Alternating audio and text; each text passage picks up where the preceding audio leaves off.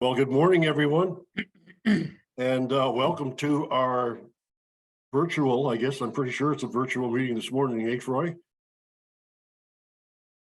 I'll call this meeting to order at 9:40. And the territorial land acknowledgement will be a shorter version, but we will acknowledge that we do live on the Anishinaabe or Mississauga and Anishinaabe lands. And they are the keepers of the land and the waters in perpetuity. And we acknowledge that they look after that for us. Next is disclosure of pecuniary interest or general nature thereof. I don't see any. So we'll note that. Approval of the agenda as circulated. Agenda of the budget session on Monday, February 6, 2023. Be it resolved that the agenda for the budget session on Monday, February 6, 2023 be approved as circulated. Did I get a mover and a seconder? Moved by Deputy Mayor Stover, seconded by Councillor Booth. Any discussion? All in favor? Motion is carried. Next, we're going to go on to item 5, which is day 4 of the 2023 draft budget review. And it's for council direction on levy increase and issue papers. So I believe we got about halfway through, did we not?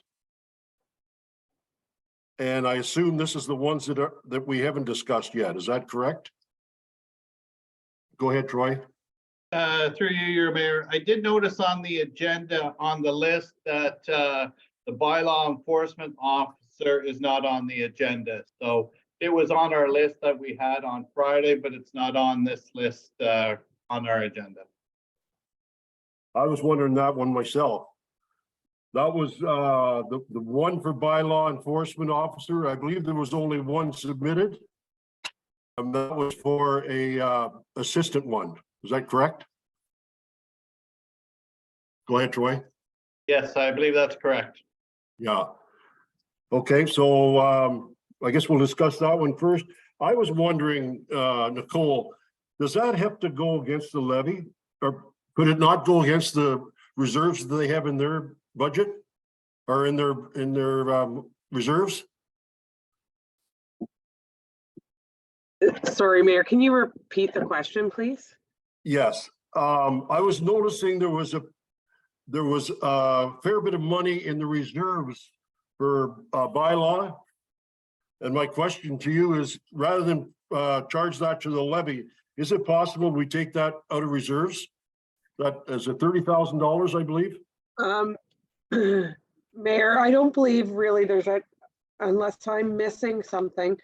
There are reserves for the building department, and generally, I know there was $20,000 as it was taken last year out of that reserve to cover. I think we had 20,000 to cover the 30,000 in budgeted expenses for the bylaw department. However, when I'm looking at this list of reserves, that 119,000 sitting there is a building department reserve.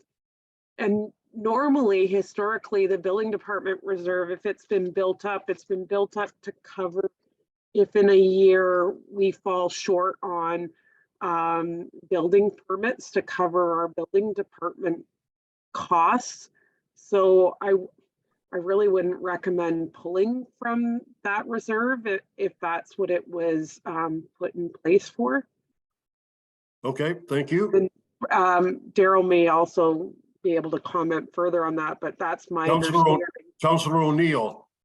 Through you, Mayor Logo, I believe we did discuss this item at the previous meeting. I believe that we were looking for some information to come back regarding the revenues and expenses anticipated about the STRs, and that we had decided not to make this a permanent position, but rather to fund just for the upcoming year.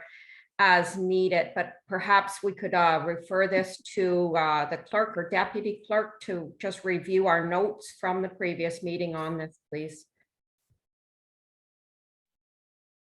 You want to comment, Pat? I will search for the actual resolution, but I believe Councillor O'Neill is correct. I think she is too, now that I think about it. Okay. Are you looking now, Pat, or you want to wait for a few minutes, or, I'm looking now, but you tell me what you'd like to do. well, just tell us, confirm that. I'm looking now. Okay.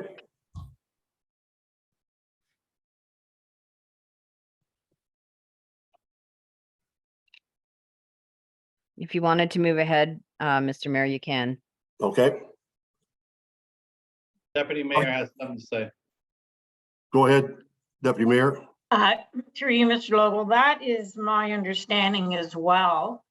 We didn't have enough information to make that decision this year. And so it was my understanding it was going to be the status quo because we need a lot more information on moving forward to bring another position into the township. So that is my recollection.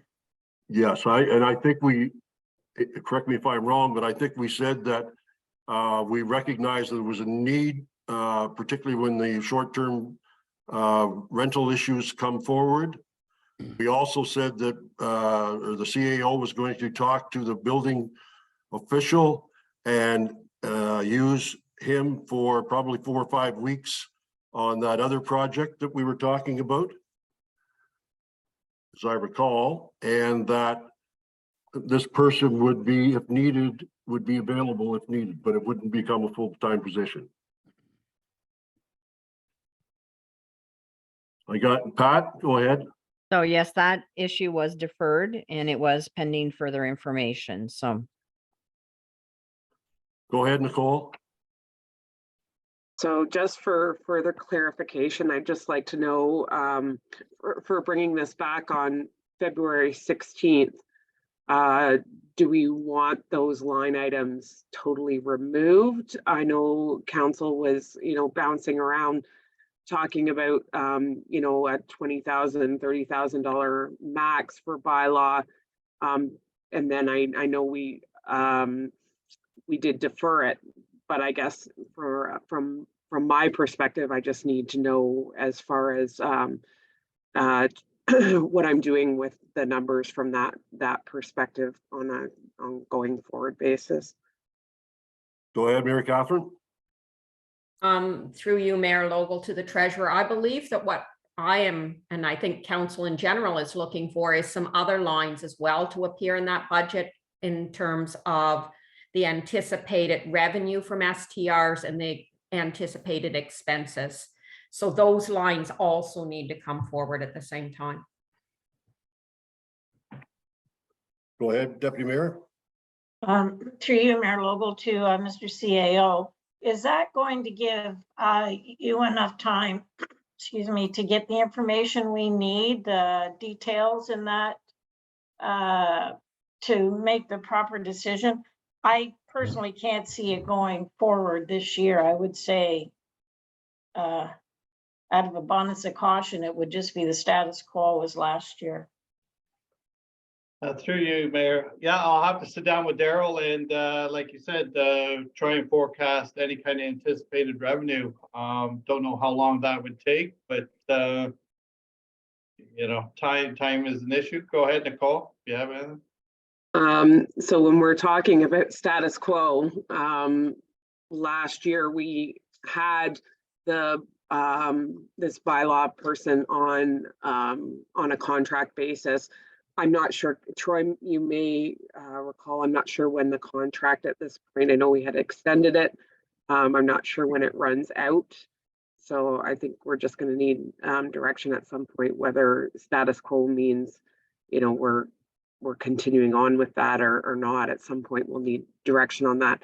I will talk to Daryl after we're done with these meetings and get an idea of what revenues need to be recorded in the budget for the STRs. And I mean, we can always propose what a good offset would be for that. Go ahead, Daryl.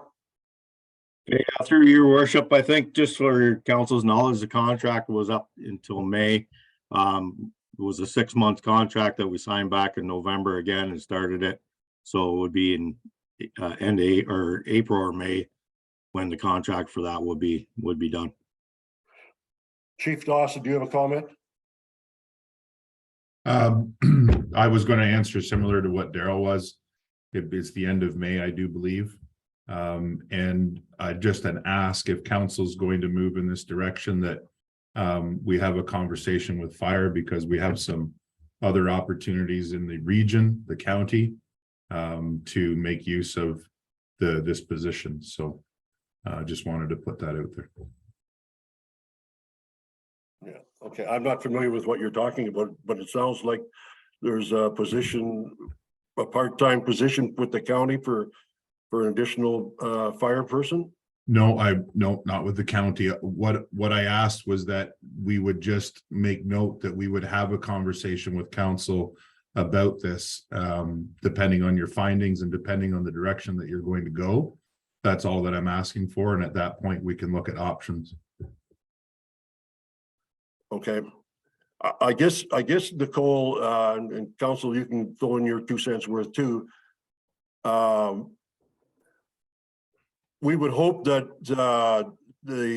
any revenue we brought in with the STRs would be generated as, what do you call that, neutral. So whatever we brought in fees, that would help to pay for that person that is on STRs, the bylaw portion of that. So I don't know if you're really going to add too much by waiting that time to put that stuff in. I mean, we can guesstimate, but I don't know how we'll do anything better than WAG without even a bylaw that we are confident with. So I would suggest that we budget in the $30,000, because I think that's what was asked for, and we'll take it from there. Go ahead, Deputy Mayor. I know I had put the figure of 20,000 just by what was used last year. I'm happy with that 20,000 too, if that's what you want to do. Go ahead, Daryl. I just make a note on that. Remember the 20,000 though, we only had Rob for partial of the year, or bylaw officer, sorry, for partial of the year. I don't believe we had a full year in there. Just for note for council, that's all. Go ahead, Deputy Mayor. Yeah, I realize that as well, but there's so much information we don't have in front of us. So we're really at a loss to make an uninformed decision. So with it being the 46% of the 0.46 of the levy, is that with bringing this position on as a full-time position, or like for the 2 days, or is that leaving it at, what would it be if it was 20,000 versus 30,000? I guess through you, Mayor, we'd have to do some research on that and get back to you. We can certainly, if you want some information and what more information you want with bylaw, I can certainly provide that to you and to our CAO moving forward. Again, we roughed it on a 2-day-a-week period, what he was working, or what bylaw was working on that point. But it could be 2 hours here in a day and 2 hours there in a day. It's just not like a straight full 2 days sometimes, and other days it's a full day. So again, yeah, we can certainly, if you let me know how much information you'd like, I can certainly provide it for you. Go ahead, Nicole. So I think what council is saying as well is that, you know, we want to be in a revenue neutral position if we're having someone in bylaw. So I think I will discuss with Daryl. We'll find out what what we figure we'll be bringing in for revenues for short-term rentals. And I'll make sure at a minimum, if I don't have all the information by the next time we come back, at least we're not showing anything that of a levy impact. So basically that we would reduce the levy impact to zero. And that being said, I mean, I guess throughout the year, depending on how much revenues we're bringing in, maybe that limits the amount of hours that are being allocated to bylaw, depending on the STR calls and what revenue is being brought in. I'm not sure what the answer is, but I think I think the other thing that we gotta continue to remember is that we've asked Troy to work with the the building official on the facility accessibility audit. And that's 0.72%, which is roughly $50,000 that we're going to spend on that. And if the gentleman in building and bylaw is going to be at that for 4 or 5 weeks, this person doing the bylaw, the building official is not going to have any time at all to work on bylaws, is he? Troy?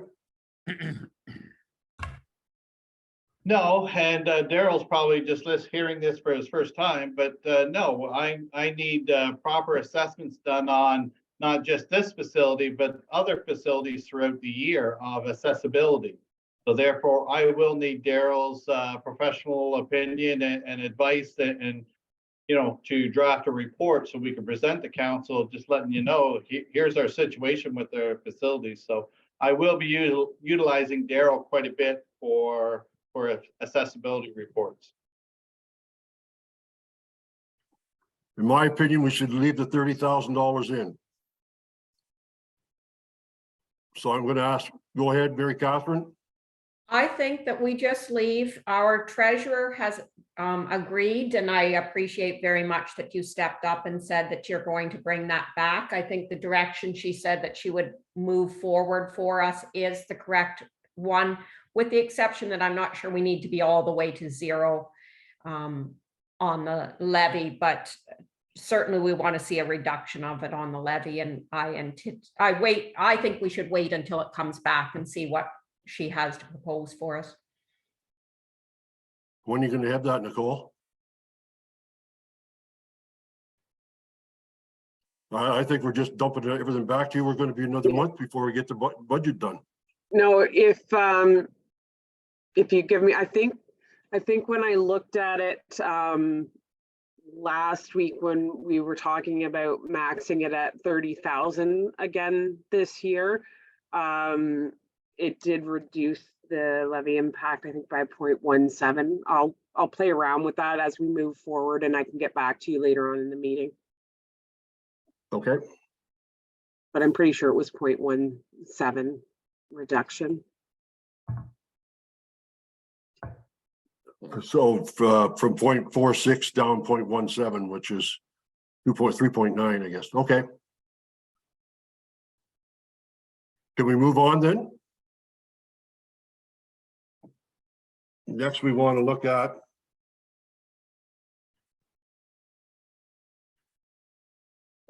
fire 2023 budget issue paper number 6, apparatus procurement plan. Dave, you're there. I guess you might as well talk to us. Okay, did council have any further questions about the procurement plan? I see that you wanted to discuss it, so. I guess I like the plan. It makes sense and everything else, but I don't know if we can afford to get everything done as quickly as you're hoping for. So I guess I'll start off with a couple of things. Your plan shows the good for the apparatuses, but it doesn't show anything for bunker gear and scuba stuff and that type stuff. And I don't know whether now that we purchased all new, does that last for 20 or 30 years, or do we have to replace that again? No, so part of the presentation we did last week, I had mentioned that this is merely just for the apparatus. That during 2023, that we would do an inventory check and gather up a complete list and let you know for next year's budget what that looks like for replacement. Now, bunker gear, helmets, boots, gloves, rope, pretty much all of the equipment that you classify into personal protection equipment has a 10-year lifespan. The other stuff like auto extrication equipment, pylons, struts, etc. There are testing for auto extrication equipment, and the other stuff is usually replaced based on a needs. So Okay, I can give you what a full picture looks like, but that's a year project. That's a lot of equipment. yeah, so it's probably, you know, it's probably $20,000 or $30,000 a year or more, is it? I would suggest it would be at least that, yes. Yeah. The Nicole, are you okay with using up all that working capital? As you presented? Through you, Mayor, we're not using up all the working capital, obviously, that No. it is taking a chunk, and what I'm proposing is that we are drawing from it over the next 5 years, reducing the amount that we would be drawing from that working capital. As each year we're able to increase the fire budget and slowly increase the portion of the levy that the fire department can draw upon, then we would get to a point within 5 years that we wouldn't be drawing from that working capital because we would be building up a reserve within the fire department. And just in addition, Mayor Logo, I just wanted to bring to everyone's attention, I just noticed as well, we had also deferred the auto extrication equipment last week, and I don't see that item on the agenda either. So we may want to ask the clerk to amend that and add that item on for discussion purposes. Good point. Anybody else have any comments on this apparatus? Mary Catherine? Come through you, Mayor Logo. I'm just would like some clarification for my own understanding about how the debenture that is proposed here fits into the plan, and if there's any options to make this plan work without a debenture. Tough question. Go ahead, Nicole. Yeah, through you, Mayor. So the way the debenture would work is I've proposed it to be done over a 10-year period versus the life of the equipment, just to ensure that we're not paying for debentures any longer than we need to be. Most of this equipment does have a 20-year lifespan.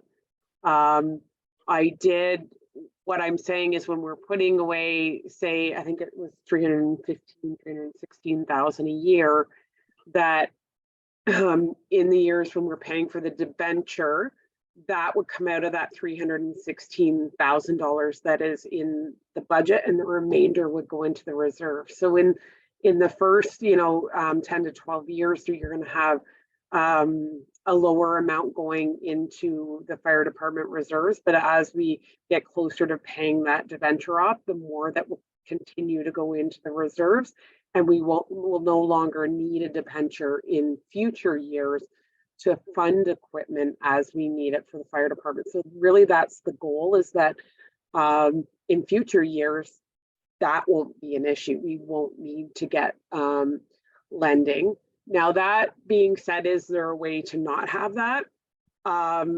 If we're lucky enough to have some sort of government funding from the province or from the feds for these type of equipment, I don't know whether maybe Pat or our fire chief could give you some idea how often that might happen. I'm not so sure that that is something that whether that opportunity would come up. So I think we have to plan for the worst case scenario that we can't get funding, but keep our eyes open that if funding were to come up, then we would obviously put off, having to go through a debenture process.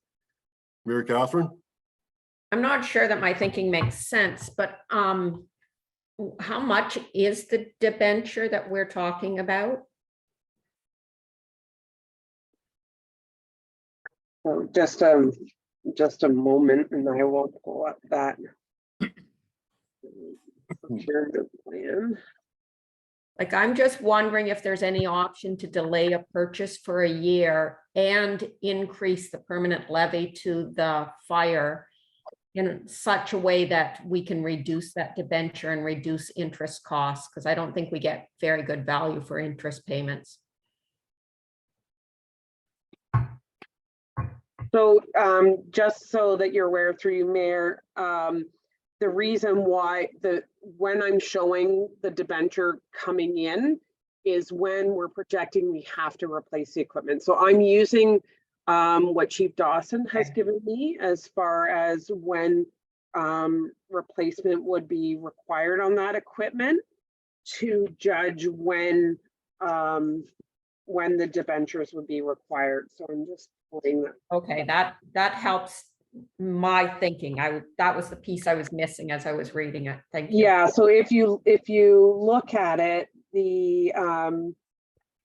I'm showing in 2023, we would need to borrow 600,000 to acquire the 915,000 worth of equipment.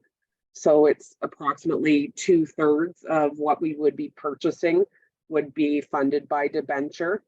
And then in 2024, it would be 494,000 would need to be funded by debenture for 715,000 worth of equipment to be purchased. And with the third and final debenture in 2025 for 291,000 to fund another 460,000 worth of equipment. And then going forward, there would be no further debentures required. We would be fully funding ourselves. To pay that off in 10 years, are you looking at $100,000 a year? Or more than that? So the required payments would max out at 168,000 from 2026, I believe, through till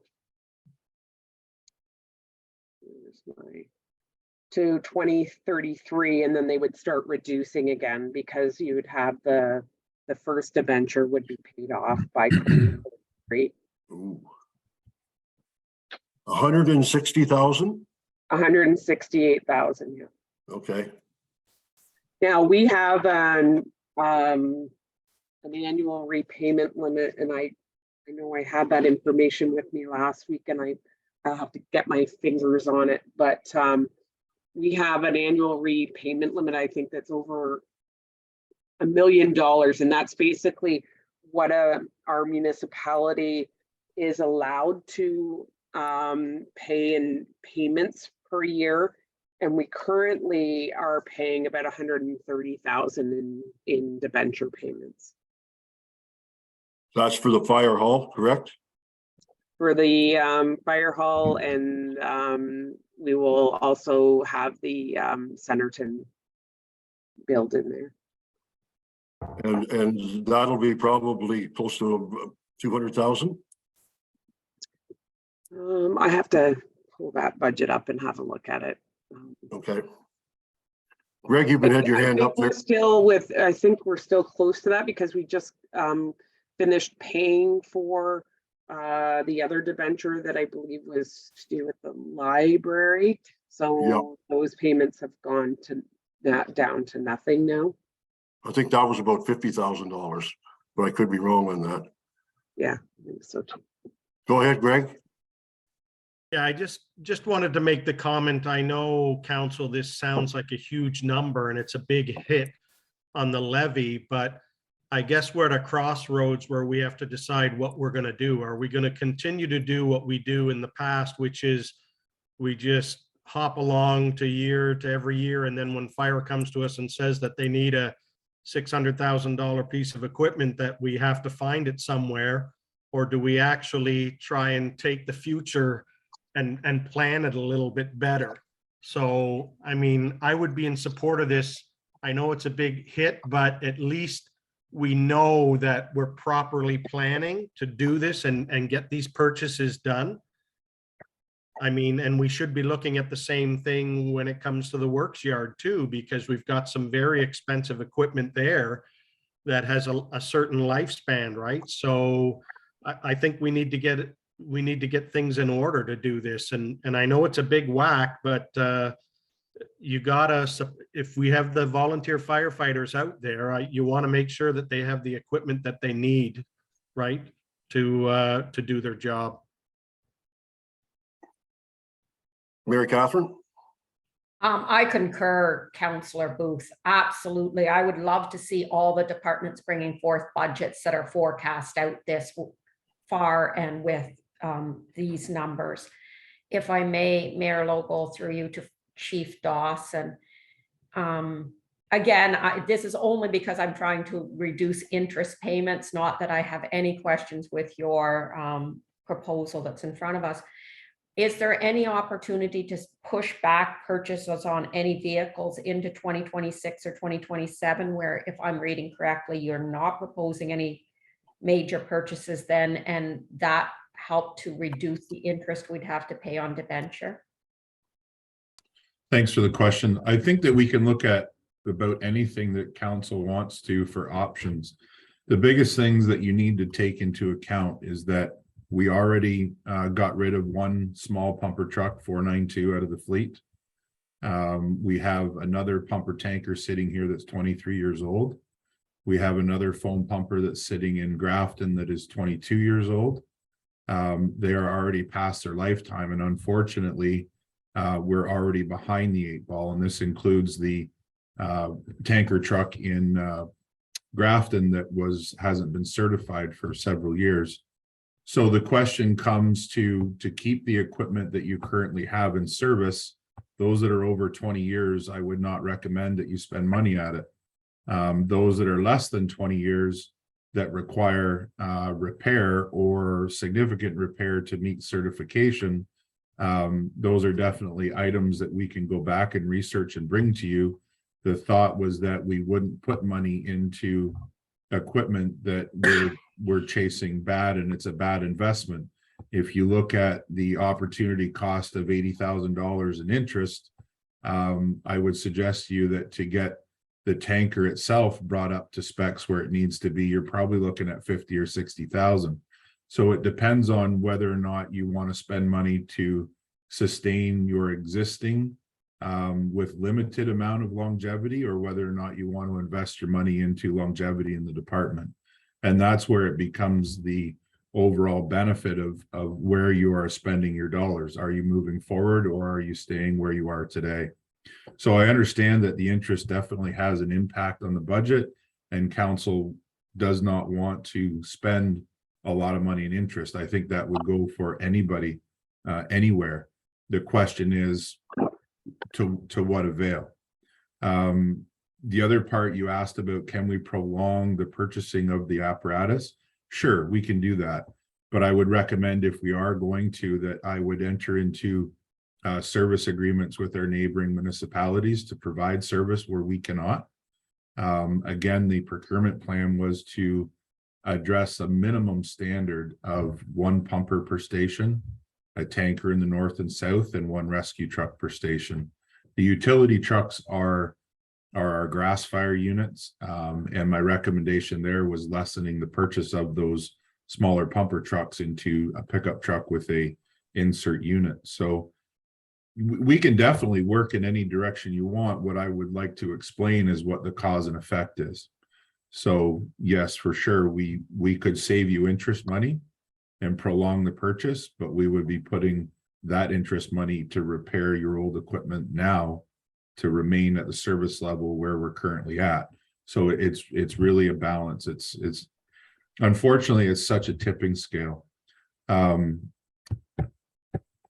So already what we've done with the efficiency of it is we've taken a fleet value of 6.7 million and lowered that to 5.2. When you look at a fleet value of $5.2 million, divide that by 20 years, that gives you X amount of dollars per year. That unfortunately, that's what that equipment costs you. And there's no denying that. That's just what it is. Same thing as you brought up with the roads department. You look at all the equipment that you have, divide that by its serviceable lifespan, and that's your cost per year. And I think that we're in this position, Councillor O'Neill, because it's been deferred for so long, and we haven't looked at it creatively like this. The 483, is that the truck that you want to replace first? 483 would be replaced probably first, yes. Yeah. There's a grouping if of you- them there. If you were to order that after this budget is approved, when would you expect to get that? So we would have to go through the development of the RFP process, and I've made a statement to council, and that is, I don't recommend going to RFP for one single unit, because what we have right now is a 13, 15 different pieces of apparatus, all made by different manufacturers. And when it comes to serviceability and warranty, the ability of parts, backup, etc., it becomes quite an issue. So I recommended to council that if we're going to look at this entire package, that we move forward with a service contract where we're engaging with one company that would be the successor to provide our apparatus, so that we don't have these issues in the future. So if you want to, and council gives the recommendation to only go after one vehicle, then we can do that. As soon as we identify the RFP into public tender, then we have to award that appropriately, and that does not give us the control on our equipment like we may need. Can we do that, Troy or Nicole? Can we actually, what is that, going on a long term? That would be Mayor Logo, that would be a question for Clerk Kemp. For who? Clerk Kemp. Okay. So if council issues an RFP and you make the specification so that the RFP addresses the type of unit that you want and you include in it in service and parts, you can do that. I think the issue here is ensuring that you get the lowest possible RFP that meets the requirements of the township. Go ahead, Greg. Just a comment about this, and maybe Chief Dawson, you could answer, is who makes these regulations up, Dave, about how long a truck and that can last? Because I could understand when they say that, 20 years and then a truck has to go to, the second level or whatever. But when you look at rural areas such as us, our trucks probably don't get not even, I'm not going to say a quarter, probably not even, way more than that, less use than what you would get in, say, Oshawa or Toronto or that, where the trucks are used probably all the time.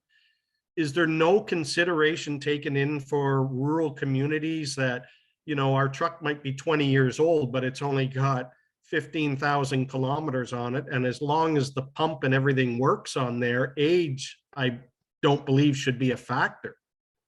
Is that taken into consideration at all with the standards? So the standards is within the NFPA, the National Fire Protection Association. And I included that number. I don't have it in front of me right now, but it was on the procurement plan. I believe it's listed at the bottom, and it does state in there that a first run truck is up to 15 years. The issue with the apparatus isn't always because of the amount of kilometers that you put on it. It's the stress load on the vehicles. And it's the wear and tear on seals, spring suspension. It identifies that tires need to be replaced. They can't go over a certain amount of time, but it's not limited to a kilometer value. They've limited it to a number of years in service.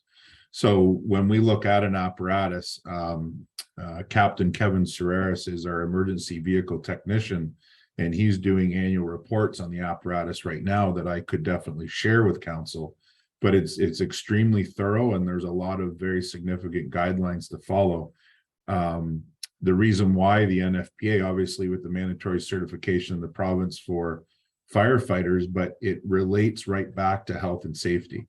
And when you look at an apparatus that is over an X amount of years old, you have to look at its dependability. And that's why they put these years terms on the apparatus. So even an apparatus that becomes 15 years old to stay a front run truck, you do have to have it recertified, and you do have to have the frame inspected and all of the working components. And it is a very significant process. It's kind of sometimes where I apologize to council that the fire service is an expensive beast. And unfortunately, so there's some of those costs that we have to bear. Again, what I'm trying to propose to council is just a minimum requirement. Yeah, and I totally understand. I agree with you. It's just frustrating in a Totally. small rural community that, you know, it's going to be very expensive, and the fire department and the works yard can actually bankrupt us with just purchases, you know, for equipment and that, and it's frustrating. But I understand. I mean, it's a piece of safety equipment, and it has to be, you know, top notch. So thank you for the answer. One thing back to you, Greg, is that in looking at the overall succession planning of the fire department, this procurement plan here puts you in great shape because it will also provide the funds in the future for the municipality. So it's not like we're going after one-off purchases. We are setting you up with a plan that will be identified in the future as already existing. The other part of it is that this is your apparatus. This is the major component besides building infrastructure of the fire department. So when we come back to council at a later date with the inventory, when you're looking at the apparatus, there isn't a whole lot more that the fire department is going to require. You're kind of at the maximum of where we really need to be with what we need to provide and identify to council as requirements besides the inventory, until the area grows and grows further. So those are some of the things that we're looking at.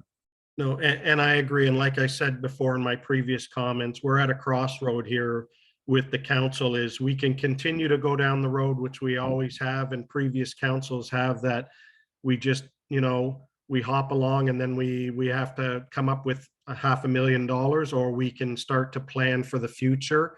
And it might hurt a little bit at the start, but let's get our house in order for this. And I would say the works yard is not too far behind either. So I would support it. I know it's painful, but it's something that's got to be done. Just so everybody gets a little bit of history, and I probably, well, Joan would know a little bit too, but probably even 6 or 8 years ago, we were spending probably $200,000 a year on equipment for the fire department, which give you one new apparatus every term of council, maybe. And was it adequate? Absolutely not. We also, at that time, never had a fire chief. We never had a deputy fire chief, and it was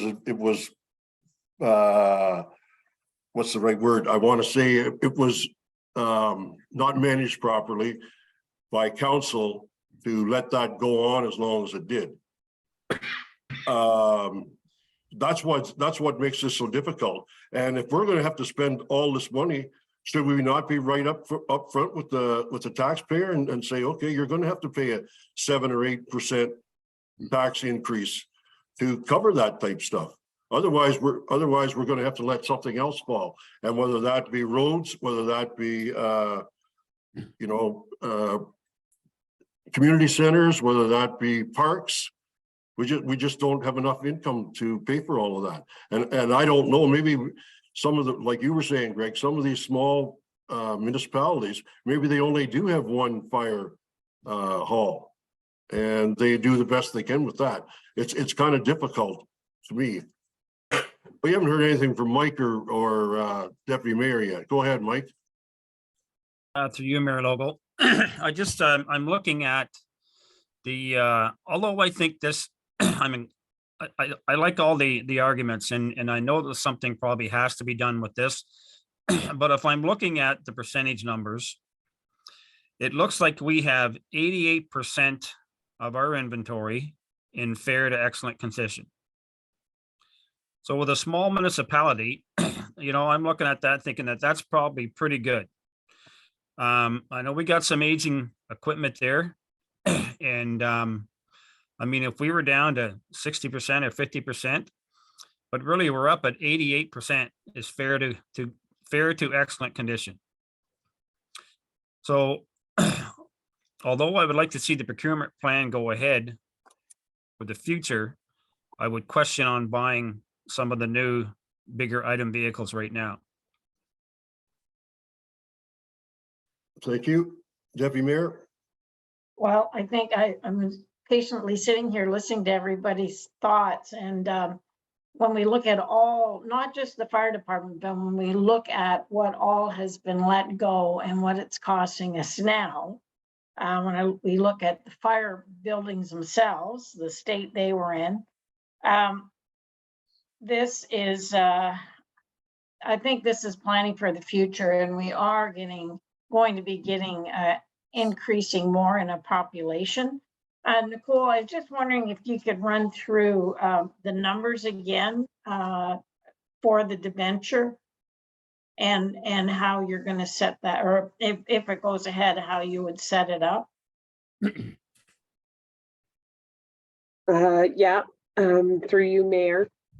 So what would be happening, and this could end up being further out depending on, like Chief Dawson had said, by the time you go through the RFP process. When I had done my estimates, what I was looking at is if, as of July 1st this year, if we were able to, have a truck in place. I know that's probably way too optimistic. Then if we were doing semi-annual payments, they would start on January 1st of 2024. So what you see is in 2023, $915,000 worth of equipment being replaced, keeping in mind that we know that 1.2 million of that is in very poor condition right now. Then that's per our asset management plan. Lending required would be just under 600,000 at 599.5 in 2023. So then we would start making payments each year. The payments in 2024 would be 72,656. And then in 2024, we would get another $715,000 worth of equipment and add another $493,606 in lending. In 2025, we would spend another $460,000 and fund $291,000. So you're looking over a 3-year period of it's about $1.4 million in lending, but we would be purchasing probably a little over $2 million in equipment over that time period. And then all of that lending would be paid off by where my payments go. So the last payments would be in 2035, and we would continue to be able to fund our reserves and any equipment purchased after 2025. So 2026 and forward, we would be able to fund that from reserves. You will notice that on the fleet schedule that Chief Dawson had provided, and then I added the payments in, our lowest point in our reserve balance will be in 2035, because we will need to purchase another $750,000 in equipment in that year. And that's how I came up with the numbers to determine that each year we need to account for $316,000 in our fire budget to ensure that we can put money into reserves and make the payments on this debenture. And going forward, we'd be looking that our apparatus would account for 30% of the fire department's budget each year. So, which I don't think is unreasonable when, like Chief Dawson had said, your trucks, all that apparatus are a main part of the fire department. Okay, thank you. Here, Catherine, you got your hand up? Yes, thank you, Mayor Logo. I do concur with you, Mayor Logo. I would like to see us as much as possible paying for this through levy, because otherwise we're paying for it twice. We're paying for it and then we're paying the interest again. So I would like to see this moved to the very last item that we look at today, because then we'll have a better sense of how much levy we can put towards this, because it's not going to just be this, it's going to be public works, and to a lesser degree the recreation budgets coming forward, because we haven't done proper asset management plan in the past, and we're moving toward it. It's going to be a huge issue for our entire term.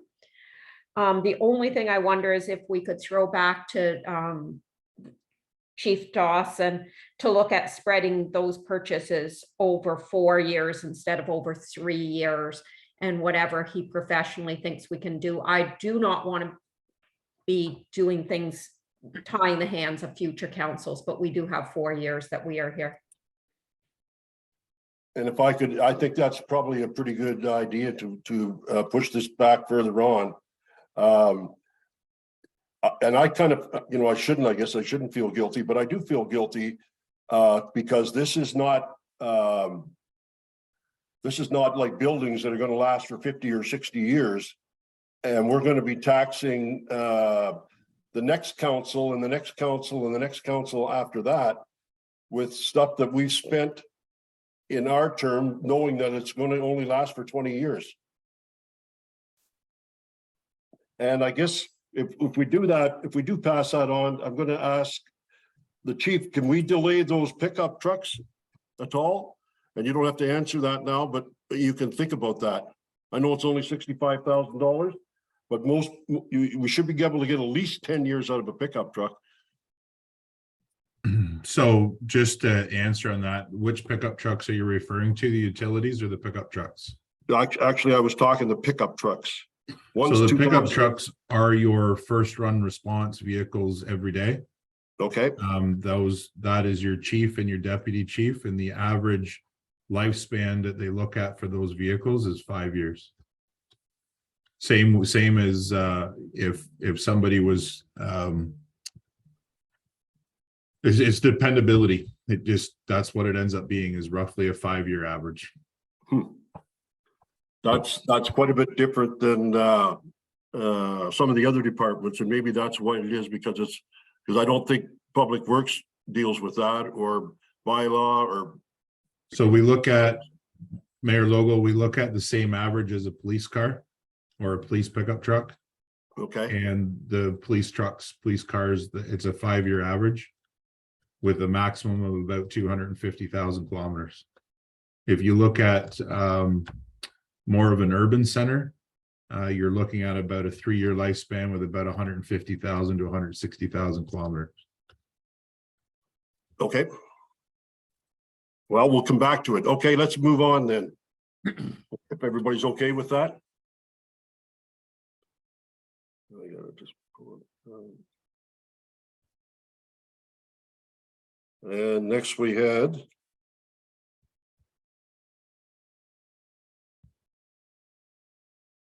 On you.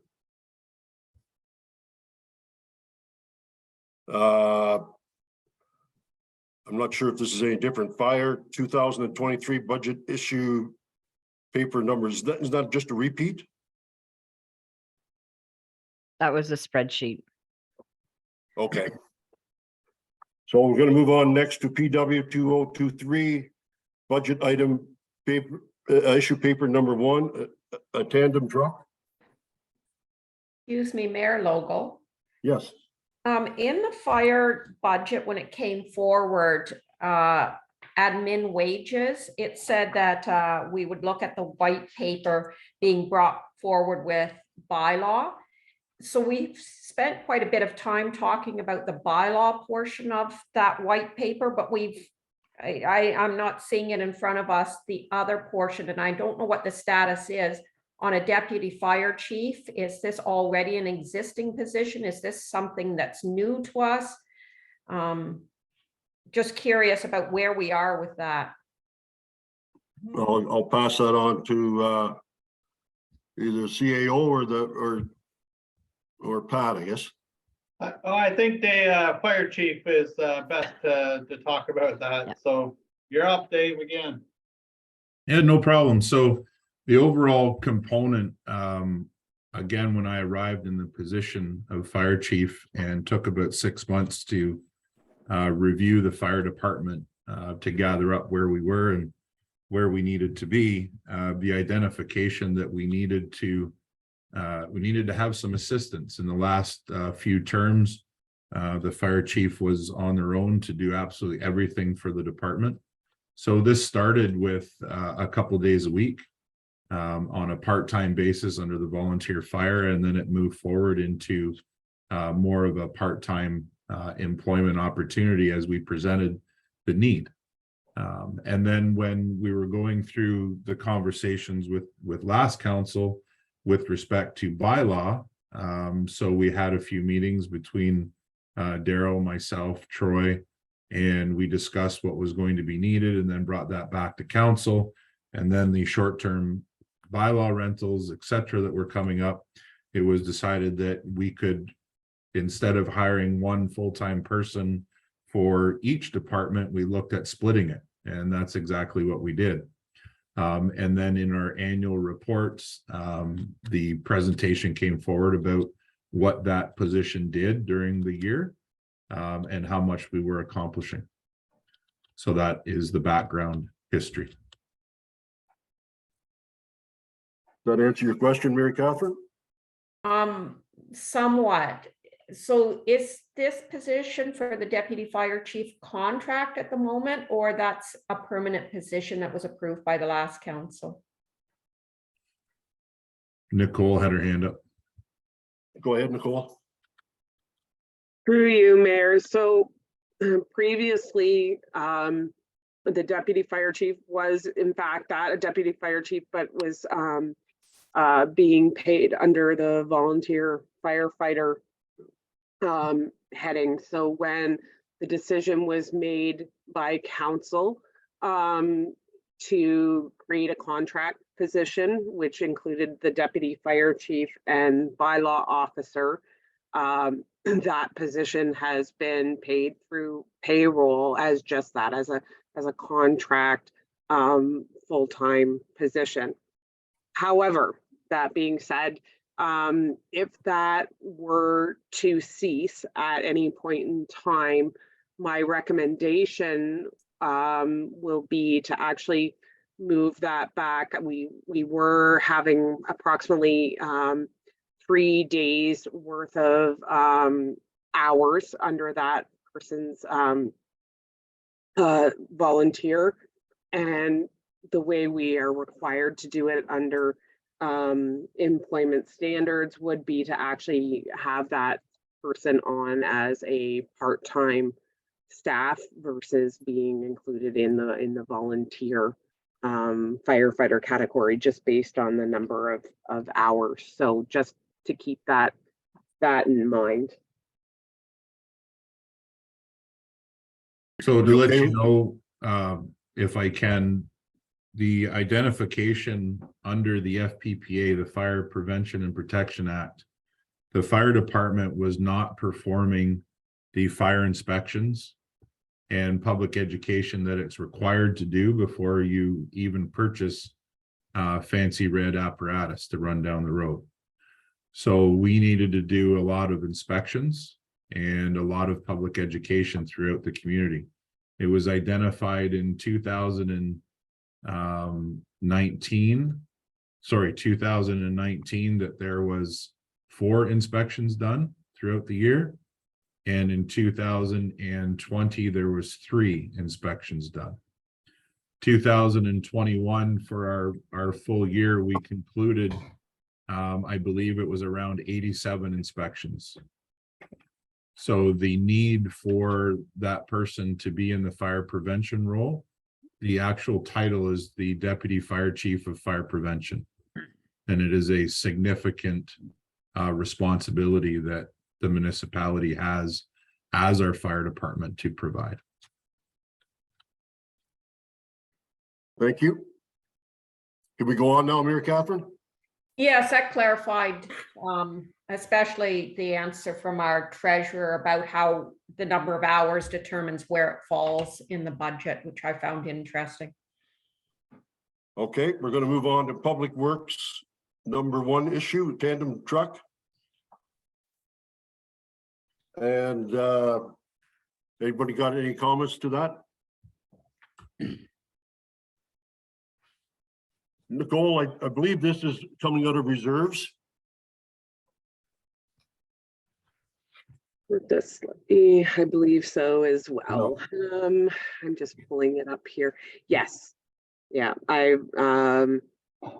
we're recommending that it be funded from the Public Works Roads Capital Funding Reserve. Thank you. Brian, that truck you won't need another one for a couple of years again? Go ahead. Yes, through you, Mayor Logal. We currently have the $300,000 in reserves for a truck that was passed by the previous council last year. But the delay of the trucks right now, just after I found out when I started here that we had money in the budget to get a truck, I went to the dealer that gets 95% of our trucks here and asked them about delivery date of trucks. And like right now, they're about 2 years out if you order a truck right now, a cab and chassis, and then it goes to a supplier to get all the winter equipment put on it. So we had one in kind of checked in a slot for us right now currently, and we're still not going to receive that truck till next year now is what they're saying. And that's the one from reserves. This was, and maybe there's just a little miscommunication with Nicole and I, this was actually put another $300,000 in the budget this year for another truck, but we wouldn't receive that truck again if it went in this year's budget till late 2024. That's how far behind they are in the cab and chassis part of getting vehicles, not Mayor Logal. Thank you.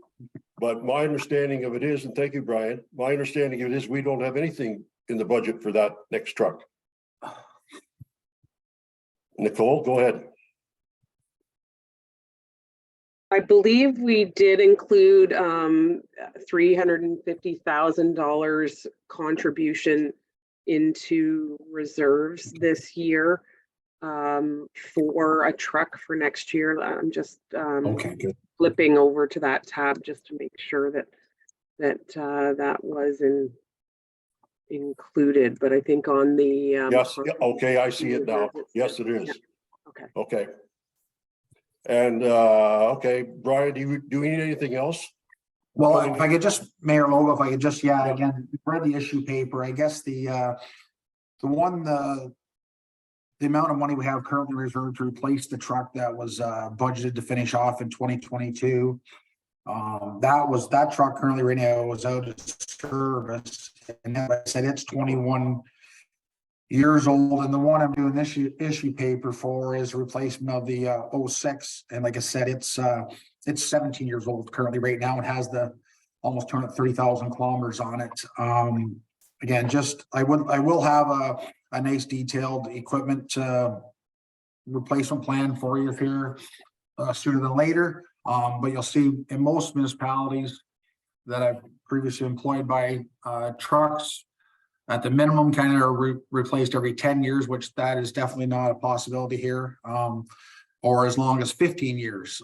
You don't usually see them get out longer than 15 years, and you get into the higher repairs and maintenance that you'll see on some of our current past repairs and maintenance on some of our budget lines and that. So again, we've got 9 trucks, 9 tandems, right now you're looking around $325,000 a piece. There's a lot, and that's just our tandems, and and then we've got all our graders and loaders and stuff like that too. So like the fire department, it is a large department, and there is going to be some big expenses that will be brought forward to council, and we're doing our best to look after the equipment that we have currently right now, the newer equipment, to make sure it's cleaned regularly with the salt and sand off. That is one of the worst things on these trucks and stuff like that. So, but I'll answer any questions that may come back. Thank you, Brian. Any questions or comments regarding this? Go ahead, Deputy Mayor. Through your Mayor Logo to Mr. McMillan. I guess we're always looking at new equipment, but do you ever source out used trucks? Go ahead. Brian. Yes, through you, Mayor Logo. It hasn't been common practice for public works departments to do that for the frontline trucks, like the ones that we're running 12 months of the year and stuff like that. It hasn't been something that I did in the past, or even seen any of the other municipalities do. Deputy Mayor Stover, sorry. Thank you. Anybody else have any questions or comments? Go ahead. Greg? I guess, can you hear me, everybody? Yep. Yep.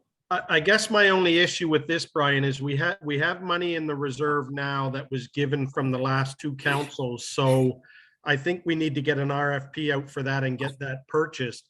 The only flexibility that we have with you, different than the fire department, is, there's no rules and regulations. Basically, the longer we keep the truck, probably we're going to spend more to fix it, right? I would like to hold off on this only due to the fact that I'd like to see what your let me pronounce this, procurement plan is for the trucks until we start giving permission to buy more, right? I'd like to see what your plan is. I'd like to see them to when they're all due and everything, because at least with you, we can probably push it out maybe a year or so, but you have permission to buy one right now that's sitting in reserves, right? Go ahead. Yes, Brian. through you, Mayor Logo. You are correct, Councillor Booth. That is fine. Like I said, the purchase of, or the actual taking possession of this vehicle that I'm proposing in the 2023 budget wouldn't be till 2024. Giving council a better vision of the public works fleet and equipment replacement plan may give you a better vision of how we need to replace this stuff. So if that's the way council sees, it's not like it's not going to be purchased in 2023 anyway. So I'm fine with that. Or it is possible through you, your worship. I mean, what last council did was we gave half the amount for a truck in one budget year, and then the second year we promised to give the other half, so you would be able to purchase the truck over 2 years. But I'd like to see some kind of organized plan like fire, so we can see what road we're heading down with the plow trucks too. Sure. Go ahead, Brian. Yes, through you, Mayor Logo. Yes, that's not a problem, Councillor Booth. Just a quick figure, if you got 9 trucks, and I know you're trying to get them done quicker than that, but if you take Greg's thought there of splitting a truck over payment over 2 years, then you'd have to recycle them every 18 years, I guess, is what I'm trying to say. And I don't know if that's possible or not, but that's just my thought. Go ahead, Brian. Yes, I would like, once you see, I guess it'd be nice for you to see the plan that I'm gonna bring forward. It would be probably the 15 years would be a preferred choice. It may go up to as high as 17. There might be some flexibility in that on the kilometers and the hours on the certain trucks. I mentioned before that, there's 5 or 6 of them that run the 12 months of the year, and then the older they get, we kind of use them just for the winter maintenance. But again, we're just talking like right now, currently we're talking about 9 tandems at 325,000, and that's just the tandems. We're not talking about, I hate to, a couple graders. A grader right now is around $400,000. The loaders, the backhoes, it's the number is going to be staggering when council sees what needs to be, what should be put into reserves every year to replace this stuff on the, when needed. Yeah, they shouldn't be surprised because we know that has to be done. So it is expensive. Nicole, was it any benefit to the budget or anything to split that $375,000 over 2 years? That won't affect the budget, will it? So if right now we have $350,000 going into reserves this year, if you were to split that over 2 years, then absolutely that will have an impact. Every $69,000 is a 1% impact. So you're probably a little over 2% by changing that. Yeah, okay. I guess my thought is I don't think we can come down. We can come down to 0.5% or something like that overall. But we're just kidding ourselves if we're going to take it all away and then have to pay for it again. Any more comments on this particular one? Go ahead, Mike. Yeah, through you, Mayor Logo. I can't agree more that we need more information about this department and where all that inventory sits as far as what kind of shape it's all in. And until we had that information, it's hard to make a decision on okaying some of these items. Thank you. Any other comments, Mary Catherine? The asset management plan and getting the township in order is going to be the biggest single issue that we deal with during our term, and the public works is the biggest single budget that's going to impact this. But I'm wondering if we can sort of put the two discussions we've just had together in a way, and instead of allocating money this year to the public works where we don't yet have a plan, we focus on directing our money into fire this year, knowing full well that public works is going to need disproportionate amounts of money next year. Good thought. Anybody? Joan, go ahead. I just wanted to, through you, Mayor Logo, to Mr. McMillan, when do you expect to have some kind of a schedule made up? Probably for a March meeting. March counts, first meeting in March. Thank you. Thank you. Go ahead, Greg. Just a quick question, maybe clarification through you, Nicole. There is money in the budget right now for the last 2 years to purchase a truck, correct? Through you, Mayor Logo, yes, the last 2 years, we put away the funds into reserves to fund the truck that is we're proposing for this year. And So that should have no impact on the levy or anything. That money's already sitting in there, right? Through you, Mayor Ogle, that is correct. So I would have no issue with the last term of council that we gave money for that. It's paid for, it's sitting there for Brian to go ahead and purchase that truck. And I wouldn't allow, I agree with what Mary Catherine's saying is no more purchases until we get a plan that's laid out for us of what's going to happen in the future. And, you know, if we have to, then we're going to have to do a procurement program for the trucks. But we've got money sitting in there that's been, you know, 2 years. So let's spend that and get a truck and get it on order and we'll go from there. And can we go a little bit further and take that, as Mary Catherine, I think is suggesting that we take the $375,000 that's booked there for a new truck someday and move that over to Public Works, or pardon me, to Fire.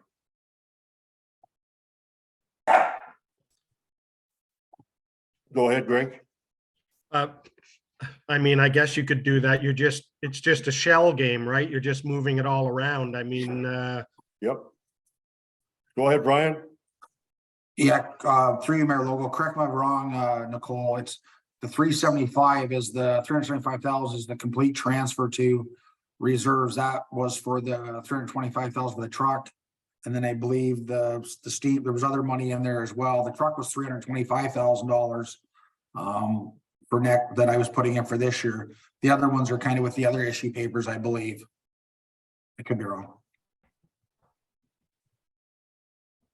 Through you, Mayor Local, I'm gonna go back and have a look, Brian, but I was sure we put into $150,000 into reserves in 2020, and then again another 150,000 into reserves in 2021, or sorry, 2021 and 2022 for the purchase of the truck. So then I was showing 300,000 coming out of reserves this year for the purchase of the truck in 2023. Then I have 350,000 going into reserves for a purchase of a truck in 2024.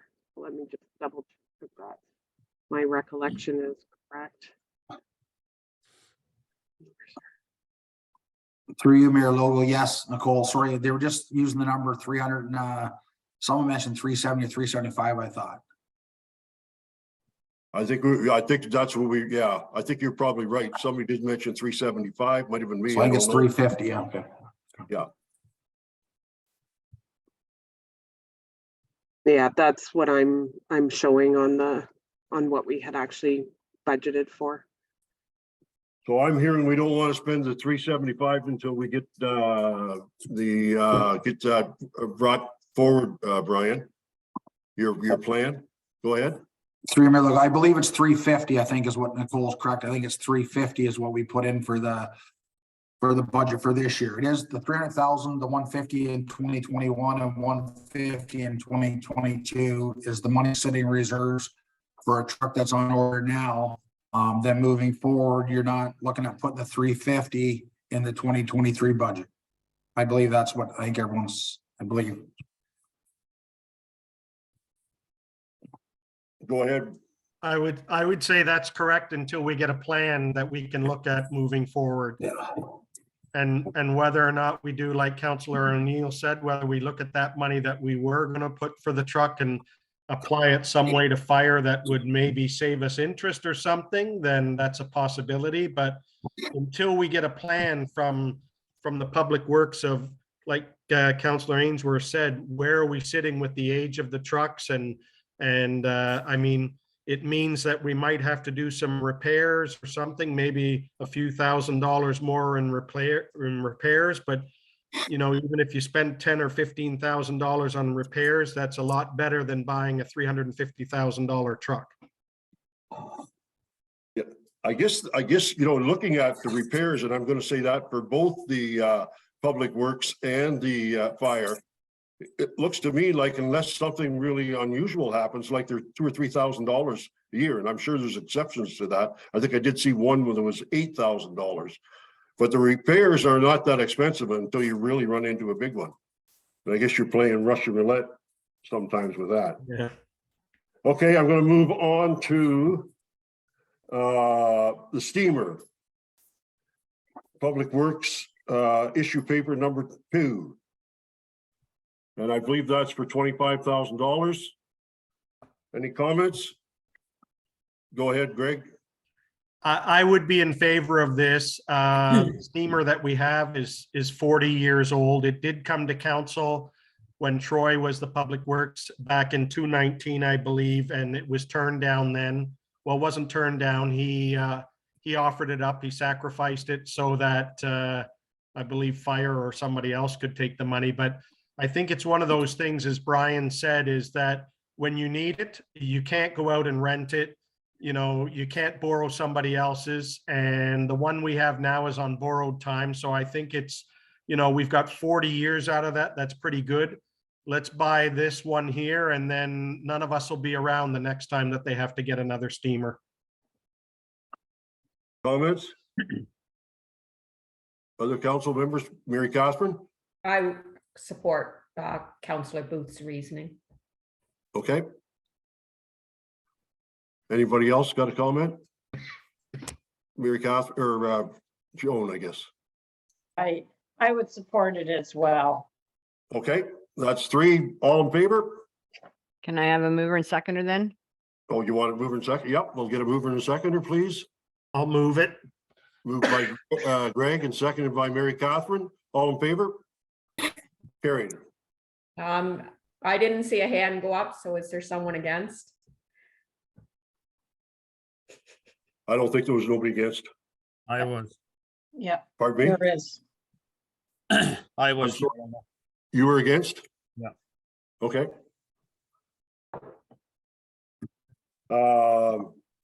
Next, we have the water tanks. $40,000. Issue paper number 3. In my opinion of it is, I'm sure you need them, but is it a necessity? And I would say we should buy one and then wait till next year for another one. That's my opinion. Greg? I'm just going back to the, and maybe Brian and Dave can confirm this or whatever. Dave, you were putting out of service one of your water trucks. I'm just wondering, could we give that over to the Public Works Department? That you said it doesn't pass certification for the pumper, that which is not going to make a difference for the Public Works Department. Can we not transfer that truck over? And that would take care of this issue for this year? That would be, that's an option, but that again is up to Brian. I think the 2 water tanks that he's put in for goes inside of existing trucks that he already has. So that would just be up to him. Can it be repurposed within the municipality? Absolutely, but it all depends on who thinks that they could use it or not. Brian? Yes, 3 Mayor Lobel. The Public Works Department will be fine with the mayor's recommendation with the 1 tank this year. Again, it is a sliding unit, so the one would be $24,000. I did give some thoughts last week to, the fire department surplus vehicle coming into the Public Works. Well, doing that again, we're adding another truck to our actually fleet. So it's another truck that actually has to be annually safetied and maintenance done on, repairs and maintenance as well. Our trucks do get, I'd say, rode a little harder than the fire department and stuff like that in the summertime with some of the spots we're going in and out. But again, this is a slide-in tank. This is common practice with other municipalities as well. But I really don't want to add another aging. I don't know the age of that truck, but again, it would be my preferred choice to buy a new tank this year, at least one, like the mayor proposed, to slide into one of our tandem trucks or new trucks. Thank you, Brian. Any other comments? Mike? Go ahead, Mike. Through you, Mayor Logo. So Brian, what is the what is the situation that these two tanks that we got in right now? Like, do they just need revalves? Are they leaking so bad that we can't fix them, or, you know, do we clean them out at the start of the year and use them as we go?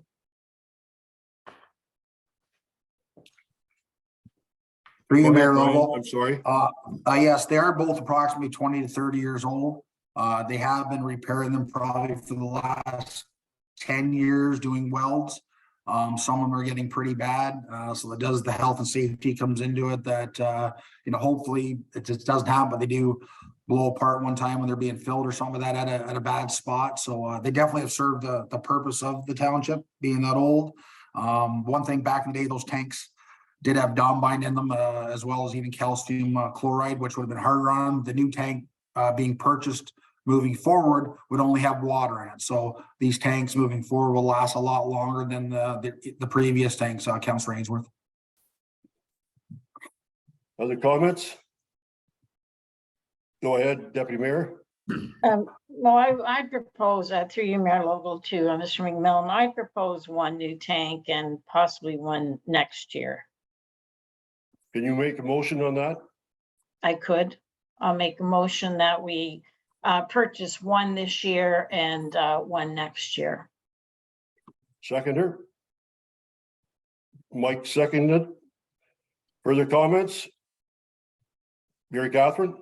I would prefer that the motion be that we would purchase one this year and that we would look to this plan that is going to be brought forward regarding the future purchase.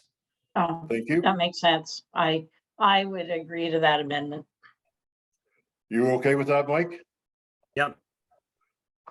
I'll ask for a vote. All in favor? If I see 5 hands, that's carried.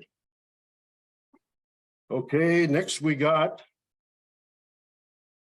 phone system. I think it's $6,700 or something like that. Any questions, comments from council? Mike, go ahead. Through you, Mayor Lowell, when I brought this up before at the meeting, I thought we were going to look at putting this in with part of the budget, maybe to fix all the phone systems. Instead Okay. of doing one question. year. Yeah. Troy, can you respond to that? I think you're looking after that. Yeah, Nicole and I are working on a plan for phone upgrades and maybe some IT upgrades as well. So I don't know, would this be in a separate building, Nicole? Would it fall under our plan for 2023? Go ahead, Nicole. Through you, Mayor. So I would almost consider this different, and I would ask Brian to maybe comment, because I'm not aware of what all the issues are over at the Public Works building. However, I do know they have had a number of issues, and we're hoping to move forward with this item as soon as possible. I do know that our phone systems within the administration office as well do require upgrading, but I'm thinking what they're looking at doing over in Centerton is just getting them in a good operating position, but maybe Brian can comment on that. Brian, go ahead. Yes, through you, Mayor Logo. Yeah, that was the contractor was here installing our phones, updated our admin staff here as well. And it is an aging system that's in here that's, I think it's in report 15 to 20 years old. It is operating okay, but they're saying that it could, fail here at some point. So I think in discussions with the admin staff and Nicole and Troy, maybe a good spot to possibly pull for modernization funding for this upgrade to the phone system, I guess. Thank you. Mary Catherine, you had your hand up? Yes, to build on what Councillor Ainsworth was saying, my desire, as stated before, is that we have a communications and technology plan come forward. no offense on our public works manager, but I don't think that knowing what phone system is the best, it falls into your skill set, and it shouldn't. It is a technology question, and I think it should be coming through with a plan on technology rather than being led by the public works. Even though I'd be comfortable to say, yes, we can set some money aside for this project, I don't believe it should be the Public Works Department making the decision. I believe it should be communications and technology. Good point. Thank you. Anybody else got a comment? Mike? Through you, Mayor Logal. So I question even the fact that that we're even maybe looking at a phone system, because we all have cell phones that are paid by the municipality. And now we want to put in a phone system. For me, I just kind of wonder, like, do we just need an answer machine and a fax machine, and then you actually just use your phone that's paid by the township to get back to people? So I really question on what kind of a phone system we really need. Brian, you want to comment? Just that, again, it's the Public Works phone number that comes here. We have, 2 admin staff here working here as well. We have mechanic here. The emergency 24 hour number goes to the, goes through there too as well. Yeah, I think the landlines are still pretty important with the Public Works departments. Cell phones, in this area too aren't very reliable as well. So I'd still recommend the landlines here. That'd be my choice. Thank you. Anybody else got any further comments? I kind of tend to agree with Mary Catherine. I think we need to put a plan in place and get, whether that be working with the township or working with the main office or not, but we should have somebody doing that and giving us that opinion. Greg, did you have your hand up? No, I agree with what Mary Catherine said. Mary Catherine?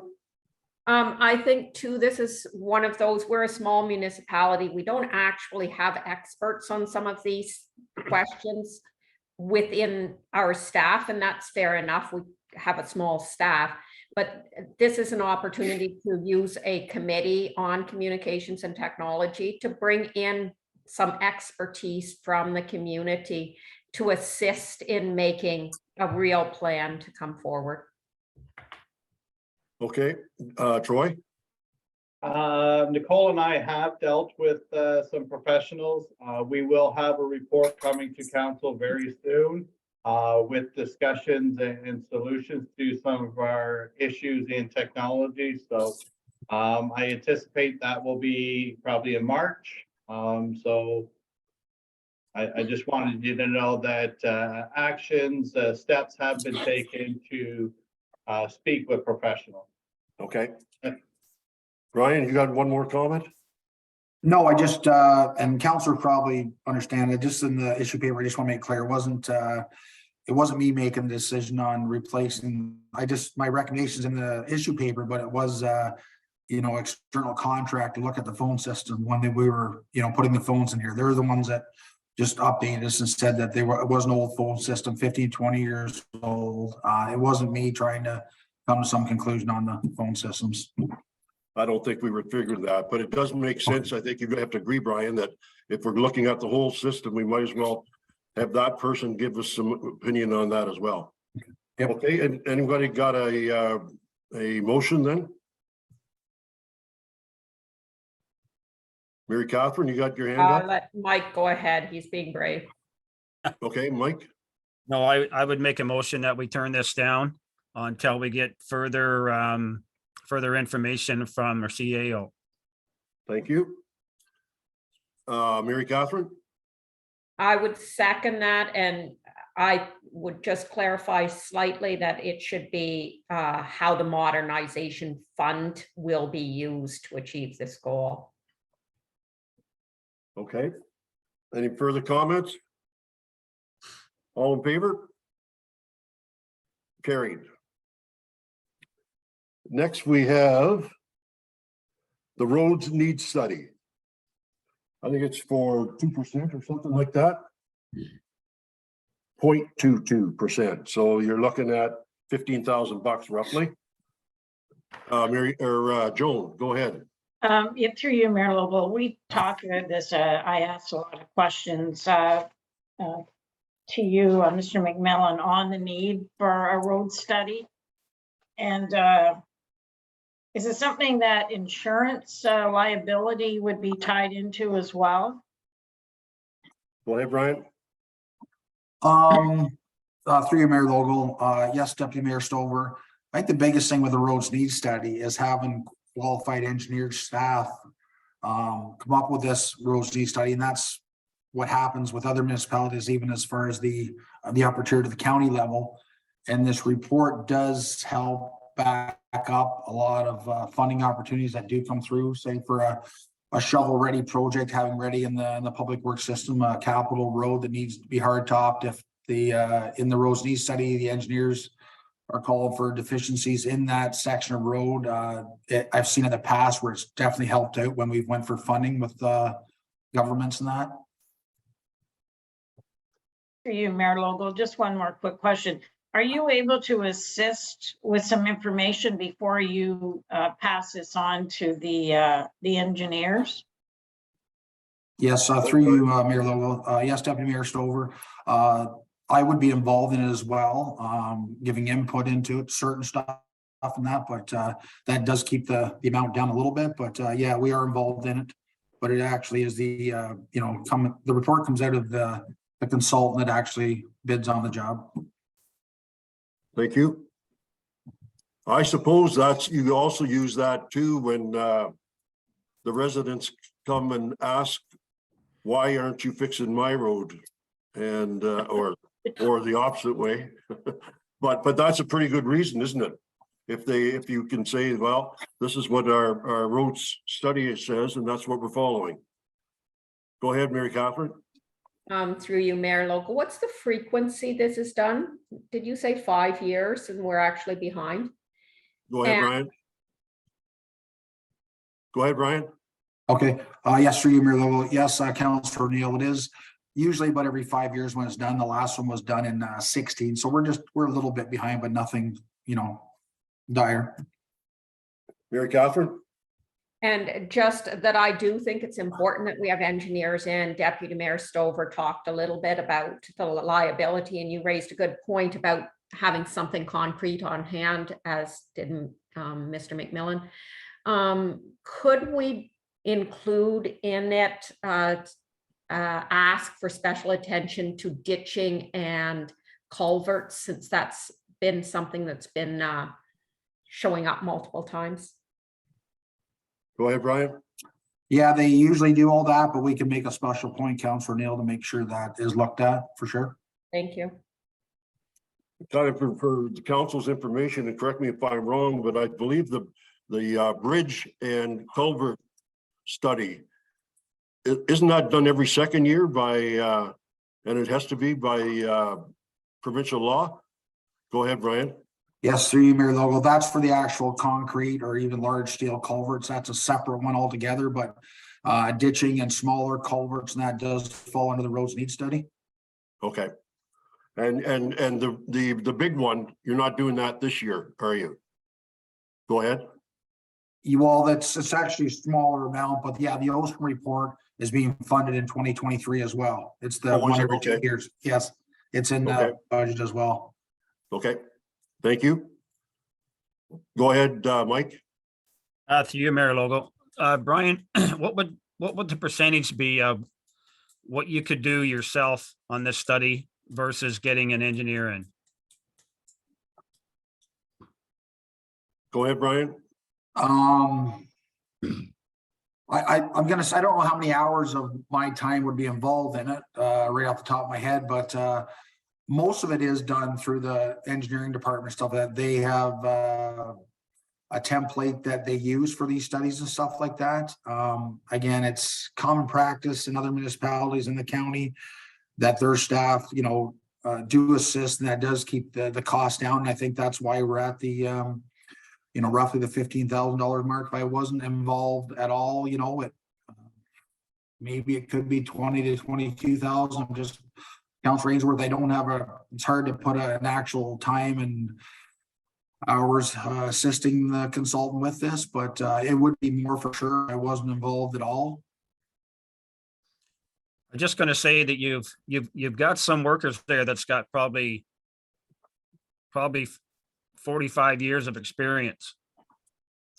That probably only job they ever had. I just wondered, like, we've got that knowledge and they've probably been around with all the other studies, and they would have all the information and be able to assist us in that instead of throwing somebody in the middle of it.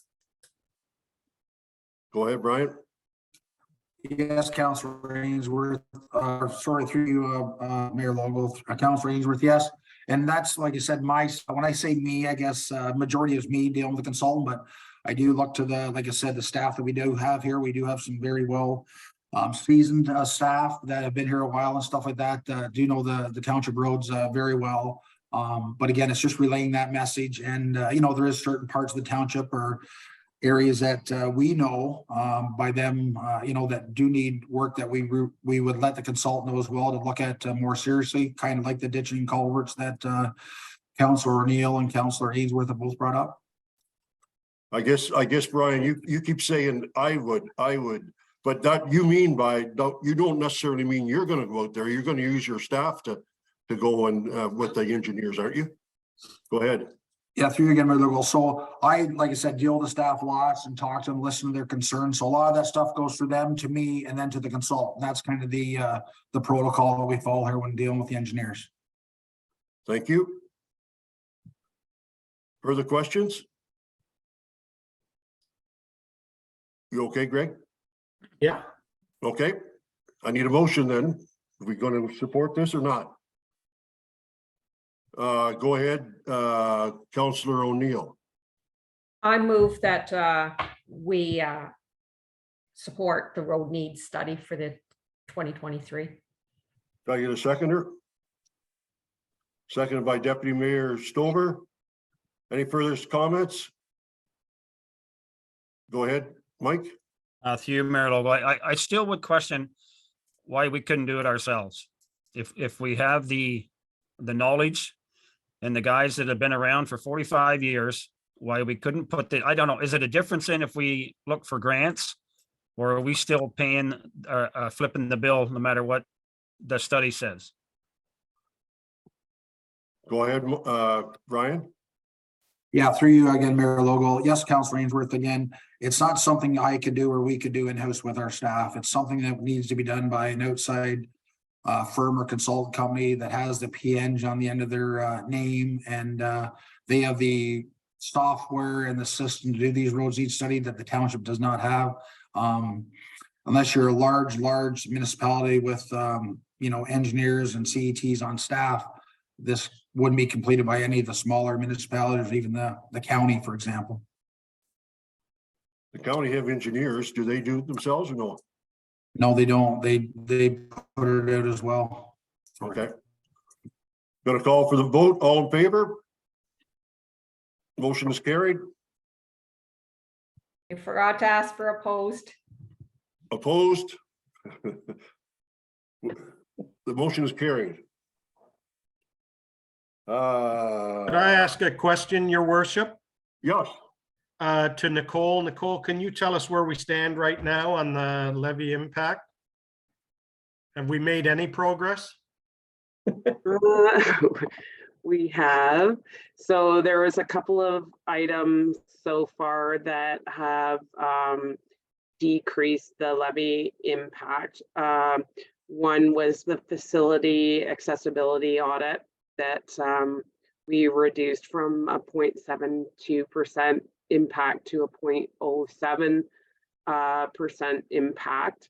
I've also reduced the impact from the bylaw enforcement officer down by the 0.17 that I discussed earlier.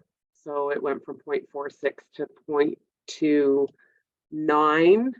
And then there was a couple of other small items during the budget discussions. So as of right now, we have reduced the levy impact by 6.16%. So we were at 6.16% after growth, and we're now at 5.15% after growth. Thank you. Okay with that, Greg? Yeah, what is it before after growth then? We were at 7.51 before. I believe we were at 7.66. Yes, we were. Okay, And now we're at 6.65. okay, thank you. Okay, let's keep moving along. We're going to public or Parks and Rec. And first we have the tractor. Anybody want to comment on the tractor? Go ahead, Mike. Through you, Mayor Lowell, I say we take that old John Deere and clean it up and paint it, and make it look brand new and keep it. I tend to agree with you. I wonder if we shouldn't move it to Roseneath if we ever had to, because we haven't, and I would keep it, and we would be able to use it, because I think if we have to look after that diamond out there, it's going to be expensive to run back and forth every time. That's my thoughts. Anybody else got any comments? Mary Catherine? I agree with you, Mayor Lowell. Greg? You have a comment? Or, oh, Yeah. I'm sorry, Deputy Mayor has a comment. Mr. Councillor Booth could go ahead if he likes. He had his hand up a split second before I did. Like a game show host. Okay, I guess the issue with the tractor is that I would prefer we not be moving it. I find in my past profession, when you start moving tractors around and that, especially these pieces of equipment, if you're moving it around, then it's got the potential to get damaged and stuff like that. So I can understand what Councillor Ainsworth is saying. If we're going to go another year with it and leave it at where it is and not move it around too much, I'm fine. If we're looking at moving it up to a different location, then we're going to have to look at purchasing some new equipment for Grafton then. Yeah. That's my only comment. Thank you, Greg. Deputy Mayor? Well, my comment would be as well that it might be a little bit premature to be having this conversation because there are other options other than moving equipment and buying equipment to do the job up there. So I would not support buying the tractor. A good coat of paint does a lot. Brian? Sorry, I'm just, whatever they talk about, moving the tractor, what do they mean by, what do you mean by moving the tractor to Roseneath? Sorry. Well, there's a request by someone that we maintain the Roseneath, not maintain, but we make the ball diamonds so that they can play ball safely on them in Roseneath. Go ahead, Brian. So you mean, so currently keep using the same one that we're currently using now that we're trying to place in Grafton as well up in Roseneath, possibly? Is that- What we're saying is if we're going to look after Roseneath, are we wiser to, rather than sell the old one, move it up to Roseneath and save us driving back and forth a tractor all the time that, as Greg says, you're going to wreck them sooner or later. Go ahead, Brian. Yeah, I'll just add, and the foreman did add some more detail outside of the actual issue paper. I've heard the comments about the painting it and making it look better. It's more mechanically, it's some of the mechanical stuff that's wrong with the tractor and stuff like that. There's currently lacking sufficient power to do some of the minimum tasks to maintain the ball diamonds. Also in that quote is some of the attachments as well, but it's not a aesthetic thing. It's the visual of the tractor. It's more of the mechanical parts of the tractor that are the issue with it. So I just want to make those comments, I guess. Thank you. Go ahead, Deputy Mayor. I did speak to the arena chap about this as well, and It could be that there would be a used tractor that could suffice as well. We didn't have any of that information in this document that you're speaking about, Mr. McMillan. And that would certainly have been helpful. So again, I put it over to the document. Councillor O'Neill is talking about where we have a proper listing of all the equipment and what it needs. Thank you. Councillor O'Neill, you have got your hand up. All roads lead back to the asset management plan, don't they? Yep. They do. They do. So this was coming out of the Parks and Rec Reserve. So there was no effect to the taxpayer on this levy. Mary Catherine.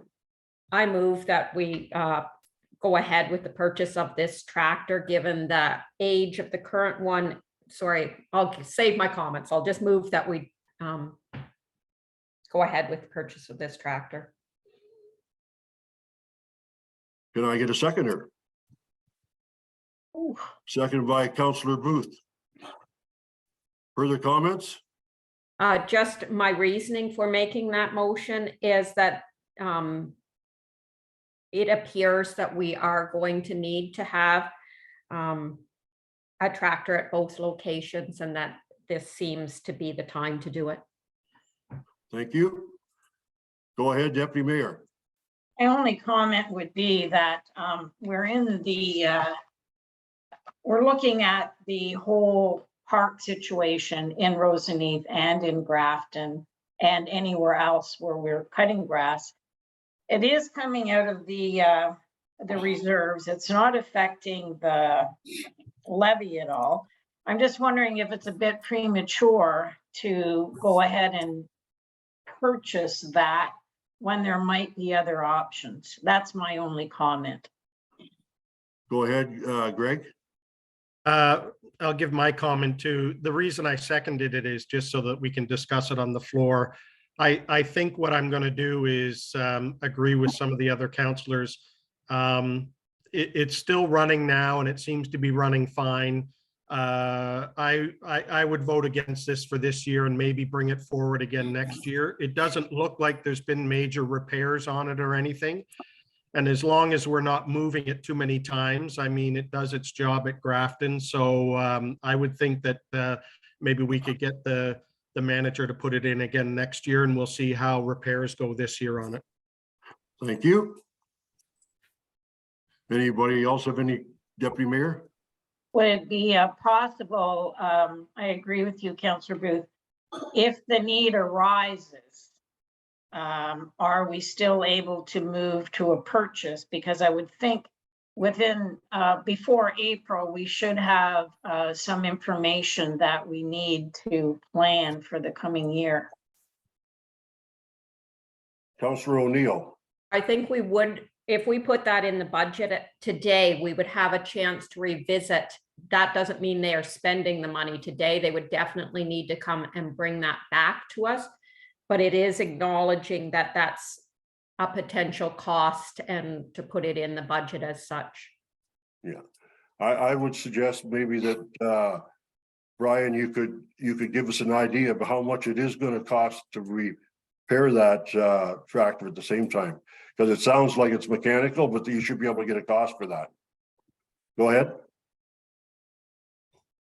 Go ahead, Brian. Yep, through you, Mayor Lowe. Yep, if you want me to look into more of the actual, what could go wrong with the cost to repair it down the road versus, buying new, I can definitely do something like that.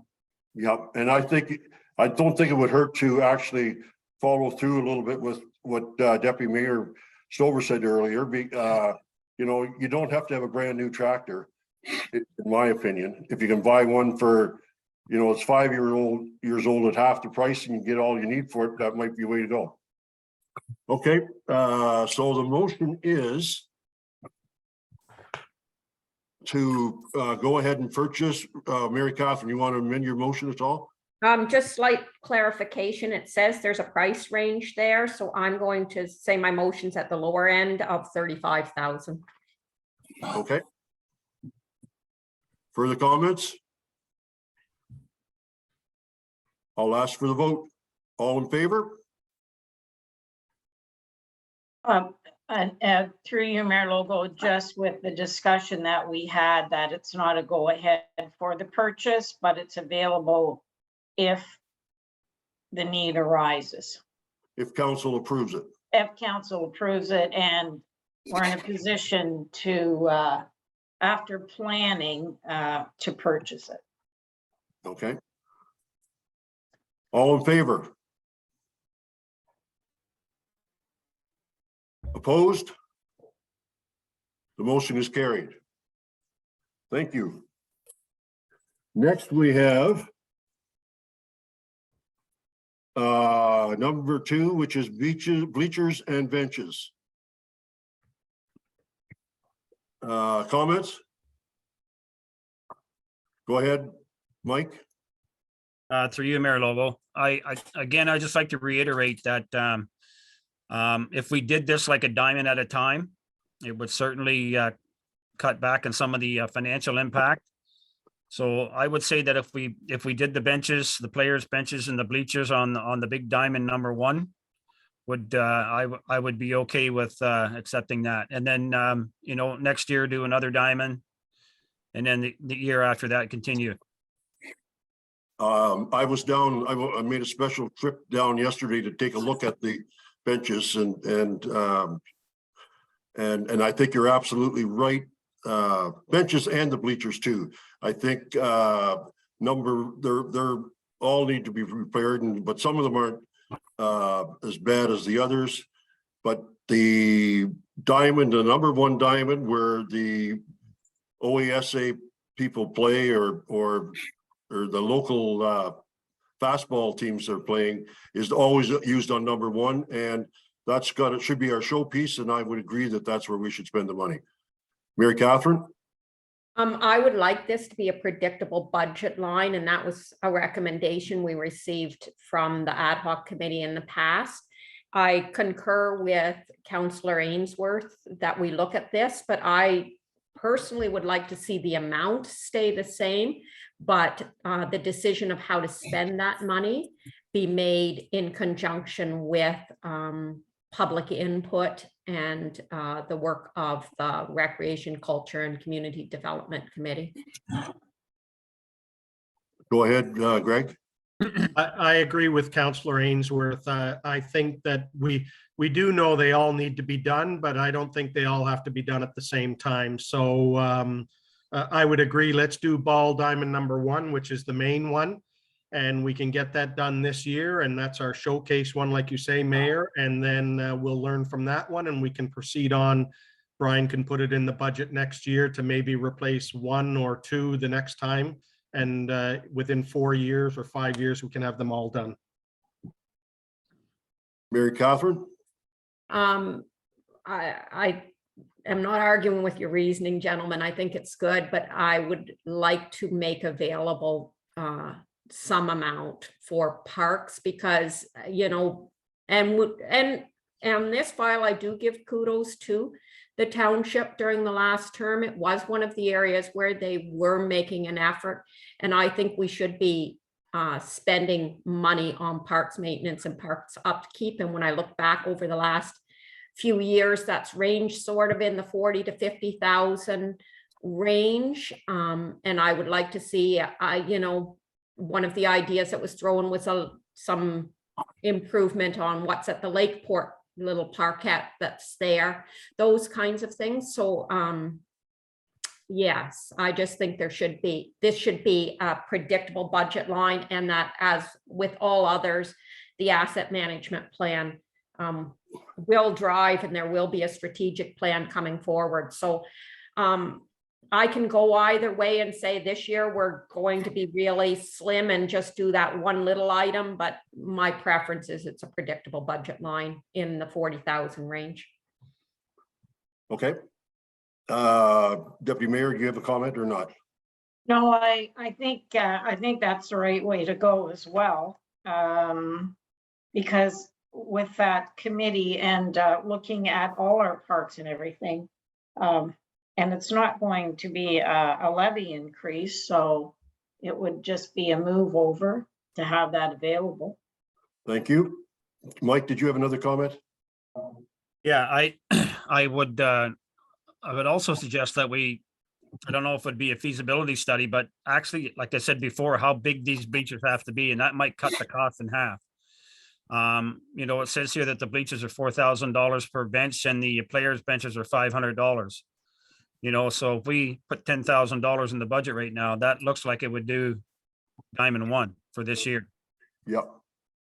And something, I assume that the bleachers are something you can move or not be, so it might be feasible that's too big for the other diamonds. We'll get smaller ones, or it's not big enough for number one, and we have to make some adjustments there. So I think we're doing it the right way by doing one at a time. I can get a mover then. Moved by Deputy Mayor Stover, seconded Sorry, what by, are we moving? Could we clarify what are we moving Yep. here? well, my understanding is that we go ahead and do Diamond One, replace the seats or the benches and the bleachers on Diamond One only at a cost of approximately $10,000. Can I get a mover and seconder for that then? Moved by Councillor Booth and seconded by Councillor Ainsworth. Any further discussions? Go ahead, Deputy Mayor. I'm just wondering, where does that leave us then with Councillor O'Neill's suggestion? My understanding of it is there's no reason why we can't do that next year. Okay. And hopefully that's what we're going to find. Go ahead, Mike. Yeah, and I think you're right, Mayor Logo. I think, and also we could use putting the bleachers and benches around Diamond One for, like what comes along with the miscellaneous. If the 10,000 was enough or it was too much. So once we get some history on that, it'd be able to help us moving down the road on the other ones. Mary Catherine? I appreciate what's being said. I will note that we had the new trail put in the Grafton Park. Last year, we're going to have the adult fitness equipment going into that park. And we will have new bleacher and benches going into that park. And no money has been allocated for any other park in any other location within the municipality. Thank you. Further questions or comments? All in favor? Motion's carried. Excuse me, Next Mayor. we Lobo. have the arena electrical panel. And I believe this is for $70,000. Questions or comments? Councillor O'Neill. My husband's an electrician and I spoke with him. He did not think this was an appropriate starting point or as from a purely electrical point of view.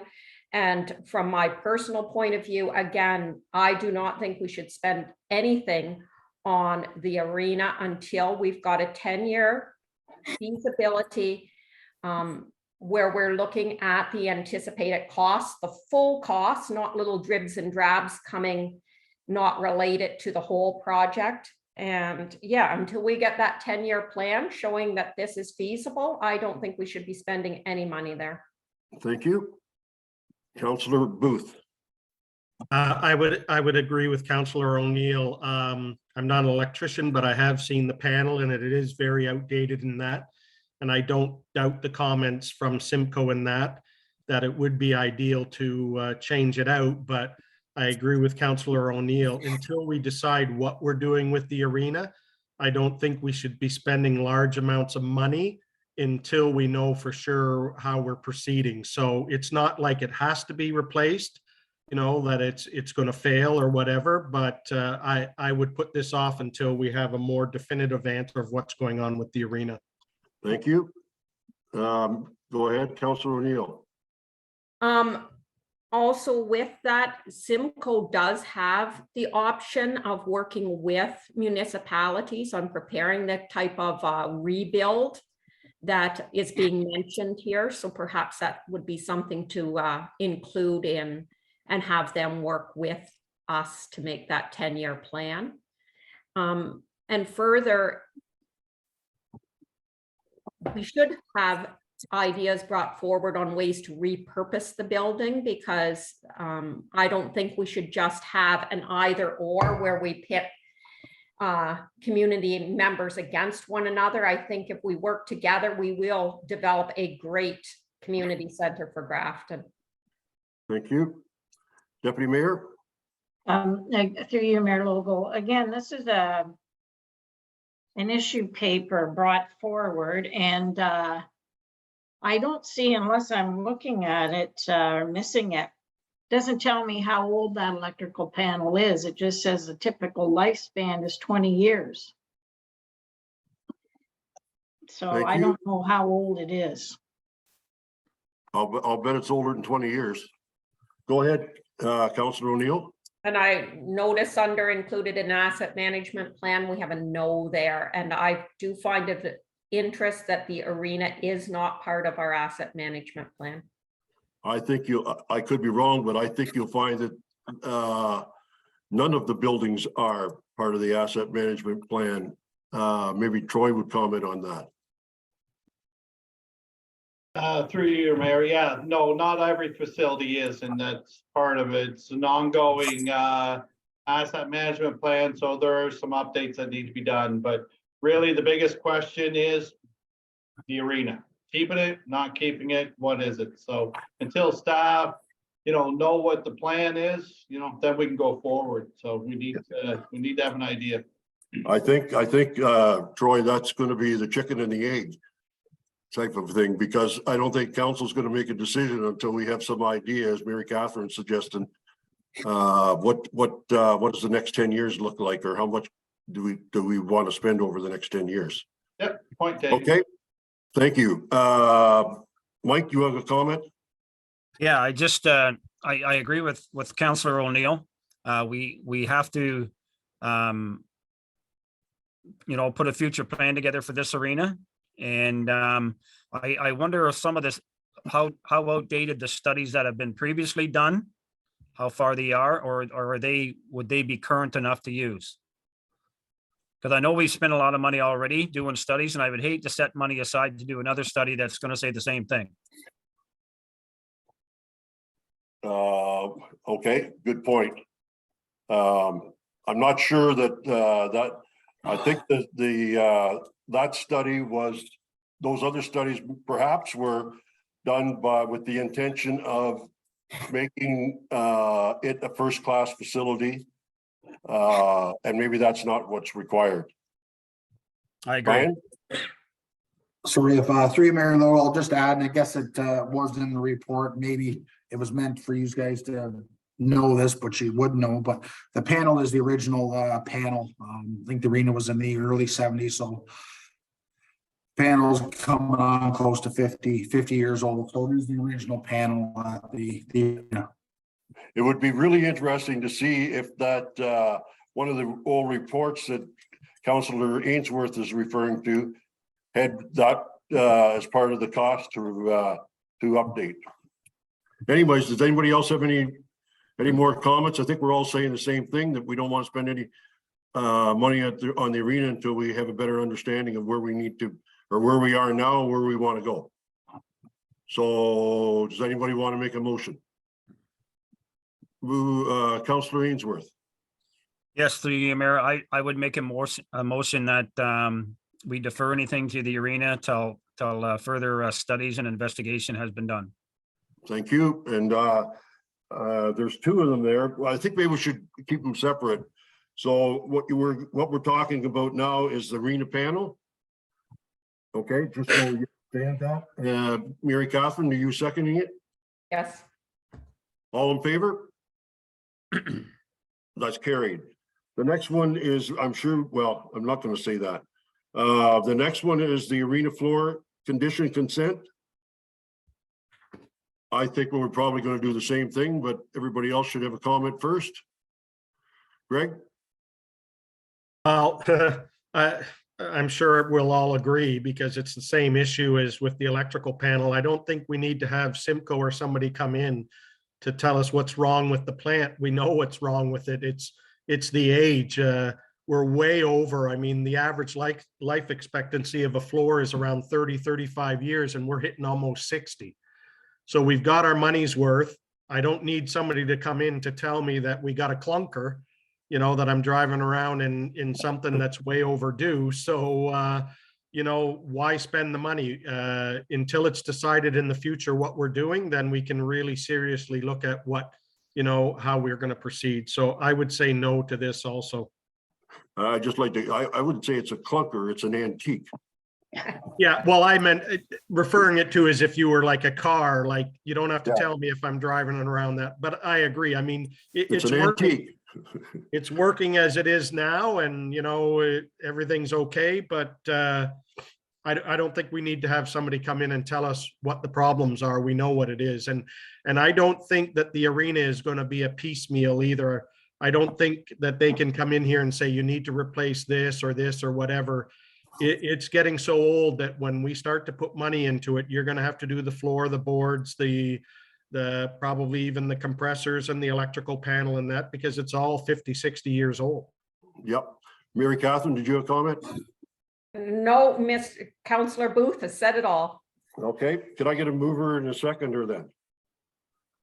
Moved by Deputy Mayor Stover, seconded by Greg, that we do not approve this one. All in favor? Carried. Next one is LED lighting at the ACC. Funded from reserves. I don't have any comments. Sounds like a good idea, but go ahead, Greg. I think this is a really good idea. Last year, we did start on the community room where we painted the community room at ACC and we did the ceiling tiles. And at the same time, Tim got a good price for us to get the LED lights done in there. The library especially is very dim in there, I find, at ACC. And, you know, Tim's got to go around and replace lights all the time. If we put the LED lights in for the rest of the building, we're going to save money and it's going to be less staff time. So, and it's possible, maybe we can even apply for grants, I think. A lot of times they're giving, Hydro and them are giving out grants. So I think this is a great idea to convert the whole building over to LED. Thank you. Mary Catherine, you had your hand up?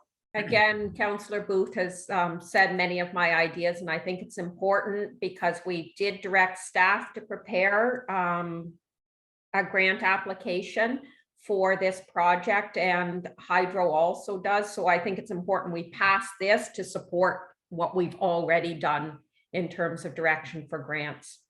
Deputy Mayor? The only question I have, and through you, Mayor Logal, to Madam Kemp, is this something that ball diamond lights could be used for as well? Through you, Mr. Mayor, to Deputy Mayor Stover, are you asking about the grant application that we're Yes. applying for? Yes. It may be, but it would probably fall under like the Hydro grants if we weren't able to get it under the other grant that we're looking at. Okay, thank you. Further, Is that for, sorry, go ahead. is that for the ACC? Or is that Yes. for Grafton? Grafton and Rosny. Okay, thank you. Further, oh, go ahead, Mike. Through you, Mayor Lowell. I'm just curious if we do get the grant, should we have anything in place to where this money comes back? I didn't understand that question. So if we get the grant for the ACC, like we were talking about at our last meeting, do we need something in place to where this 20,000 is going to come back to reserves or something? I would, Nicole, go ahead. I would think it goes back into reserves, does it not? Through you, Mayor Logal, right now I have budgeted for the $20,000 in LED lighting. And I am showing $10,000 being funded from reserves and $10,000 from grants. The plan is to apply for the funding. And if we were able to fund all of it or a portion of it, then we wouldn't pull from reserves. So the money would just basically stay in reserves if we're able to get funding. If we were unsuccessful in getting funding, what we're proposing is that we would limit the project and do it partially to still only pull 10,000 from reserves. Thank you. Yes. Go ahead, Greg. Just a question, I don't know who to give it to, whether it's Brian that looks after it or whatever. Are they looking at the LED lights on the outside of the building too? Or is this just the inside for the library and the hallway and that? There are a couple of security lights on the outside that would probably be included. That makes the whole building then LED.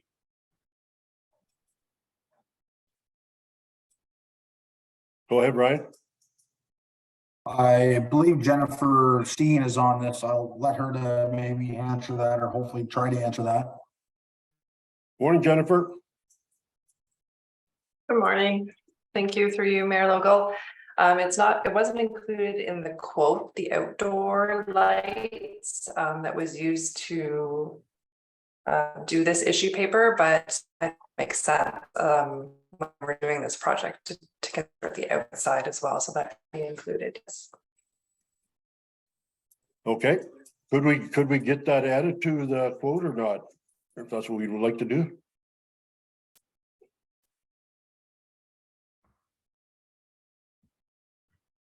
Nicole, can Yes, we through add you, that? Mayor Logal. Oh.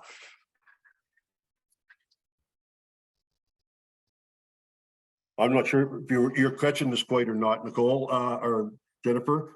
Can we, could we add that additional lighting to the quote? Mayor Logal, are you asking me that question? No, I was asking Jennifer. Okay. Sorry, I thought you were asking Nicole. Through you, Mayor Logal. Yes, that quote that we received would need to be updated anyhow. It was from 2 years ago. So when we do get an updated quote, we can have them quote on the entire building, including the outdoor lighting. Thank you. Any further comments? Can I get a motion to approve this? Moved by Councillor O'Neill, seconded by Councillor Booth. All in favor? Carried. Next one is the Record Culture Fanilla Hall roof. And it looks like what we're going to suggesting is replace that roof using the Fanilla, all of the Fanilla community center reserves. Pretty well all of the community, the other community center reserves, or the joint one, I guess is probably the best way to put that. And also 12% of the levy, which would be roughly $10,000, arguably about $10,000 to the levy. Any questions, comments, thoughts? Councillor Ainsworth. Through you, Mayor Logal. Like, again, I would like to, because we had many conversations about this here, so I'd like to defer this until we get, direction from staff, maybe what we want to do with this building, what the necessary repairs to maybe stop it from leaking for right now, until we have a good assessment about the whole issue. Councillor O'Neill. Yes, to build on what Councillor Ainsworth's saying, I think we need to look at ways to use this building to more effectively serve our residents than what it is right now. It's a community building. It's meant to serve the community, and right now it's doing that only in a limited way. And I think we need to open the discussion. I concur with Councillor Ainsworth that normally I'm not in favor of patch jobs, but on this particular building, until we know how it's going to be used in the future, and that we just patch it for this moment, because the roof may end up being part of a repurposing down the road. Councillor Booth. I would agree with my two fellow councillors that this should be something that should be discussed at the Parks and Rec meeting of what the future of Fenella is going to hold, and what we shouldn't be spending big money on something like this if we don't even know really if we're keeping the building. So I would agree that we just do a patch and repair for this year until some more concrete ideas with this building comes forward. Councillor O'Neill. Just to concur, but to add that we would definitely, not just the committee, but once the committee's had a chance to discuss this, we'd definitely be reaching out to the people of Fenella on that issue. Yeah, and staff too. Staff as well. Okay, Deputy Mayor. I just to follow up, I totally agree with all the comments. When was the last time anybody looked at the roof? I know that's a bit of a crazy question to ask, but we do certainly have to come up with a plan. Just looking at the estimated cost of $50,000. When was the last time, I guess I put this through you, Mayor Logal, to Mr. McMillan. When did somebody actually get up there and look around? Go ahead, Brian. Through Mayor Logal, I think our CBO just come online there. I think it might be, he might better be suited to answer that question or try. He Thank probably you. is. Daryl, go ahead. Yes, through you, Mayor Logo. I believe it was 2020 when we had the last quote done for the roof and when somebody was up there looking around. Thank you. Deputy Mayor. Well, again, I guess that's a deficiency in the issue paper, because this 3 years later. So has it continued to, when was the last patch job? I guess it could be. And again, we need more information, but it follows along with what my other friends on council have said. So I would agree with deferring it until we have a better plan.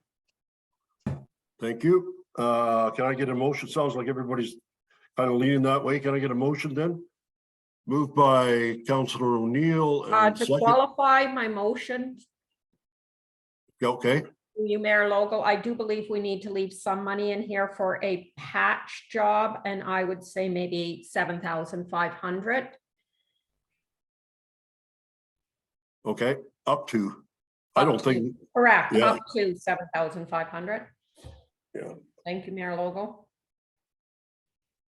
okay, Deputy Mayor, Yeah, I would concur with that. okay. Further discussion? All in favor? That's Greg, opposed? Yep. You're in favor? Okay. Yeah, I'm in That's carried. favor, yes. Okay, carried.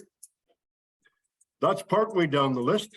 I have first of all, I want to say before I forget, thank you to everyone who's showed up today. I know some of us are suffering more than others, and it's been challenging, but I know we have to get this thing done. So Nicole in particular, thank you for suffering through it all.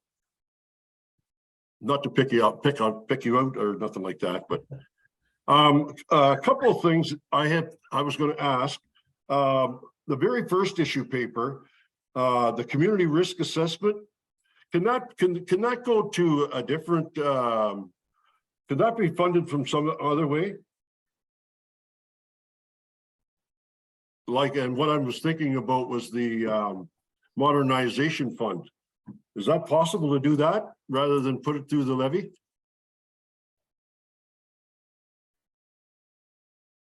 Nicole, I guess I'm asking you. Mayor, which issue paper are you referring The very to? top first one. And fire. The fire one.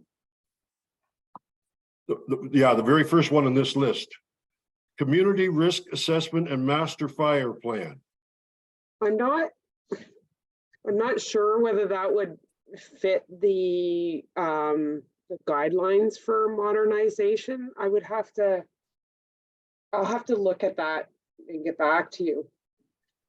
Okay, and what I'm trying to do is load up as much, not to cut it out of the budget, but to spend as much as we possibly can on the apparatuses. If you understand what I mean. Go ahead, Councillor O'Neill. I think we're going to have, we can't double spend and triple spend the modernization fund, and I don't think this fits the modernization fund. This isn't probably something that'll come forward in future ones as part of the ongoing costs, and instead of it coming to be paid in 1 year, that's been an anticipated cost because this is an anticipated activity, but I'm good with it remaining in the combination of reserves and the levy. I think we just need to pay for it. Okay. Greg, you had your hand up? Just a quick question through you, your worship, to Nicole. Nicole, is there money in a fund, the DC fund, for the development charges in fire? Is there other accounts that we don't see? That the one that you gave us here is the reserves, but I know they were talking about in the library, and then the comment was made in the library that you had to make sure that you spend your DC funds or something. You're not supposed to leave too much money in it, or you couldn't contribute anymore. Is that, can you clarify that for me? So the listing of reserves that I handed out is truly reserves. The development charge reserve funds are something totally separate. We are limited on the amount that we can use. It has to be directly related to development. We cannot use it for things like studies. I did actually look into that with, I contacted Clark Consulting just to get clarification on that, and they did confirm that you know, even at one time we used to be able to fund some of the development charges study from development charges, and we can't do that anymore either. As far as what you're talking about, as far as sorry, I'm losing my train of thought. What was the other part of the question that you asked? Sorry, Councillor. Well, I guess how much money is in the fire DC fund, and can any of these asked here from the fire department, can any of those be applied to lessen the levy? Can it be applied to the DC charges? Because I don't know, like, how much is in the fire department development charges, and could we use any of it? Yeah, so for the fire department, I did already in the recommendations for each issue paper, if there was reserve funds from development that we could use, I believe, put in the recommendations and conclusions the amount that we could pull from development charges, and we're limited to 4.5%. And that is the expected growth over the next 10 years.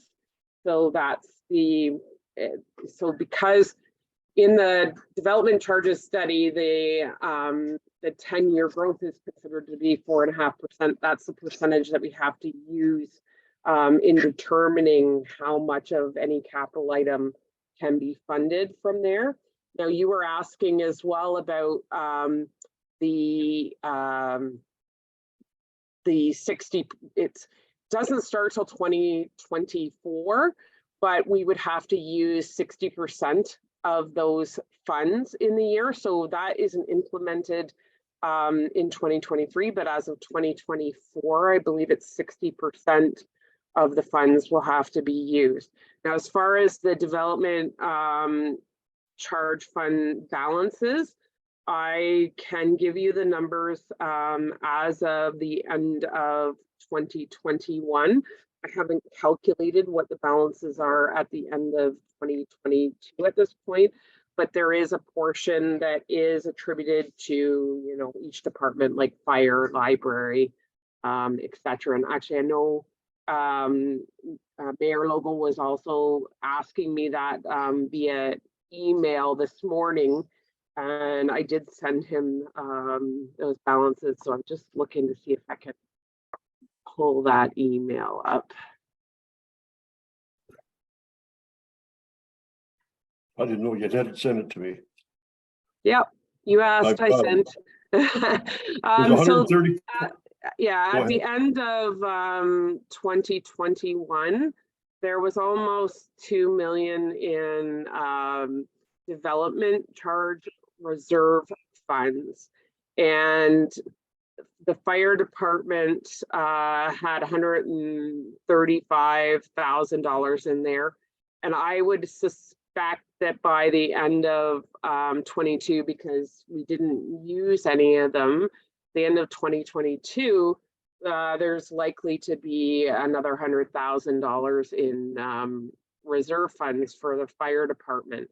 However, it has to be a very large item for us to use that up, because we can only use that 4.5%. Now, if we were to do anything that was directly related to development, then you might be able to make an argument for a higher percentage, but generally for equipment purchases, you have to just use that growth factor. So $650,000 piece of equipment, you're gonna get 4.5% of that, so. Yeah. $30,000. Rough figure, eh? Mary Catherine, go ahead. If I think Councillor Booth, you might have been referring back to the development charges being used for the auto extrication equipment, which I believe we did leave that sitting and said we would go back to it. Yep.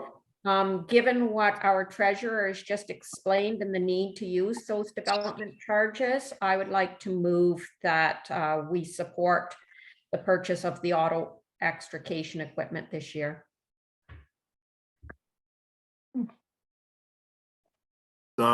With the understanding that we're going to get back of the $60,000, $400.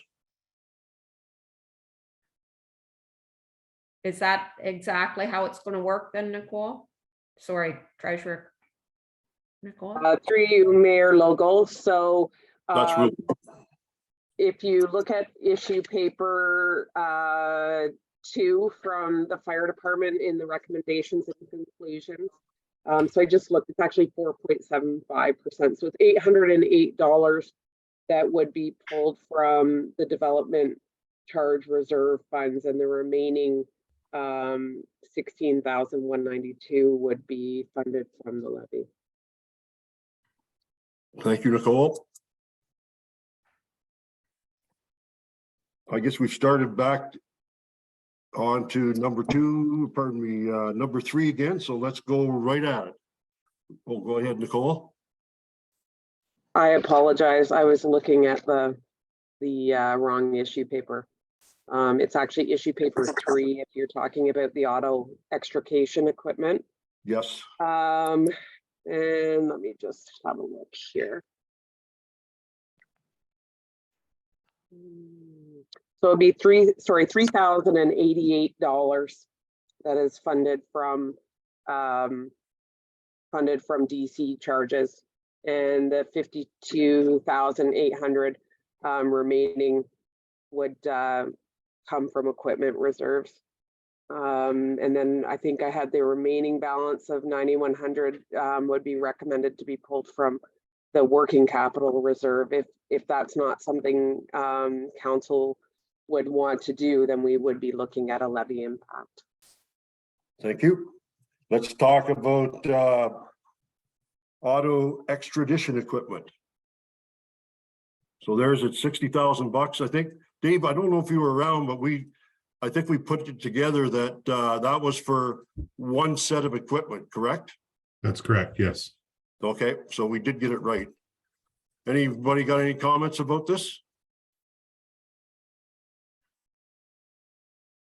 Mike? Through you, Mayor Lobo. Me personally, I'd like to see that the hydraulic set of equipment that we have now be refurbished and use it for at least another year. I know we talk about testing and stuff with it, but I don't know when the last time you used it, Dave, but I mean, if it worked, you'd know right away if it needs to be fixed. And I would just like to see us maybe look into that part of it. It is $65,000. And you know, once we get all our plans together in order and once we start to streamline things, we could probably maybe do this in the next year. Thank you, Mike. Any other comments? Deputy Mayor? Through you, Mayor Logal, to Chief Dawson. Could you refresh my memory on this? Was it your plan to leave it at the Grafton or house number 1, shall we say? And is it working? So we currently have equipment in all 3 stations as required. Your lead pumper trucks have auto extrication on them. And this equipment was identified for the new rescue truck or the pumper, but yes, for rescue or for station 1. My issue paper identified that our current equipment is older than the amalgamation of the municipality. And that one thing that has not been done is testing the equipment, which we would have to do. But my recommendation was to purchase one set of tools, and then we could start to test the rest of the equipment that we have. If council's wishes is to test the equipment that we have before purchase, then that's no problem, just understanding that the equipment that we have is very old. Go ahead, Deputy Mayor. Through you, Mayor Logal, to Chief Dawson. I do see that it's a 0 levy increase, and seeing that it is it something like a novice person called the jaws of life sort of thing? Is that the sort of thing? That's correct. Are all of the extrication equipment, are they all old? That is correct. So they're all 20 years plus. There's one piece, there is a hydraulic spreader, it's called, which is an hydraulic tool. It's electric. It is, I believe, 12 to 15 years old. It was acquired through, I believe, a donation of some sort to the department. And the idea behind some of this new extrication equipment was to help prepare us better for heavy hydraulics, heavy rescue equipment, which is going to be a requirement by 2028.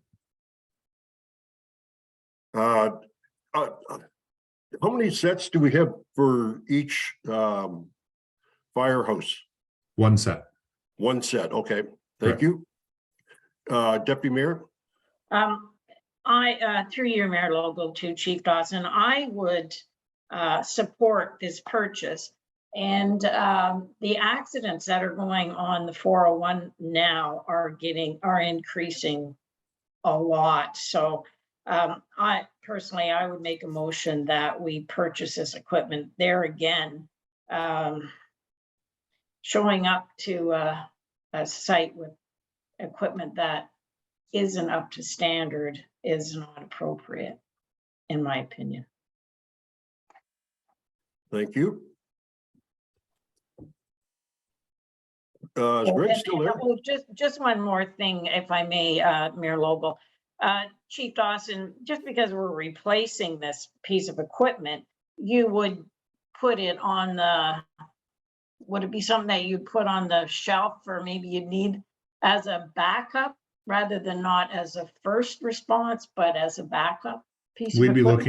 We would be looking at spreading the equipment out throughout the other apparatus. We don't have any auto extrication equipment on Rescue 493 as an example. They're only on the pumpers. I guess it's the one-off accidents where you need more than one set of tools that become an issue. But the majority of the accidents that we attend, usually the pumpers have adequate equipment on them to deal with it, to mitigate it. Thank you. Greg, you still around? I'm in and out. My internet is cut out for a lot of what Nicole said, but that's okay. But I'm back on temporarily. That's the first time you haven't been around all day. Do you have any comments on this, Greg? Nope, that's fine. Okay. I would support buying it. I mean, it's not an impact on the levy, and I agree with what the deputy mayor Stover's saying is we should at least have one really good set, and with all the accidents and everything. And I'm not even sure, maybe Fire Chief Dawson can explain the meeting that we had up at the fire hall the other day with the new EV cars, the Teslas and that, some of this well, some of this jaws of life stuff can barely even cut open some of these EVs, the Teslas and that. Is that true? That is very correct. There are some tools that cannot do that. The newer tools have a higher pounds per square inch ability to cut compared to the older tools. But again, that would come down to the testing of our older tools to see if they could be adequate. But hard car technology was one that came out several years ago. And now with the Tesla cars, there's a certain style or kind of Tesla car that is very difficult to get into.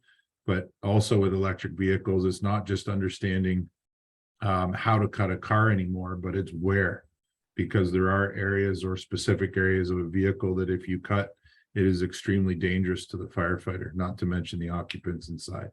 So there's a significant amount of liability that comes with auto extrication, and in fact, all of the services that we provide through your fire department. Thank you. Councillor O'Neill, you haven't heard you through this yet, have I? I made the motion in the first place, and I don't think the deputy mayor formally seconded it, but it sounded like that's what she was doing. I can formalize that if you so wish, Mayor Logan. Okay.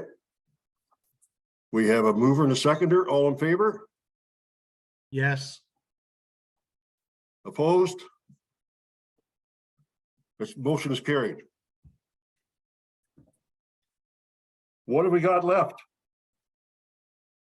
We have the Wicklow Church. Looks Oh, like on Wicklow my Church. list coming next. Oh, shoot, we jumped, I'm sorry. Wicklow Church. And that's for $15,000, I believe. I think perhaps Councillor guessing. Booth, based on the discussion the other day, might like to bring the motion to the floor. Greg, you still there? Yeah. Yes. I think with Wicklow Church, I think we should, can you hear me? Yep. I think instead of doing another piecemeal where we're just going to replace the window frames and the side of the building is rotting and everything, I think we would be doing an injustice to the building. I think we should get a price. And I think talking to you, Troy, you did have a more price that was for the whole thing. We should look at doing the whole thing and let's get it done. And that way next year when they do their 200th anniversary, then the whole building's done and we can apply for funding. I'm sure that the federal or provincial government would love to chip in for this for a photo op. I'm not familiar. What's the 200 year anniversary for? For the Wicklow Church next year, is it not, they're doing their 200th anniversary next year, Bob Dean said? Okay, so the church that's not there anymore. Is that right or not? Okay. Go ahead, Mary Cosman. So the First Baptist Church was actually in Lakeport, and then it burned down, and then they moved to the church to the location where this replica is, and it was 200 years ago that they moved to that location. Okay. And further applying for funding, I agree with you, Councillor Booth, there will be opportunities to apply and to reach out to the Baptist church community as well. CAO Gilmore, Greg mentioned that you had some figures. Are they pretty accurate or no? Trying to find them right now. Yeah, I thought, Greg, do you remember what we talked about? Was it 50,000 for everything? I'm breaking up and my internet connection is unstable, but I know in discussion with you, there was a price, maybe Daryl got it, was for the whole building to do the siding and everything. And I think we should proceed with that. And I believe, Pat, is there not a grant or something we can apply for? Yes, there is a grant that we can apply for. And we have done some preliminary review of it. And yes, Daryl had received a quote for the windows and the siding. Apparently the door needs to be replaced as well. So we'll have to update that quote, but I believe it was more than $34,000 to do just the windows and the siding. But I can't get on my email, so. Okie And dokie. if I could just ask your worship through to Nicole, you're talking about, Nicole, that comes from the working capital reserve? Is that the general government working capital reserve? Through you, Mayor Logo, yes, that would be the general government. I think I had put down a very small amount coming from the actual heritage reserves. And that was $1,400, which is what Bob Dean had communicated to me was the amount he felt of the $5,000 that was in their reserves that had been allocated towards repairs and upgrades at the church. So I think it's worth, let's just do it and let's do it correctly. Otherwise, the Heritage Committee is going to be coming back to us next year again because the siding is going and this has been going on for years now. So it's starting to remind me a little bit of the Centerton roof fiasco that, you know, let's not do bits and pieces. Let's do it all, make it correct. And if we can get the funding for it, then that would be even better. And it's not going to impact the levy anyway, because we're taking it from the reserve of the working capital, which there's lots of money in.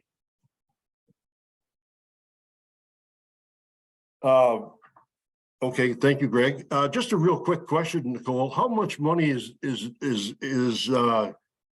considered adequate in working capital?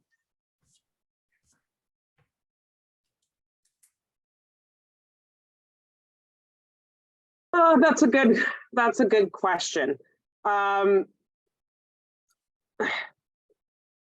would say that where we're sitting right now is an ample amount. I mean, we're in general government, we're sitting at $2.6 million, and 2.1 of that is in our working capital.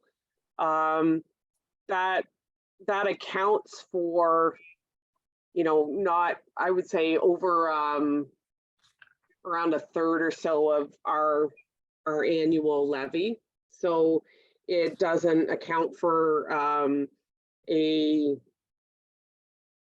our full levy, which I never would expect it to, but it more than covers our outstanding. And what I mean by that is at present, I think we're just over $1 million in outstanding taxes that are still to be collected.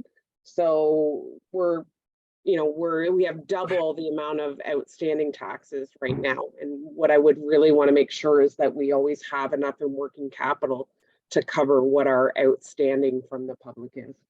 Yeah, I wasn't sure what working capital was, so I looked it up. And what they're saying is working capital reserve is the available working capital that exceeds the regular working capital. The reserve is working capital kept available for unexpected situations. It is also used to take advantage of opportunities that appear quickly. So that's what they say it is. Councillor O'Neill. I believe that heritage is something that people in the community value, and I would be comfortable with saying we should have something in the levy. I would suggest about 0.25% in the levy for heritage, but that's my recommendation. Troy.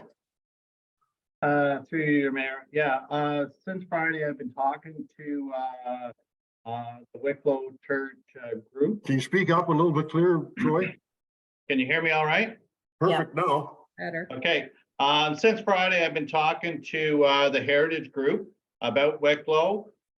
They were saying the high end would be, they anticipate the high end cost would be 50,000, and that's for the siding, windows, and doors.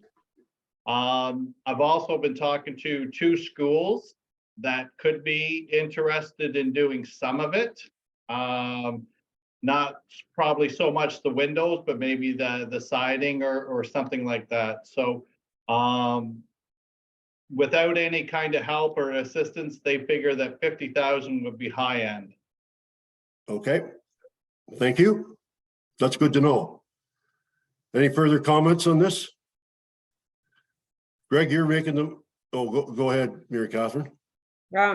Just that I think if we looked at that 0.25 from the levy, correct me if I'm wrong, Treasurer Nicole, that would be about 17,000 coming from the levy, and then the remaining could come from reserves. Go ahead, Nicole.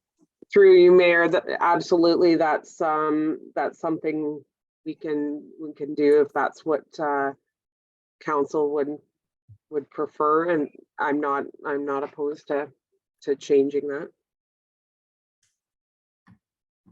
Go ahead, Deputy Mayor. Through you, Mayor Lobel, I'm wondering if, I hate to use the word defer to the bottom of the list. Is this something that we could look at how we pay for this when we get right down to what we're going to the taxpayers with as far as the levy? Go ahead, Nicole.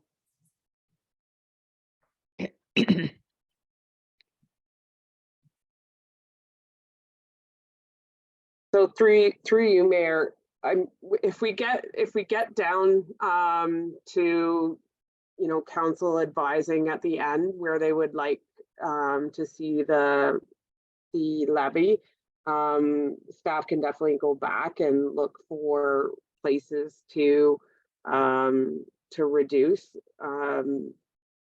It's entirely up to council, really. Just a thought. And I asked through you, your worship, where are we sitting, Nicole, right now at the levy?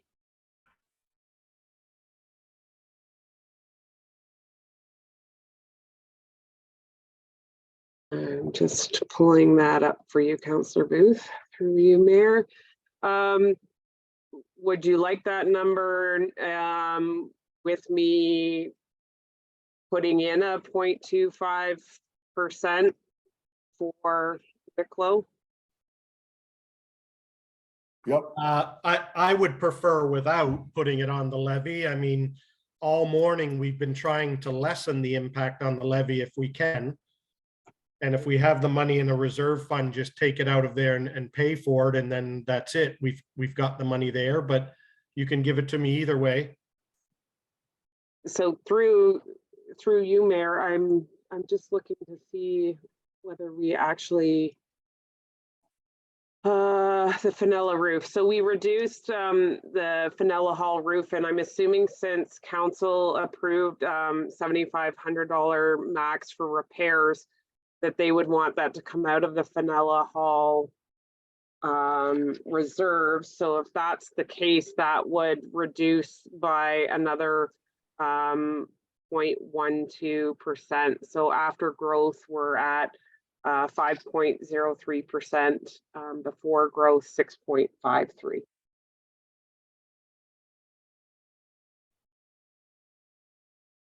Answer your question, Greg? Yeah, so I'd like to see it come out of the working capital reserve. Why add to the levy? The money's sitting there already.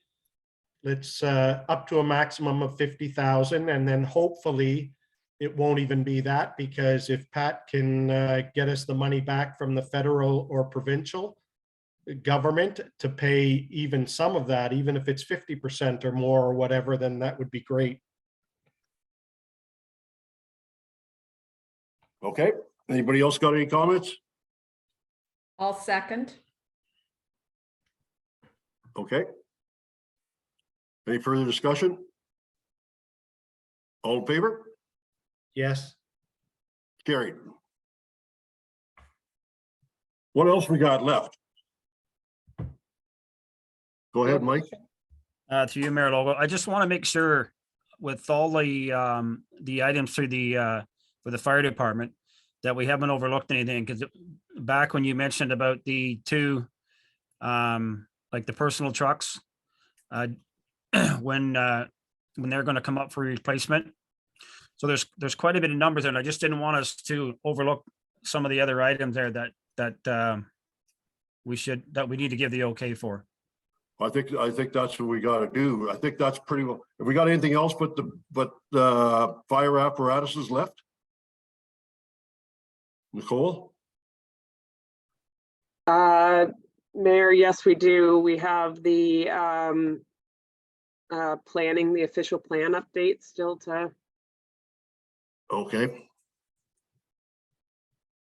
That was the 0.11 on the levy. Correct.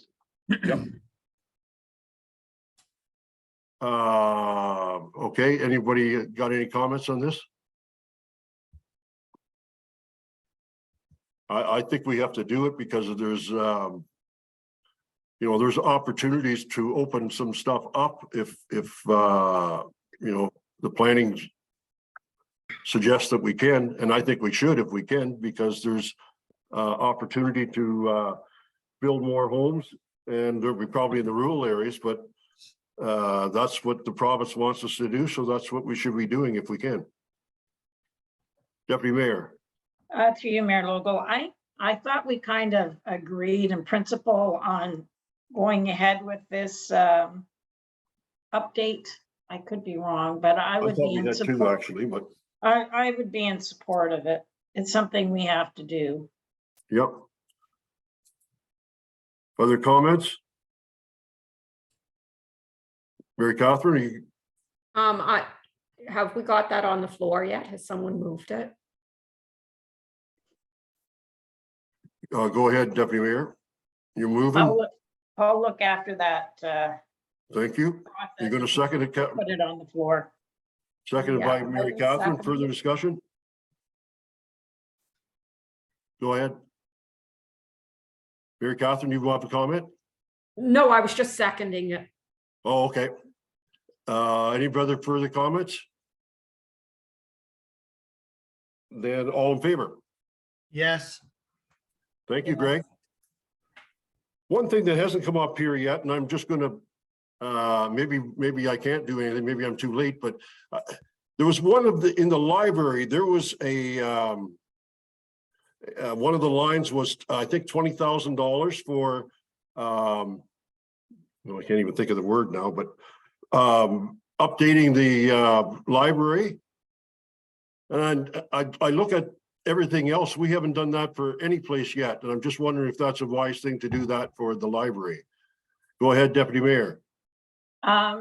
Just out of an abundance of caution, Mayor Logo, I have not declared a pecuniary interest due to pending litigation. If we're going to be talking about the library at this forum, I would have to step back, not answer it, and put in a pecuniary interest form to Madam Clerk. Thank you. Greg? I think I can answer that question being on the library, but I think what you're referring to, Mayor, is the library wants to put $20,000 a year away for a possible building fund. They're looking at the same thing as in the future. Yep. And now that they've paid off that debenture, I believe that they're looking at taking that same amount of money and putting it away for future, but Mary Catherine might be able to answer that better. Thank you. You're back on, by the way. Go ahead, Mary Catherine. I don't believe we should be discussing this. We directed the library board to take it back. And I think we shouldn't discuss it again until they come back to us with their revisions. Well, okay, go ahead, Greg. Well, I'll make a comment about that. The library board tonight is voting on a new budget, but what they're actually voting on is just the correct numbers from the town on heat and hydro and stuff like that we told them to go back and take those figures into consideration. I don't believe they're going to be looking at the $20,000. They're assuming that's a go. Is that what you're saying?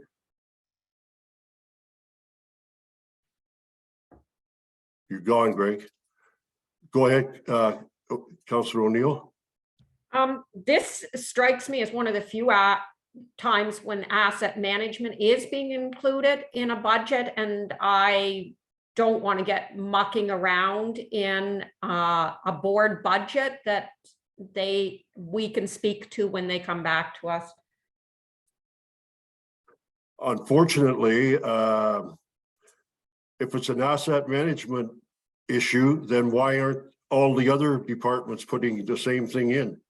Well, that's my question. Pardon me? That Yeah, would that's- be my question. And Yeah. we had fire come with a plan to put money in, and I think that. No. I'm talking about buildings. Because actually the fire department hasn't got one in either if you're talking about buildings. Nobody else has one except the library. And that's the one we're funding too. That's my point. Go, you can't speak, can you, Deputy Mayor? Well, I haven't declared a pecuniary interest. I wasn't prepared for this as it was not on the documents I received today. But out of an abundance of caution, Madam Clerk, you will receive my pecuniary interest. As I stated before, due to pending litigation, I will step back, Mayor Logal, and I will not continue in the discussion that is to do in any way with the library board. Thank you. Greg, you want to have a further comment or not?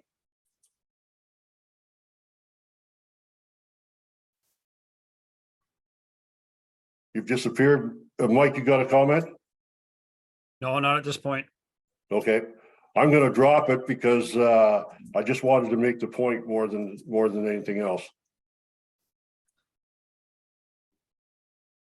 Deputy Mayor?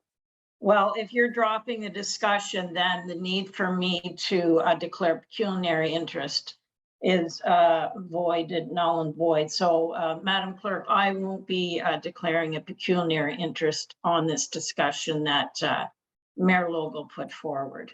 Thank you. Greg, you're back on. I just came back on. I'm using my phone now. So I just need direction from council because there is a meeting tonight. The library board is called a quick meeting to vote on what we told them to take back last week. And I'm saying that it would appear that I'm not getting much support in my concern about assets not being covered, so I'm going to drop it. Okay, I didn't get to hear any of it, so I'll just leave it as whatever you tell me then. I know they're coming forward, like I said, to address the concern. And you can correct me if I'm wrong, Nicole, I think it was like $3,200 or $2,300 or something, which had to do with the correct amounts for heat and hydro and stuff like that. So we're okay then with the $20,000 that they're putting away for future Yes. build, or? Well, yes. Go- Okay, I just go- need guidance, that's all. Yep. Deputy Mayor? So just so I'm clear, I will give Madam Clerk a pecuniary interest form. I do bring this back to a point of order at this point, but out of an abundance of caution, Madam Clerk, I will drop off the signed document for your records.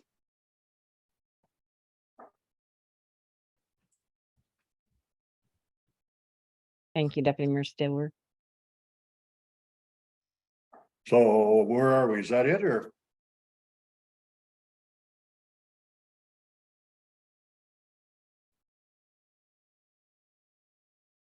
Mary Carson, you got your hand up? I think the only thing that was left outstanding was the fire apparatus procurement plan. I'm not sure if we shouldn't take a break or defer that discussion, one or the other, but I think we do need to take some sort of break. You're probably right. I think you're probably right. So do you want to break for an hour? Hour. Yeah, go ahead, Deputy Mayor. Through you, Mayor Logo, we just have the fire apparatus. Is there other things on the agenda I maybe missed? No, I think that's it. So maybe I would suggest maybe 10 minutes or so, or I thought we were going to stop for lunch, but anyways, I'm fine with that. okay. I'm fine with 10 minutes. I need to take my medication and stuff, so we need a break. Okay, Yolanda, what do you How want to do? about a here? half an hour? Okay. I'm fine with whatever. Would a half an hour be good? The staff deserve to have a break too and lunch. It's not Absolutely. right. I might have to run out for a few minutes and I'm not sure if I'll be back in a half an hour. That's the only thing. So then let's make it an hour then. How about 2 o'clock? That's fine with me. That's fine. Yep, perfect. 2 o'clock? Is that okay with you, Nicole? Well, that's what it's going to be anyways, but I'm not going anywhere. okay. Maybe to bed for an hour. So, Nicole, can you put us in recess for till 2 o'clock? No, you need to get someone to make a motion, Mr. Mayor, that Yep. we recess until 2 p.m. if that's what you choose to do. Thank you, Pat. Moved by Deputy Mayor Stover, seconded by Councillor O'Neill that we break until 2 p.m. Further discussion? All in favor? Carried. Will See you this at be two. in, Thanks, Yolanda. Mhm. Okay, I'll call the meeting back to order at 2:04. Can I have a mover and a seconder to resume the agenda? Moved by Deputy Mayor Stover and seconded by Mary Catherine. All in favor? Yes. Carried. So what we have left really, I believe, is the apparatus issue. And I have a question. Oh, go ahead, Nicole. I just also like clarification, Mayor Logo, on the tractor for the parks. I did note that if my understanding is correct, that we approved the purchase of a tractor to a maximum of $35,000. But I just want to clarify whether the intent of council was still to sell the old tractor or to hold on to it. There is a levy impact to that. Right now, we're showing, I believe it's $4,500 as income if we were to sell the old tractor. So if I'm removing that because we're keeping the old tractor, I just need to clarification. Good point. It was my understanding that we were going to keep it. But we were also going to send it over to Brian to get a cost to see how much it would cost for whatever repairs are necessary. Go ahead, Deputy Mayor. And as well through you, Mayor Logal, that not to purchase it at this time, but with the option that maybe down the road at some time we would purchase it if the need arised. Okay. Was that Pat, is that what we had agreed to? Yes, that's what I had recorded. Thank you. Did I see somebody else's hand? Yeah, Nicole? So, okay, now I'm confused again. So we did not, the resolution was not to purchase it to a maximum, but we needed more I'm confused. I think, go ahead, Pat. So it's my understanding that council wanted to put the money in the budget up to a maximum of 35,000. Okay. That staff were to look at the repairs of the existing tractor and that only purchase a new tractor if it warranted it. I believe that's the gist of the motion. Okay. Deputy Mayor. Through your, Mayor Logal, yes, but I think there's another caveat to that as well. We're through some more planning, we may need to look at it. I guess that's where the asset management plan comes in as well, but also to see where the north end comes into place as far as this goes. So we don't have all the answers right now to purchase that tractor. Mary That would Catherine? be my Long and the understanding. short is put in 35,000 and take out the sale of the tractor. So yes, that will have a levy impact.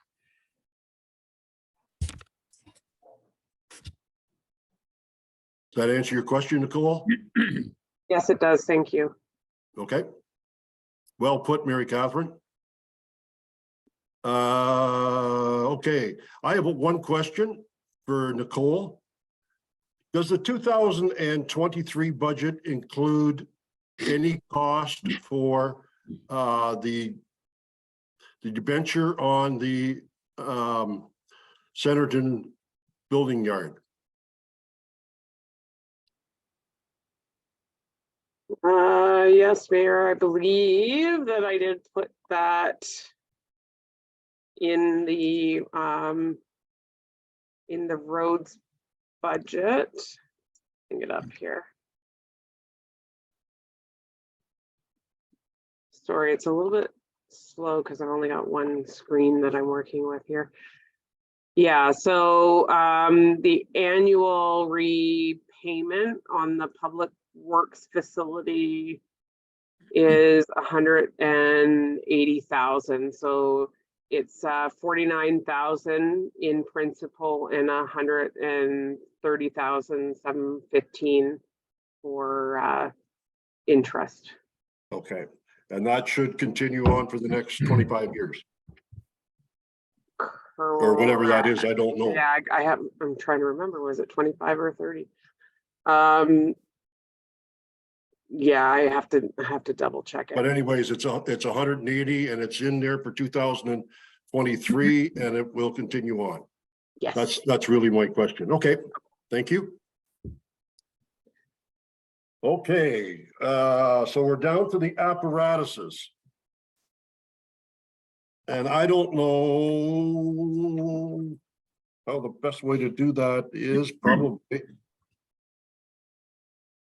probably through David's sheet, is it?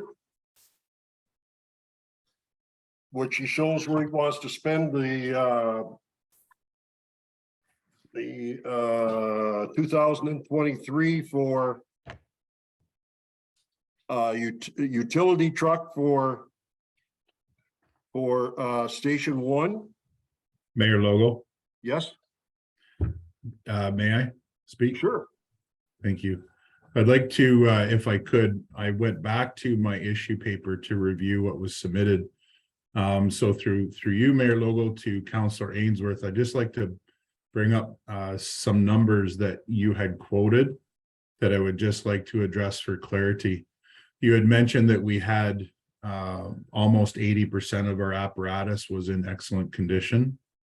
And I'd like to bring your attention to page number 5 of the issue document. It's actually page number 9 of the 38 document that was put in here for today's agenda. And included in the asset management plan, it shows that we have 56% of our apparatus are in excellent condition. And we have 22% that are deemed poor to very poor and 22% that are deemed fair. So the overall apparatus procurement plan addresses the asset management issue. So we have almost, well, just over $2 million in asset that is listed as between poor to fair condition.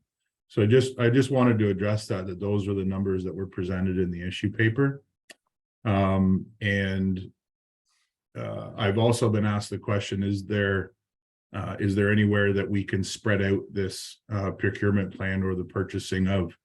And when I went back and found that the asset management plan identified these numbers, I do feel that based on my experience and knowledge, I've put my best foot forward to you, council.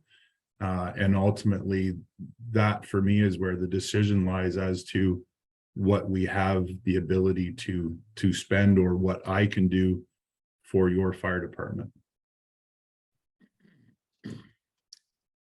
Okay.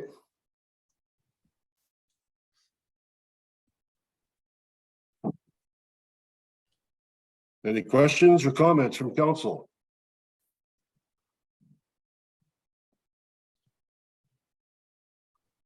Seeing, oh yeah, go ahead, Mike.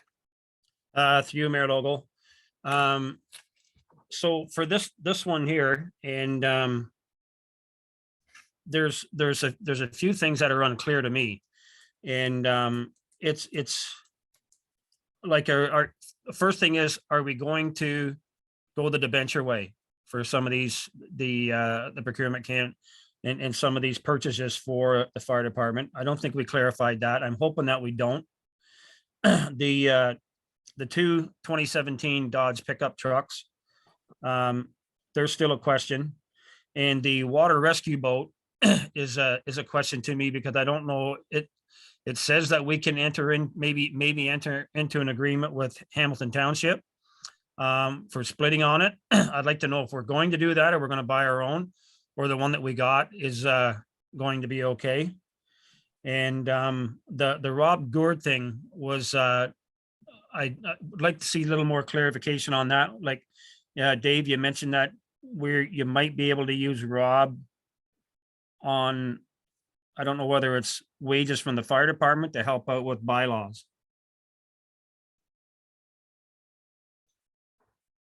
So a number of things there we need to kind of clarify, at least for myself. Who's gonna? Well, those are the kind of things that were sticking out in my mind, because there's a lot of other little things in the budget for the fire department that if we're not going to look at the whole thing and just say yes to it all. I think we got to go through it individually. Well, that's what I'm thinking. Yep. But you want to? But I did when I mentioned the thing about the percentage of equipment that we have, it was 88% that was like fair to excellent condition. Dave, do you agree with that?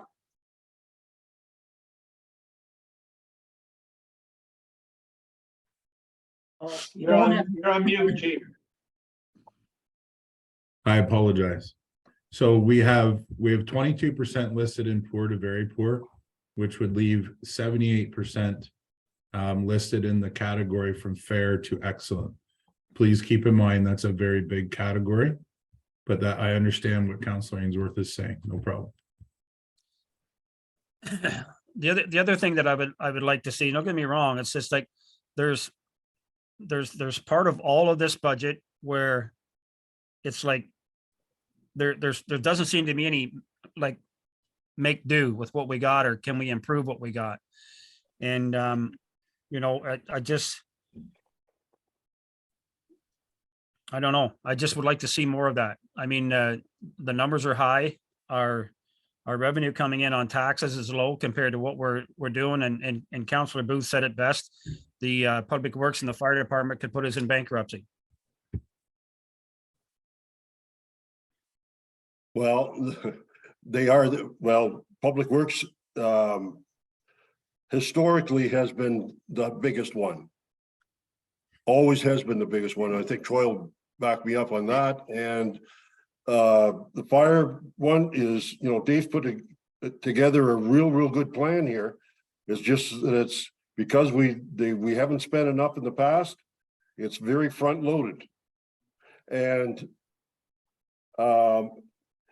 you know, my concern is that if we do go the debenture route, you know, I'm concerned that we got to be upfront with the people and let them know that that we're going to spend $915,000 this coming year, and that's 12% of the taxes, isn't it? Or more than that. It's 15% of the taxes. And you know, I've asked Nicole about making a special levy to put forward this cost. This is very high, and that's why I think we have to go through over each one for at least the first 2 or 3 years and see if we can't postpone some of these. And I know, Dave, what you're doing, you're trying to do the best you can for the fire department, and we just got to look at the whole picture. Go ahead, Mary Catherine. Through you, Mayor Logal, to our treasurer. I would feel better entering this discussion with a little bit of context on where we are at this moment. And I may be asking my fellow councillors to help on this as well. But right now it's, shoot, where did I put that piece of paper? We're at 6.53, you're saying? And yeah, maybe I do want to start with our fellow councillors. Where are we aiming on this? Because that'll give us an idea of what levy room we have left. I personally think we cannot be below inflation for 2 reasons. One, that would be actually falling behind. And 2, it's not honoring the fact that the asset management plan recommended a 3% increase just to deal with asset management. And that's a carry forward to future years. So if we tie ourselves this year, we will be tying ourselves next year and the year after by the decisions we've made this year. So, I mean, we're in the unenviable position of having inherited a lot of assets that need a lot of attention. Anyway, I think it would help us to decide before we go to looking at the specifics of that budget to know how much room we have to move. I have one question, Mary Catherine. You're saying you're supposed to have 3% for? Right, so if, and and it's unfortunate we haven't had that brought before this council, but the document that was provided to the previous council, which I believe, and our CAO will clarify for me, but I believe it came forward last summer, and that was the recommendation built within it. I don't think we can be building, that would be a 10% increase this year. But at the same time, I think if we go below the 7, below the cost of living and ignore what that asset management plan recommendation was, we're going to get ourselves in a real pickle. Good point. Nicole, do you have a comment? Yeah, so since I put the 0.7 back in for the fact that we may not sell that that old tractor. So that puts us at a 6.6% increase in the levy. which equates to a 5.1% after growth. So the asset management plan had recommended that our base rate be 6.2. So that was based on like a normal year of 3.5 plus a 2.7% for capital. So that's where that 6.2 comes from. As Councillor O'Neill said, we are dealing with a cost of a living increase that's, you know, over 7%. Last year, on average for 2021, it was half of that, and we still required a 3.93% increase in the levy. And to give you some further comparison, the county has agreed upon a 6% after growth, which is actually a 7.8% increase in their tax levy.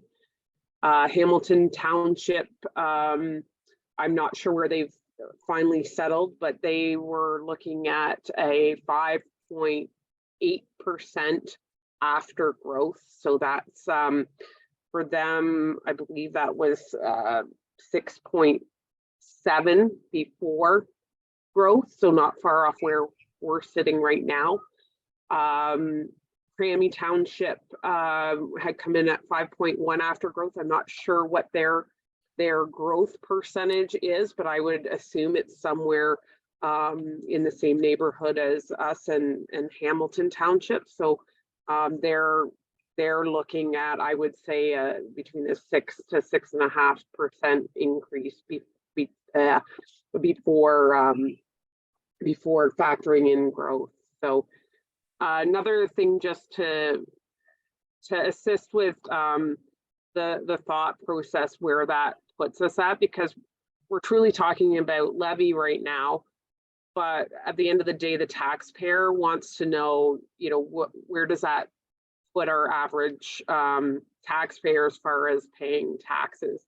And the average assessment in Alnwick Haldeman is only $306,000. So the average home in Alnwick Haldeman is assessed right now at $306,000. Is that what their houses are worth?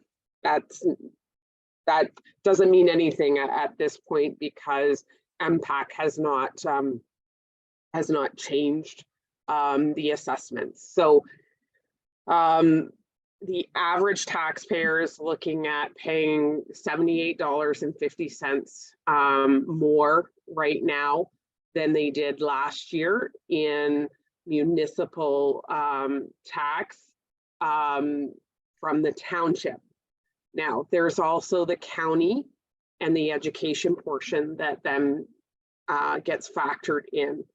So on the average home assessed at $306,000, it's $164.55 increase to their taxes, which is a 4.28% increase in taxes this year.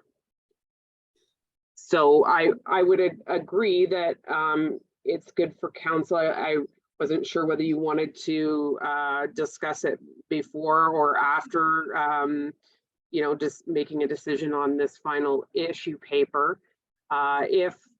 If council were to decide they wanted to go to approve this last issue paper and wanted to see a further decrease in the levy increase that we have right now, then I would suggest that they direct staff to go back and look at the operational budget, because once we've gone through all these issue papers, all the capital items will have been dealt with, and it would be a matter of us going back and looking at our departmental areas to see if there's anything that we can do to reduce that. However, I would really caution that I think that we are in the ballpark of where we should be, especially when you even consider our asset management plan. I'm not sure even that our asset management plan took into necessarily the consideration of what a high inflation rate we would have this year, so. Yeah, it doesn't sound to me like they did with the asset management plan. Otherwise, it would have been going up more than the 3% that Mary Catherine mentioned. Okay, Mary Catherine, go ahead. Through you, Mayor Logal, back to our treasurer. So, if we were, that 5.1, does that include as if we'd already passed the full as it stands apparatus procurement plan? Go ahead. Through you, Mayor Vogel, yes, it does. Okay, so we definitely have some room there. I'm seeing sort of that 5.8 or 6, which I personally would be more comfortable with, or even Mayor Logal's idea, but I don't think it's the year for a special levy for the fire. But I think we've got to say that 5.1 is too low, given the current status of our asset management plan and the inflation for this year. So I think we should be aiming closer to 6 for that final number after growth. Go ahead, Deputy Mayor. Through you, Mayor Logal. I guess one of the big questions here is, are we gonna not go a debenture route for the fire department and just bite the bullet and put it forward this year? Which was that? Well, we talked about getting a Station one? debenture for the fire department for the equipment that he was coming, that Chief Dawson was going for. I kind of, through listening to the discussions, kind of get the idea that we don't want to get into a debenture. We want to pay it outright. As much as possible, even if not all of it, as much as possible. And what would that, if I may, Mayor Logal, what would that be? I guess before we go that route, do we need to dissect these issue papers more? We could, are you talking about fire and specifically? Well, I'm talking about the issue papers, and the one thing that may jump out is the 2 pickup trucks. Okay. But you're not asking us to go back to Station 1 building upgrades or nothing like that, No. are you? No, Okay. strictly these. Okay. So I've heard it a couple of times, the pickup trucks. And those are both being replaced this year, I believe, for $65,000 each. I Mayor, think. Yes, one was this year, one was next year. okay, And one is a 2012 and the other is a 2017. okay. One was this year, one was next year, okay. I can't see that. Oh, so you're just, through you, Mayor Logo, you're just Yep. going for one this year. That's correct. It's spread out. And could this be a demonstrator truck? For emergency response as your first run vehicle, I would not make that recommendation. We're talking pickup truck, right? Correct. So if it was a demonstrator with 5,000 kilometers on it, does that make a difference? I'm not sure if you can get an emergency services equipped vehicle as a demo. No.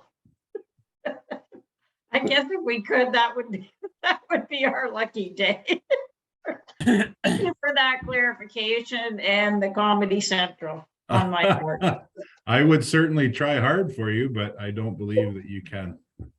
Okay, I see it better now. The 217 is the one you want to replace first. Actually, I have that backwards. It would be the 2012 would be replaced first.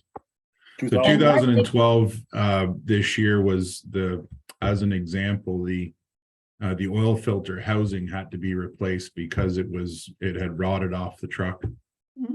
So that was a repair. And when you start looking at some of the stuff that happens that way through maintenance, that's when we start to identify the replacement of it.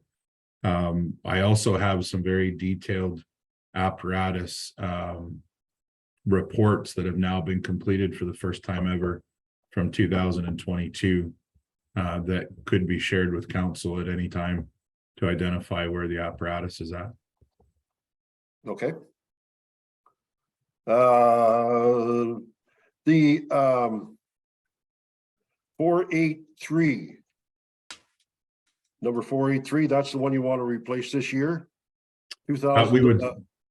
We would start with that one, yes. Okay, I think what's Mayor Logal, if I may comment, I think what's important to keep mindful of is that since in 2019, so this is the change. Station 3 has gone from 3 apparatus to 2. Station 2 has gone from 3 apparatus to 2. And Station 1 has gone from 4 apparatus to 2 plus 1 that isn't certifiable. And I again apologize for the condition that they're in. My plan identifies to you kind of a minimum achievable. If you're talking about the 2012 that's not certifiable, That's correct. is that because it's not roadworthy? No, so the MTO certification is different than a fire apparatus or fire pump certification. So right now in Grafton, you have 1 truck that has the ability to pump water for a structure fire. We have to bring in your second apparatus to be able to pump from Centerton to Grafton. And so this plan identifies that once we move the tanker pumper from Station 2, anyway, in regards to the whole purchasing, it will give us 2 apparatus that have the ability to pump water in Grafton where it is a major population density for our community, that is. Okay. And the second big one I see is coming up pretty quickly is the that's 483 and that's the cheap one. Well, I guess we've already hit them. 483 and this one 481. Correct. And 460, a rescue van, you want to replace it early. 493. Yes. I recommended replacing it 1 year early because of the engine issues that it has. Okay. May I comment on that? Yep.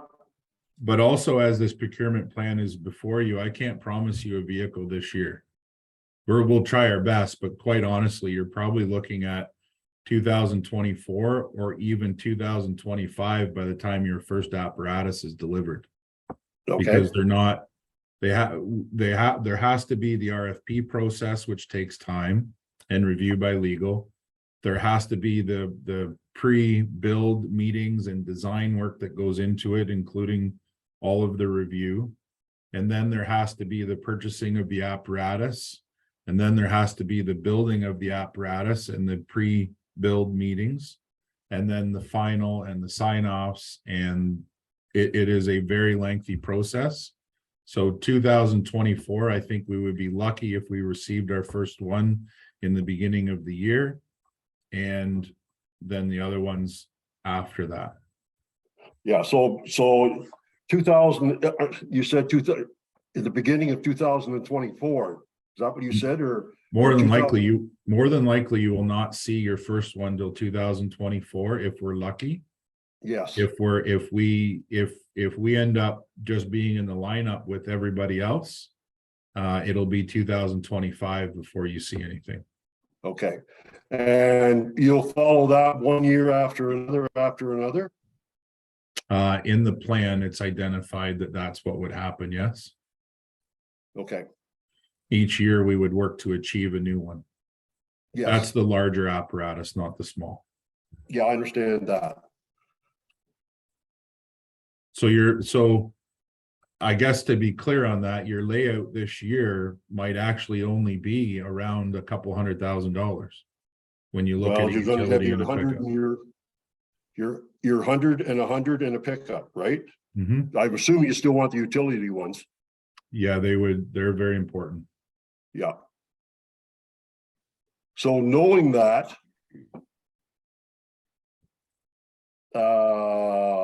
which would be 100, and then knowing that, you know, we aren't going to get them till 24, and then the next one isn't going to come till 25, and the next one isn't going to come till 26.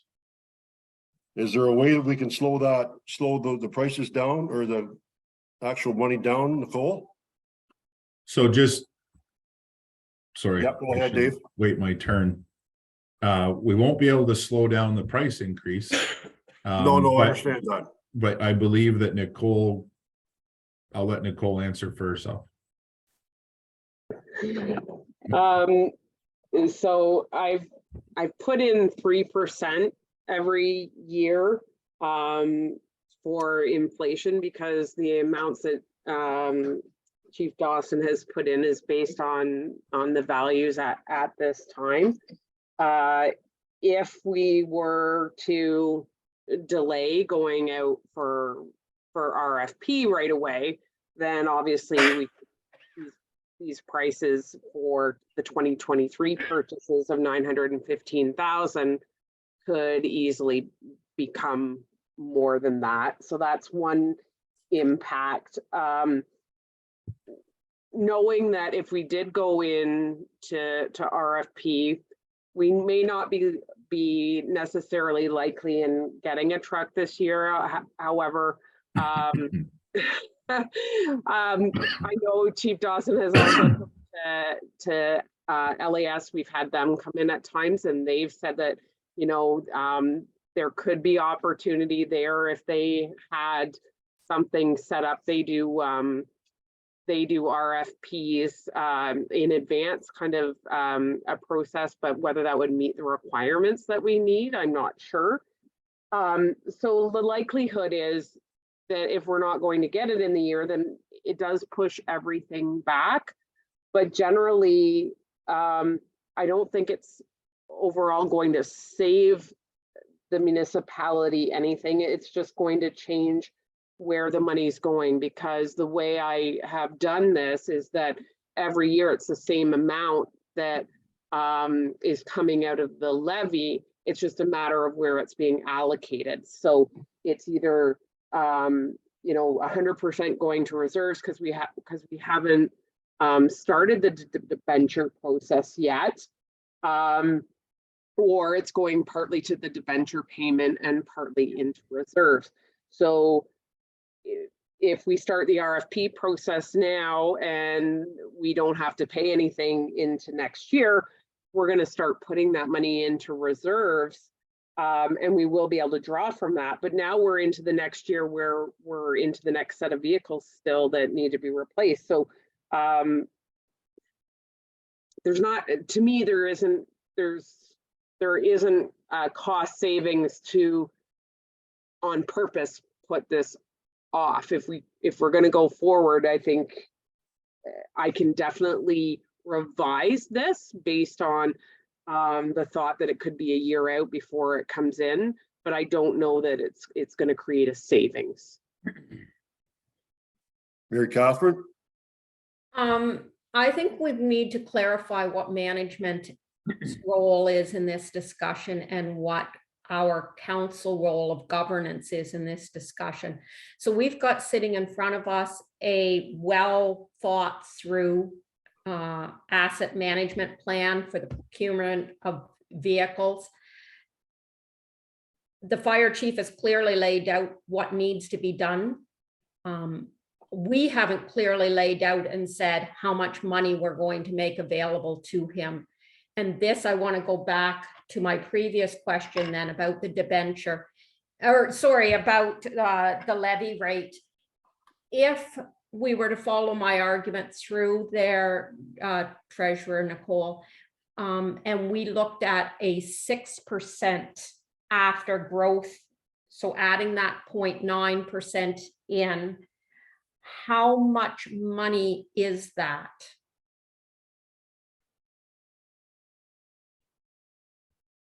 Go ahead, Nicole. Through you, Mayor Logal, that's approximately $62,000.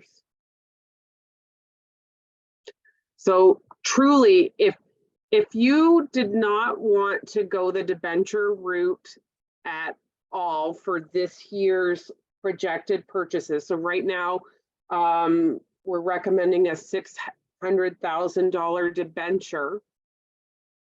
You would have to add another 8.7% to your levy to cover the cost of those purchases. 8.7. So more than double. The other thing too is I think we need to consider is, and I don't know for sure, but I expect inflation and the cost of borrowing money will probably be lower as the time goes on. Is that a good assumption or not? Well, Yeah, and it's- I mean, recently we just keep seeing an increase in interest rates. At some point in time, I would hope that they will levy or level out. But more recently this year, like almost every month or two, we've been seeing increases in the interest rates. So the one good thing about a debenture is once we're locked in, it's not like a mortgage where the interest rate, you do it over 20, but every 5 years the interest rate changes. Once we've locked into an interest rate, it would be there for the full 10 years. Mary Catherine, go ahead, and then Dave's next. Sorry, so my goal is not to have no debenture because I just don't think that's feasible, but it's to minimize that debenture as much as possible. So you're saying that will be 62,000 from that 599,000 presumably by increasing our levy. So that was the number I wanted to hear on the table. So, Which would basically pay for a pickup. Go ahead, Dave. This is my questions for Nicole. Nicole, given that the delivery time for these apparatus, it would push the delivery of everything back. So we would in fact be saving the interest in 2023 because we wouldn't need it this year, correct?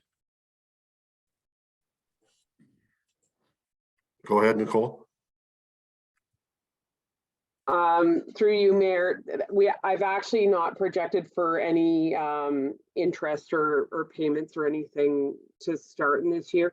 It really pushes the whole thing back, because if you're doing it over 10 years, whether you start now or start next year, really the only factor at that point would be whether the price of the equipment is going up and whether the interest rate remains the same or not. So those are the big things. But if we put the money into the apparatus reserve account as we're suggesting this year, we're almost getting 1 foot ahead of where we need to be tomorrow, right? Yeah, you're not wrong. Yeah. Yep. Councilor Ainsworth. Yeah, through you, Mayor Logo. So I just, so Dave, a couple of questions for you. So response time, and I want the rest of the council to know that, like, and if I go by my past experience on the fire department, then because of people working and on shift work and maybe not showing up, sometimes when we respond to Grafton, the Centerton truck would pass us before we even got a truck out of the Grafton Hall. So it's although I understand why you need all the apparatuses, I want the rest of the council to know that we have other apparatuses in other places that is responding also. So they might be ahead of the Grafton trucks, or they might be a minute or so behind the Grafton trucks. So it would come into play on what we think we might be able to get by with, and what we think we might have to put away in the first or second year. But it's, you know, if we paint the picture that each truck or each station has to have X, Y, and Z, or we're under compliance, then I don't know if that's right. But because we have all those other trucks that can respond all the time. So response time, and when we get a call come in, does everybody go until you have them stand down? Can you repeat that question, please? So too, like response times out of the Centerton and Grafton and the Roseneath Hall, plus do they all respond until, say, you or Rob gets on site and tells say Roseneath to stand down? So the way that I'll address your first question. First question, response time. So under NFPA 1720, and given our rural population density, we are to try to have 6 firefighters in 14 minutes. So right at the Grafton Fire Hall, you could probably get pretty close to that with the Centerton fire truck. But if you're going down to other areas that are south of the Grafton Fire Hall and to the east and west, the response time then gets a lot longer. We have been working towards, I'll say, cleaning up our response time. So you address very clearly about, you know, the amount of availability of manpower during the day. Those are all variations, and we look at the overall annual average of our response time. If you go to our website, you'll see in last year's annual report that was identified. And I have to do an annual report for 2022 as well for council. So it's a great question, because those are significant numbers that we definitely have to look at. We have been looking at response attendance. We've been looking at training attendance, all of those things that go into our firefighters' requirements to be part of the fire service here in Albany anyway. And I know a lot of other departments look at that as well. It has evolved and changed to very much into a part-time job. So the demand on the firefighter is significant. All with the goal of trying to meet that 14 minutes, 6 firefighters in 14 minutes. Your second question, do you mind repeating it again? Whether all 3 stations respond on a call, and then you get them to stand down once you get on scene. So right now we have 2 response zones, one in the north and one in the south. If we have a confirmed fire call, then we have all the stations roll to that call, because it takes a significant amount of manpower and apparatus to make the call work. We are looking at different identification of potentially some different response zones and trying to ensure that we have the appropriate equipment and manpower. And we're also working with talking to our neighboring communities to try to ease that as well, to ensure that the majority of our municipality is protected at all times. So even when we have a call, let's say in its alarms call with a potential fire, and all 3 stations roll, we do definitely stage our apparatus now, which is something that's new. The reason we do that is because our number 1 priority is to protect the community as a whole. It was very much the simile of running to the bright light and everybody goes there, but then the problem is the rest of your municipality is at risk. So our number 1 goal is to do that. So yes, we have definitely been staging apparatus based on geographic concern and ensuring that we have something available to respond to that next call. It doesn't happen very often, but it has happened where we get a stack of 2 or 3 calls at the same time or back to back, and we need to make sure that we have apparatus to run. In the event that we end up totally focused on a significant event, we are having our neighboring communities come in and stage now, either at our stations or at a different geographic area, so that we can ensure coverage. Everybody has the right to a response, hopefully. Yeah, no, that's good, Dave. Thanks. Welcome. You know, I don't know if this year is particularly different, but to me, once we fix up that $100,000 roof, the $20,000 number 2, the $70,000 for extradition equipment. Like those first 4 or 5 are probably going to have to be done just this one time. And that's eating up an awful lot of the where we could normally put into apparatuses. We can't afford to do that this year because we got to catch up on all that other stuff. And I think that's roughly $300,000. I'm doing it real quickly in my head, but if we were to purchase the 2 utility vehicles and the pickup and spend $265,000 this year, plus about that other $300,000, which I didn't take the time to, but that's what it looks like about for those first 5 issue papers. And then the next year, we'd have a total of $715,000, which would replace the 481 and 481, yes, pardon me. And then the third year, you'd replace 495 and 493. Mayor, You see what I'm pointing? Yeah, go ahead. may I help? So with what you just said, I'll just tell you what I heard from the reports, and it's a little bit different than what you just said, so don't let me take words from your mouth. Okay, But if we replace that, if we do the 2 utilities and the 1 pickup this year, yes, next year would be 483. 480. 483. okay, The following year would be would be 95. 495 is 12 years old. It's in good condition. So it would be the following year would be 481.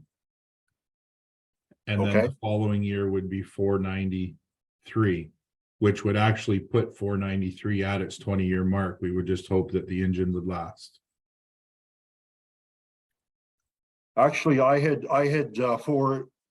did you say 481? 481, did you have the first year or second year?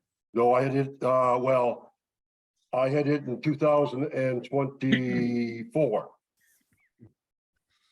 So You ain't gonna get it till at least then, are you? yeah, so if we start the process this year on 483, we won't see it till 24 and quite possibly 25. So That's then, right. depending on when you can get your first truck delivered, then we wouldn't start the RFP process for the next apparatus till the following year. It backs everything up based on deliverability. Yep. But the plan on the large apparatus was to only go to RFP for 1 a year. It wasn't to put everything together. I understand that. And I don't think we have a problem with that, do we? Council? I don't think so, no. Greg, you got any comments?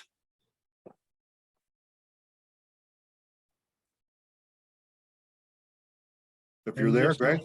Yeah, I can hear you. I'm just listening and trying to keep track of what everybody's saying here. I guess I go back to what Councillor O'Neill said a few minutes ago is council has to decide basically, as this is the last issue sort of paper, to me, with all the hard work that the chief's done, is do we agree with this or are we going to start nitpicking and taking it apart? If we agree with this right now, we're pretty close to, I heard after growth, would it be 5.1? Is that what you're saying, Nicole? Through you, Mayor, that's correct. Mary Catherine?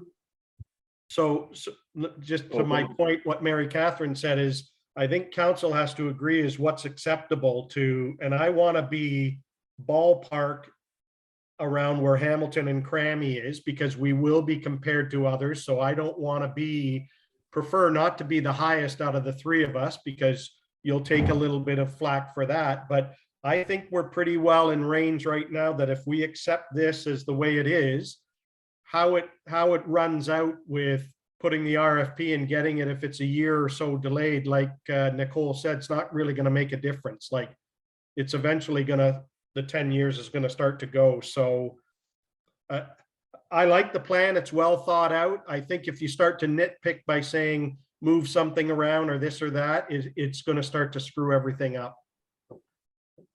And I guess my comment is, I don't think we are screwing around. We're just saying we're gonna delay, everything's gonna be not coming as this is laid out, it's all gonna be coming a year later. Yeah, that's, if that's what we're looking at and what everybody's talking about, that's fine. I mean, we know it won't start and the borrowing and that won't start until we start to get the first truck, right? So Yep. who knows? We might not even get it till 2026, the way things are going. Well, hopefully we'll get it before that, but I, at the same time, I can understand where Dave wants to get them out and get them ordered, so one at a time, the sooner he gets the first one out, the more likely we're gonna get one in 25 and again in 26. Mary Catherine.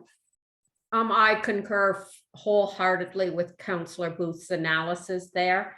Having said that, we do have some room to move and still be below Hamilton. So if Hamilton is at 5.8, if we aim for 5.7, that's going to give us some room to get ahead, get some more money in place for these purchases to minimize the amount we're going to need to take from debenture, and it will come back to us again.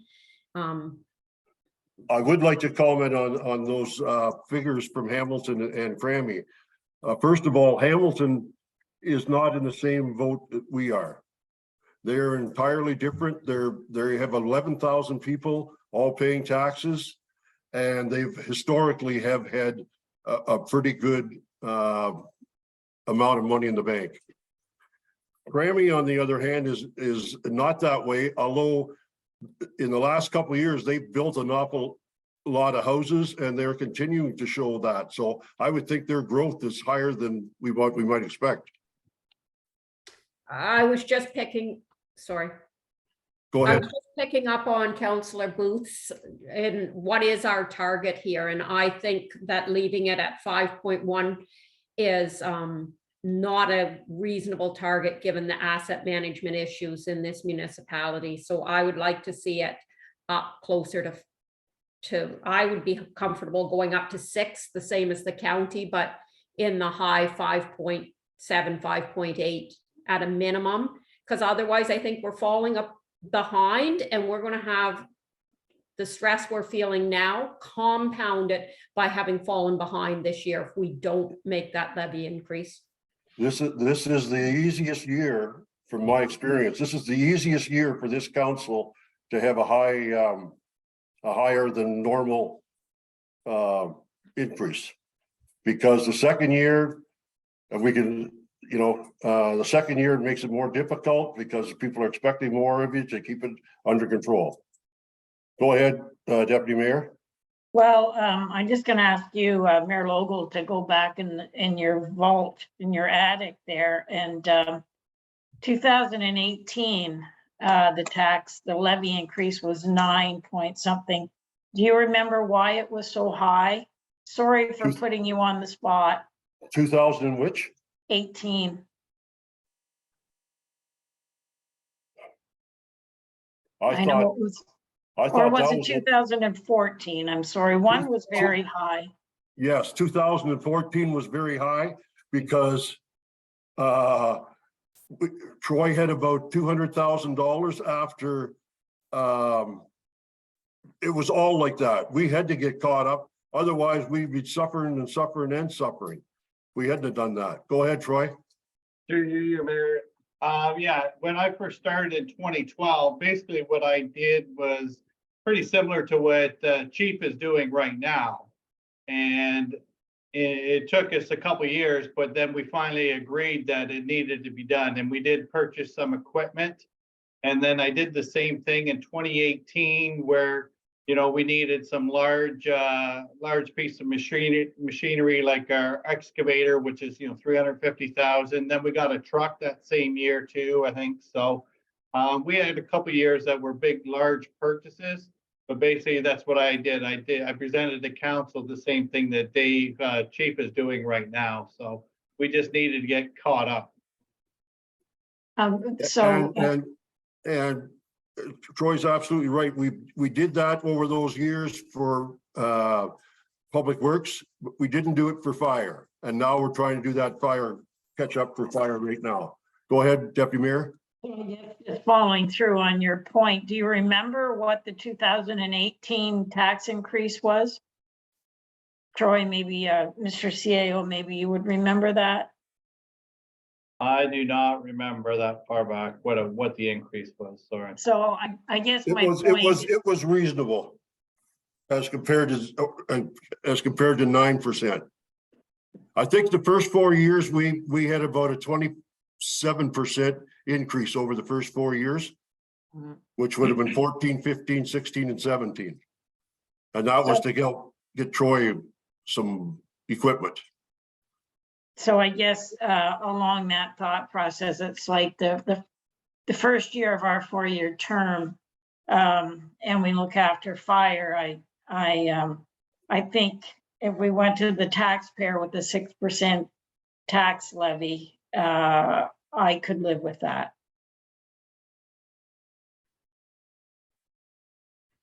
I could live with that too. Anybody else got any comments? Go ahead, Mary Catherine.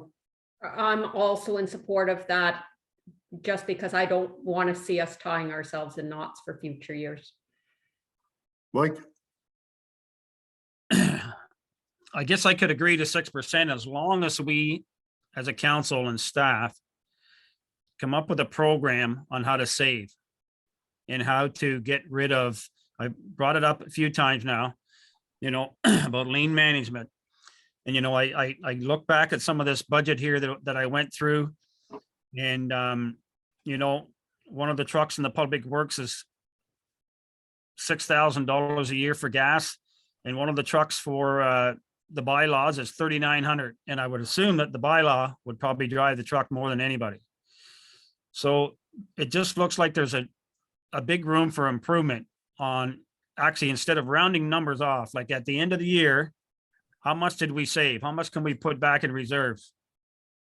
And we need to, as a group, show that, and I don't know what we have to do to get these people that's putting us $1 million in the hole for not paying their taxes. But, another thing that we have to try to figure out. But it's, I would sooner see it as around 5.5 myself. But, and I just have one other question for Dave. The Marine Rescue Unit is $125,000. You put in there that you might be able to have a partnership with Hamilton Township. What is the one that you have sitting out in the Roseneath station now? Is it, like you said, it leaks a little bit of air? Is that fixable? Can you like refurbish that? Maybe for, $5,000-$10,000? So I had written down that I wanted to get back to you about the boat because you had asked it here a little bit ago as well. So the boat this year, I believe, is 19 years old. That boat that's in service for our fire department was originally purchased by the association. The boat will do well for rescues, but it's not the ideal boat because of the way it's made, which is mostly filled by air for suppression activities to the island and the islands and or the waterfront properties from the lakeside. So we have been in conversation with Acting Fire Chief Mike Robinson of Hamilton as far as looking after Rice Lake. And this goes with fire suppression activities, rescue, ice water rescue, etc. And the thought was that they have a boat, we have a boat, we don't need to both own boats. We could look at cost savings in the future when it comes to the replacement of this boat and try to cut our costs in half and have one boat sitting in the middle of Rice Lake on the south side. And then we would do land shore based rescue from the rest of it until such a boat arrives or whatever. But also the opportunity to have a boat in the future that had a water pump in it that had the ability for suppression services. So the boat that we currently have, we will still be in service with us for another year or two. We did take it into the manufacturer last summer to have a repair done. I believe it was around $1,700. The unfortunate part is just because of its age, you fix one spot, then another spot needs to be fixed and so on. So what we have resorted to is that we just pump it up once a month. And then if it needs to be pumped up before response, obviously not today, but in the springtime, we just pump it up before they go out there. So the other part that this leads us to is that health and safety wise, if you have an apparatus that's identified as a maintenance issue, sometimes you're better not to use it at all. Because if you ever did have an accident, then they come back and go, okay, well, where are your records? How much repair have you put into this? Has it been an ongoing issue? And then they ask, well, why is it still in service? So we're doing the best we can, Councillor Ainsworth, to keep that boat in service. And the guys are definitely right on top of it. So would it be safe to say that we may be able to come up with an agreement with Hamilton Township to help purchase this boat in the future?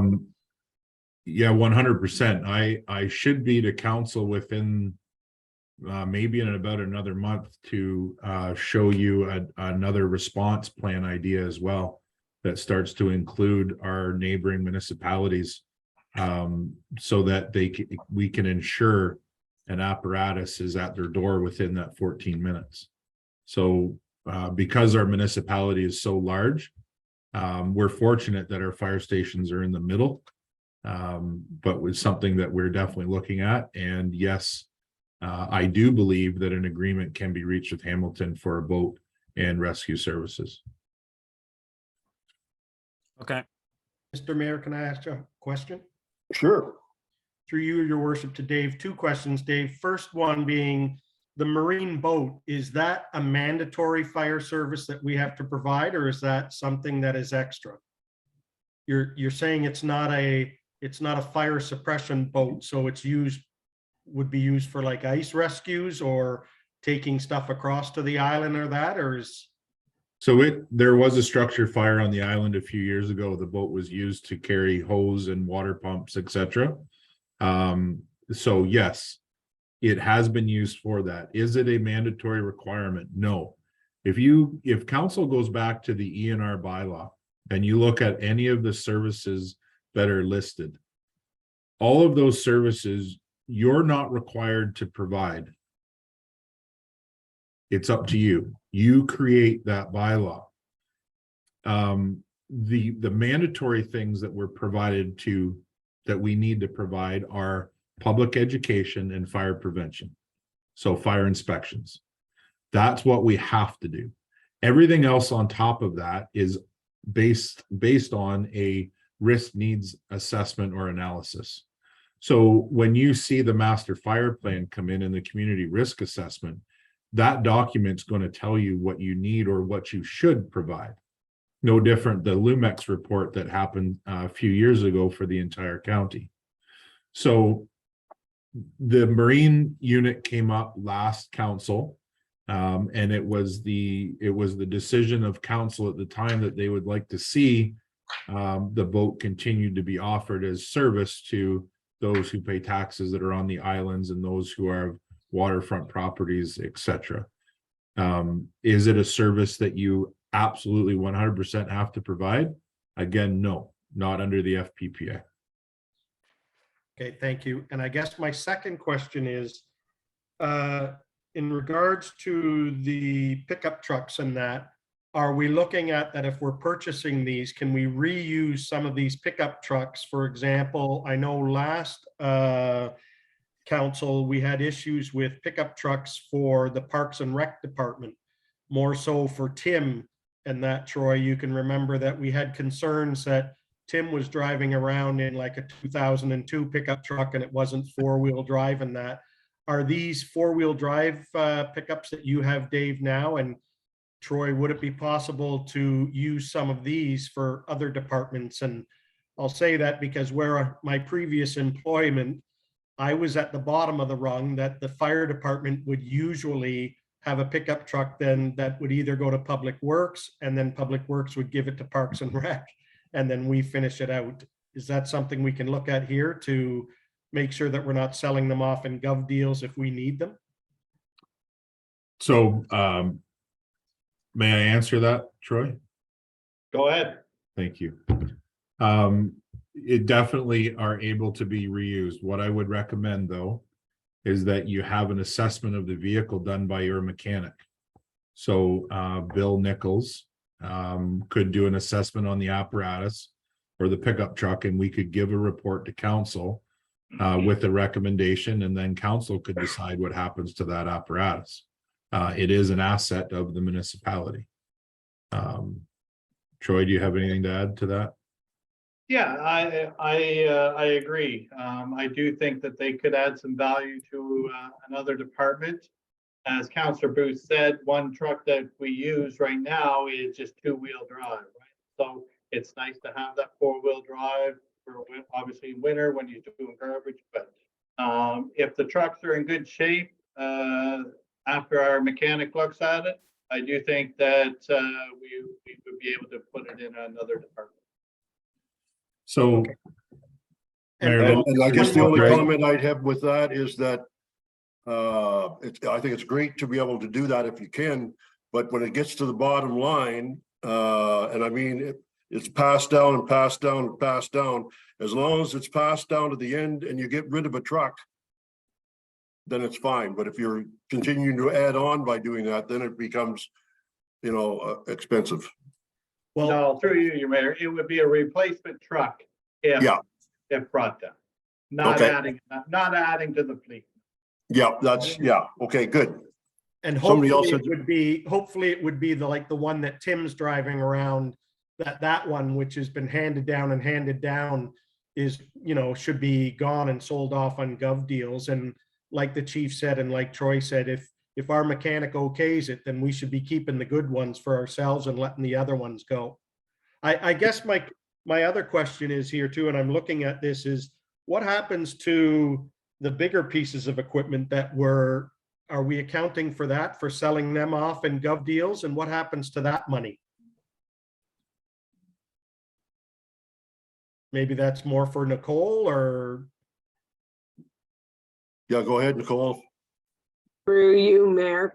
So when I was doing this, I did not account for any funds coming back in, not knowing what the shape of the equipment would be at the time that it's being replaced.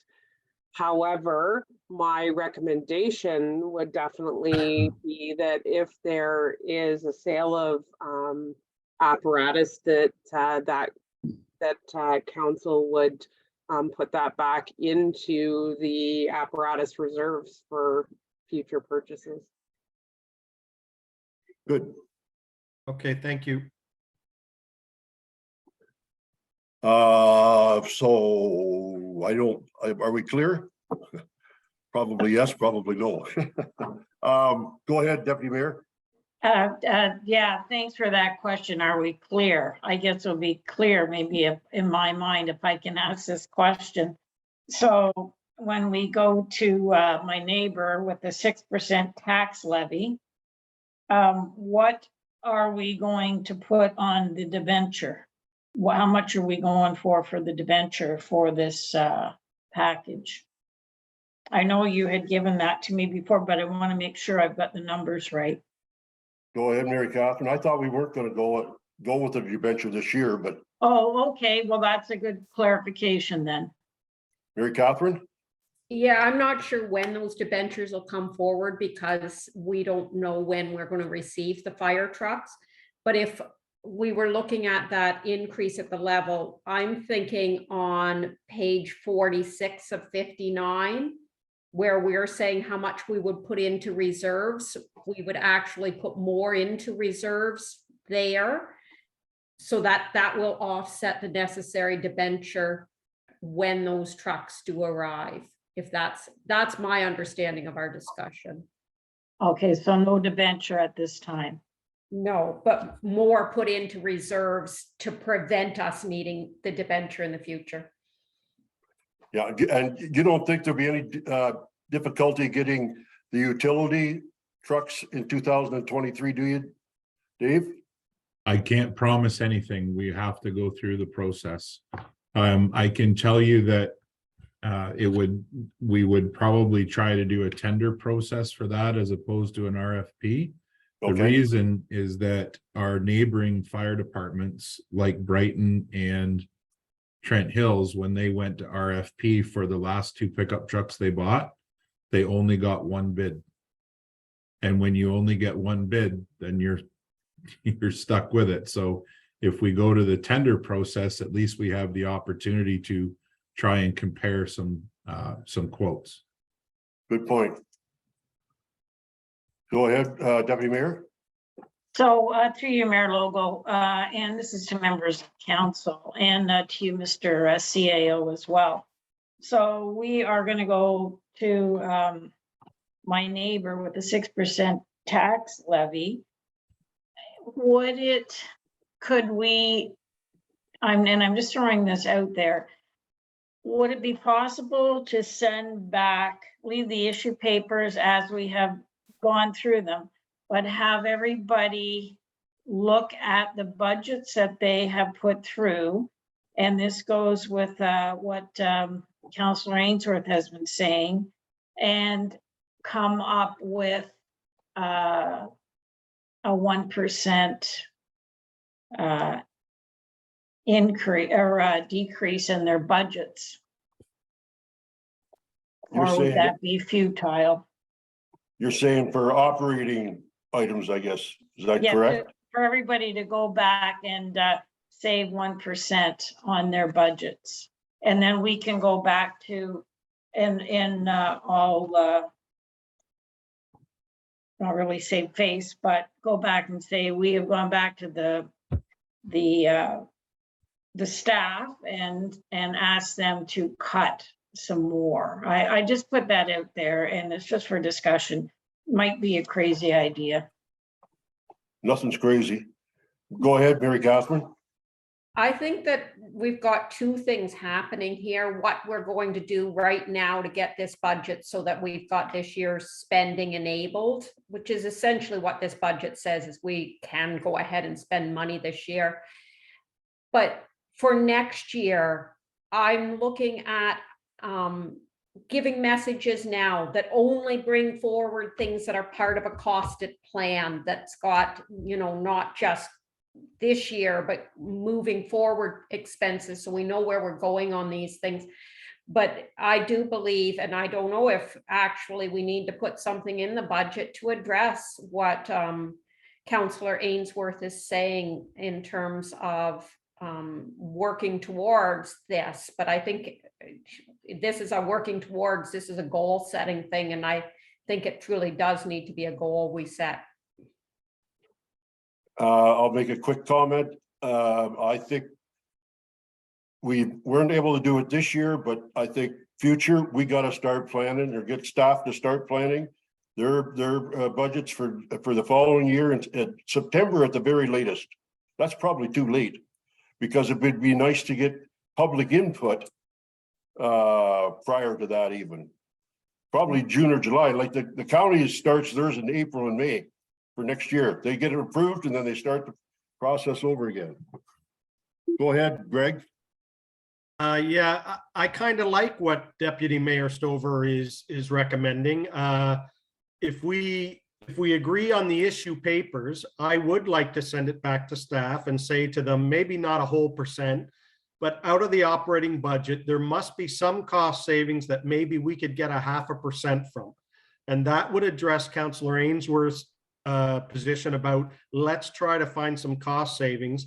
And as long as that's prorated, we have to look at the 2 major spenders, which is Public Works and Fire. So Nicole, it would have to be, you couldn't go to somebody with only a $30,000 budget and ask for them to come up with so I like that idea, that let's put it back on staff. And I think more reasonable would be like 0.5%. And take that back to Nicole and Troy to say, you know what, take it back to the two biggest departments and find us some savings. There's got to be some savings in some of the operating stuff that, you know, might be a little bit padded that we could look at. Just my thought. I think it's a good idea what Deputy Mayor is saying, because otherwise there's no incentive. People are just going to put their operating stuff through, and Councillor Ainsworth, you can say all you want about lean and mean and everything. Nobody's going to pay attention to it because they're just going to put their operating through and it gets okayed. Go ahead, Nicole. Through you, Mayor Logo, I'm just wanting to make sure that I'm, you know, picking up what's being said kind of across the table. And it's sounding to me like council would like to see, you know, that 0.9% or 62,000 added to the levy to make sure that we're putting more into reserves for fire apparatus to reduce the amount of debenture we're going to need in the next couple of years, but then send back to staff whatever the percentages that council agrees on. I know Councillor Booth is talking potentially 0.5%. Deputy Mayor Stover's talking maybe 1%. So landing either somewhere still between 5 and 5.5% at the end of the day. Is that, am I understanding correctly? Go ahead, Deputy Mayor. Yeah, through you, Mayor Logal. Thank you, Nicole. I would say that considering the list on the fire department, I would leave it at the 6%, but I would send it back to the departments to find that 1%, and that 1% goes into the reserves. I like that, whether it's 1% or 0.5% or whatever, the principle I like. Mm-hmm. And what would that figure be if it was 1%, Nicole? Through you, Mayor Logo, it is $69,090 is 1%. Thank you. But that a portion of that is capital, is it not, Nicole? Like the operating would only be like 50,000, wouldn't it? Just as a figure. I'm not. Well, I think we were saying we'd leave the capital or the issue papers the way they are. Yeah. We fought hard for this. But so what we were going to ask staff to do is go back and look at the operating costs, like the Yeah. fuel and that type stuff, and see if we can't cut, as Joan is suggesting, 1% of that, which wouldn't be the 66,000, would be somewhere in the $40,000 or $50,000 range, I would think. So, Mayor Logo, if you're looking for staff to cut, say, a percent, but you're still wanting to land at 6% after growth, then you would be initially, by cutting the operation budget, it would put it down to 4.1. So that would give you another 1.9% that would actually be going into reserves. Okay, so that'd be $100,000 going to reserves. 130,000. Wow, okay. Mary Catherine? I think it's time that a motion came forward on that issue paper. So then on that issue paper, that we move forward with it, and further that we increase it by 0.9%. Or 62,000, whichever way we want to word that. I'm not sure which is better, to offset future costs and not have a debenture, or to reduce the amount we need to borrow in the future. Does that make sense to you, Nicole? The only thing I'm wondering is if you're only wanting to increase it by the 0.9, or whether you're wanting to also increase it by another percent, as Deputy Mayor Stover is recommending that we decrease the operational by 1%. Sorry, to clarify, I believe I'm addressing and speaking to the fire reserves. I'm thinking the other is into working capital or whatever reserve would be appropriate. So I'm Okay. just speaking to the fire issue paper that's in front of us. Okay, thank you. I'll So- second that. Okay. Further discussion? I guess we should, go ahead, Mike. Through you, Mayor Lobo. So again, I want to go back to this rescue unit for the water. Like, can we take it off the table? If legislation doesn't say that we have to have it, and we're looking at what maybe, is it even 1% of the population that we're spending a couple $100,000 on, what, by the end of it all done and you equip it and everything? So the one we have, would it last us a couple more years if we take it off the table? That's 125,000. I actually, maybe I don't quite understand, but I didn't think there was anything in there, the budget for that, David, is there?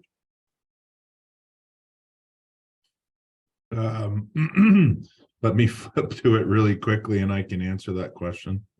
Well, I just seen it on one of the issue papers. It is. Oh, it's on an issue paper? Can you please tell me what paper that is? I'm looking at, it says page 4, but I'm just going out of the binder. On the big apparatus. It's got marine, $125,000.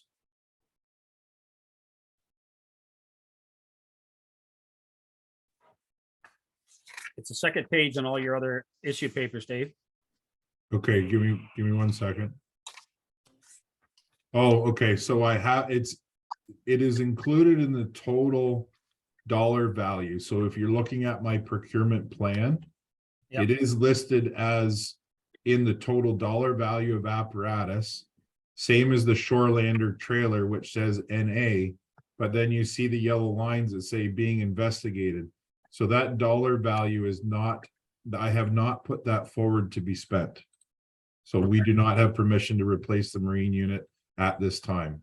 What we would need to do is we would need to put together a plan and a research paper for council to suggest which direction to go. But what I'm hoping for with that is that our master fire plan will identify what we should be doing on the lake. So who does that the master plan? Is that you, or do you have to get? Neutral third party, that's Yeah. an RFP that goes out to public tender. Yeah, we get a company with engineers, consultants, professionals that do this sort of thing all the time. And they come in and make the recommendations. So it doesn't come from within. So we have no involvement with it.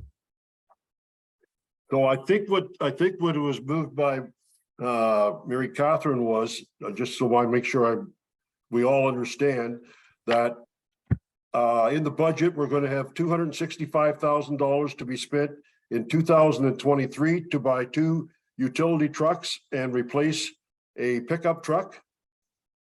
And going along with that, Dave has got the okay to go ahead and order a truck. And I believe that's 483. And we don't expect to see any of the that to be delivered until at least 2024. Go ahead, Mary Catherine.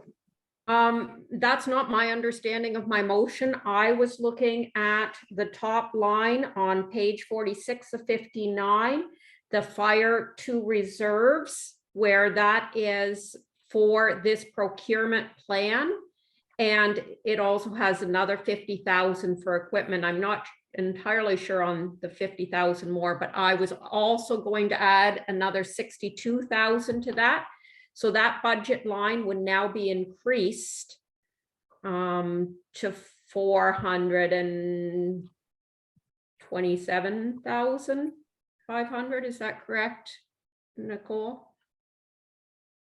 Anyway, adding 62,000. So this is saying Oh, yes. so you're go putting it ahead into with the pro- reserves. So this is yes, go ahead with the procurement plan to the discussion that Councillor Ainsworth is having. Each of these things will come back to us as the process unfolds. But I am just saying to put the money there so that we can spend it when the RFP is formed. Okay, so what you're saying is what I said, except whatever more we're taking in, put it into reserves. No, all of Okay. it is how much is going into reserves, which is not the same as approving any specific purchase moving forward. It is approving the overall plan moving forward and actually trying to get ahead of the plan by putting extra money in there to prevent the debenture in the future. Okay, well, so are you saying we're not going to spend nothing in 2023? Sorry, can I speak to the treasurer? Am I misunderstanding what I need to do here, Nicole? Through you, Mayor Logo. No, I think because it's the procurement plan that we've actually brought forward as an issue paper for approval, we would be looking for approval plus the 0.9 extra 0.9% to go into reserves. That would, the only thing that you might want to do is with the caveat that no spending takes place within 2023 that would require a debenture in the current year, if council wants to put that off. We figure that's going to be the case. However, I would suspect that if Chief Dawson were able to, out of a miracle, be able to get some of this equipment early, that he would be looking to come back to council and talk about that debenture at that time. But to me, it's really accepting this plan the way it is, with an addition to add that money into reserve. So it will, when I do that and move it out based on what Chief Dawson has said, saying that these vehicles won't come in as quickly, it will revise the plan, and it will reduce the amount of debenture that will be required because we're putting that money into reserves. David? The through you, Mayor Logo, Mary Catherine, the entire process, each individual vehicle still all has to come back to council. It's not free approval to go out and start spending. I have to be able to still prove that we are making the right decisions at every step of the way. Yeah, Okay, so that's what I intended when I made my motion. okay. Mike? Through you, Mayor Lobo. So just clarification. So, excuse me, Joan asked for a 1% decrease, and is Mary Catherine asking for a 0.9% increase? Sorry, there are two issues, Councillor Ainsworth. So I am saying to the fire reserves, an increase of 0.9. Joan will bring forward her motion once we've dealt with this motion. But isn't that just going to be a wash? It's No, us saying we want to put more money into reserves is essentially what it's saying. we want to put more in, yes. It's not going to be, it's going to be,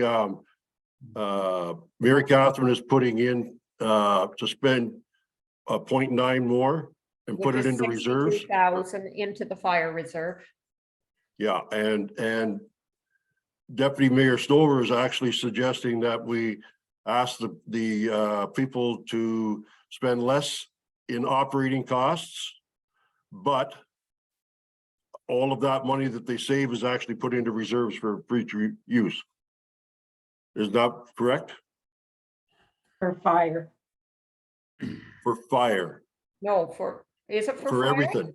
For everything. Well, I guess for everything, yeah, as long as, I was just thinking it'd be another way of funding the fire. Is it something that Nicole if it goes into reserves, is fire department able to get some of this money? Or Through should you, it be Mayor. specific? Yeah, through you, Mayor Logo. Because the way that I've written up this plan, over the next 5 years, we are planning to help to fund this plan from the working capital reserves in the first 5 years. So Okay. if the plan is to put those funds into the general working capital reserves, it will still be assisting with the fire department for sure. Perfect. Okay, then that would be what I would suggest. Okay, so do we get a seconder for Mary Catherine's? Seconded by Deputy Mayor Stover. Everybody understand what we're going to do? Go ahead, Mike. So the money that Mary Catherine wants to, is that over and above the budget or just taking off the budget after Joan's motion to try to get 1% taken off it? I Well, just this don't is want to what- add another 9% to it because then we're going to be back to 6.2 or something. No, No. That's not the plan. Because that's what it sounds like to me. Maybe I'm just hearing it wrong. Go ahead, Deputy Nicole. Mayor Deputy Mayor Through you, Stover. Mayor. So we will be at 6.0 after growth once all those resolutions are made. What Councillor Neal has asked for is a 0.9% increase, and my understanding is Deputy Mayor Stover will be putting forth that staff go back and reduce by 1% operationally, but we increase by 1% our reserves to assist with capital. those are two separate motions. Yeah, anybody else have further questions? All in favor of Mary Catherine's proposal? Opposed? Motion is carried. Joel, do you want to make a proposal? Yes, I make a motion that we go back to the departments and have them come up with a 1% savings on their operating budgets. That money will go into the capital reserves. Could I get a seconder for that? Seconded by Councillor O'Neill. Any thoughts or? Greg, are you okay? Go ahead. Yeah, just as long as, like I mentioned, the treasurer and Troy and them realize, and I'm sure you do, Nicole, is that it's got to be sort of prorated. You can't be going to some of the ones with a really small budget and ask them to do some severe cuts like planning and that, when you've got fire and public works is like 80 to 90% of the money when it comes to operating costs, right? So I'm okay with that. I like the idea that Deputy Mayor is putting forward, but it has to be sort of make sure that it's fair to the other departments. David? Just for a question through you, Mayor. When we did the budget process, so for myself with fire, sat with Nicole, and we went through every line item by line item and looked at what the expense was last year. Some of the stuff has increased beyond our control. And as an example, in fire, where we needed the increase, we did an issue paper. So we didn't really increase too many accounts other than what it was already costing us in that account in the first place. So what would the recommendation be then from council to the senior managers for that. And I'm not crying poor, believe me wrong. I want to make sure, because the process that we've already been through was a lot of scissors. And we had some really sharp pencils. So that's why I just want some direction. Go ahead, Councillor Booth. I mean, I could give a few suggestions, and this is for whoever wants to listen, but we could look at things like conferences and subscriptions and things like that, more discretionary things, Chief, that, I still look at some of the conferences that we're sending everybody to. In my staff, when I had my 11 full-time staff for Parks and Rec, not every staff was given money to go to a conference every year. In fact, I was only given enough money for 3 staff to go to out of 11, which means every 3 or 4 years you got to go to a conference if you were a worker, not every year. So that's just somewhere where maybe we could start to look at thinking outside of the box. It's like, you know what, maybe we can look at that staff don't have to go to a conference every year. So there is some money. I think that if we really look at some of these operating budgets, as Councillor Ainsworth is asking, then there are some areas that we can look at, and it might not be 1%. I don't know if I wanted to say it has to be 1%. For me, anywhere between 0.5% and 1% would be good. Thank you. Mary Catherine. I think council could lead in this process by reducing the amount we have budgeted for our conferences to 2,000 from 3,000 each. Well, I've already scratched that one down. Thank you. Oh, yeah. That's You're the way first ahead of budget us. I'm looking at. Look, Yeah. we already lost 150,000 for the upgrade, so, Well, we joke about that, but that's seriously right now, if we decided that it was $2,000 or whatever per management person and less for the other guys, that you could probably, I'm going to say you're going to save $15,000 or $20,000 right there, just looking at that line alone. I would just let us go through the process and see what staff come up with. So instead of going back and forth, I am going to say this, Pat does have to get going in the next 5 or 10 minutes. So I'd like to see this wrapped up if we could, but just let staff go back to the table. We'll look at it and we'll bring it back to you. I think that's an excellent suggestion, Troy. I believe that Nicole and all of the managers have done a pretty darn good job of cutting it to the bare bone, and I think they should be all congratulated for that. And at the same time, it would be nice for them to take another peek. And we're saying 1%, but I don't think we're going to hold anybody's feet to the fire if they don't, if they're unable to do that. and I would just add, like, Chief Dawson, I don't know your working capital or working budget. I don't know it. So Mr. CAO is quite true when he says he will take it back to staff and see where we come. Nicole, go ahead. I'm just wondering whether we ever did pass the resolution on the apparatus procurement plan. I think we did, yeah. Yes, we did, Thank but you. we haven't passed this one yet. So Okay. can I have, we've had a motion. You have All a in mover favor? and seconder, Mr. Mayor. We don't have a mover and seconder? We do have one, do we not? Uh-oh. Yes. Okay, any further questions? All in favor? Carried. Anything else, Nicole?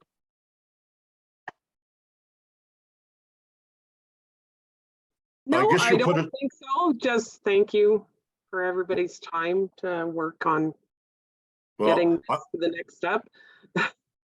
I want to thank everybody's time for being there as well, and particularly the ones that aren't feeling the best. I guess we'll have to get a plan together where we go from here as far as dates and everything else, so we can meet our public And I'm not even sure, I can't remember anymore what those dates are, but I think if we could have that put out in the next day or two so that council has an opportunity to get prepared, would be great.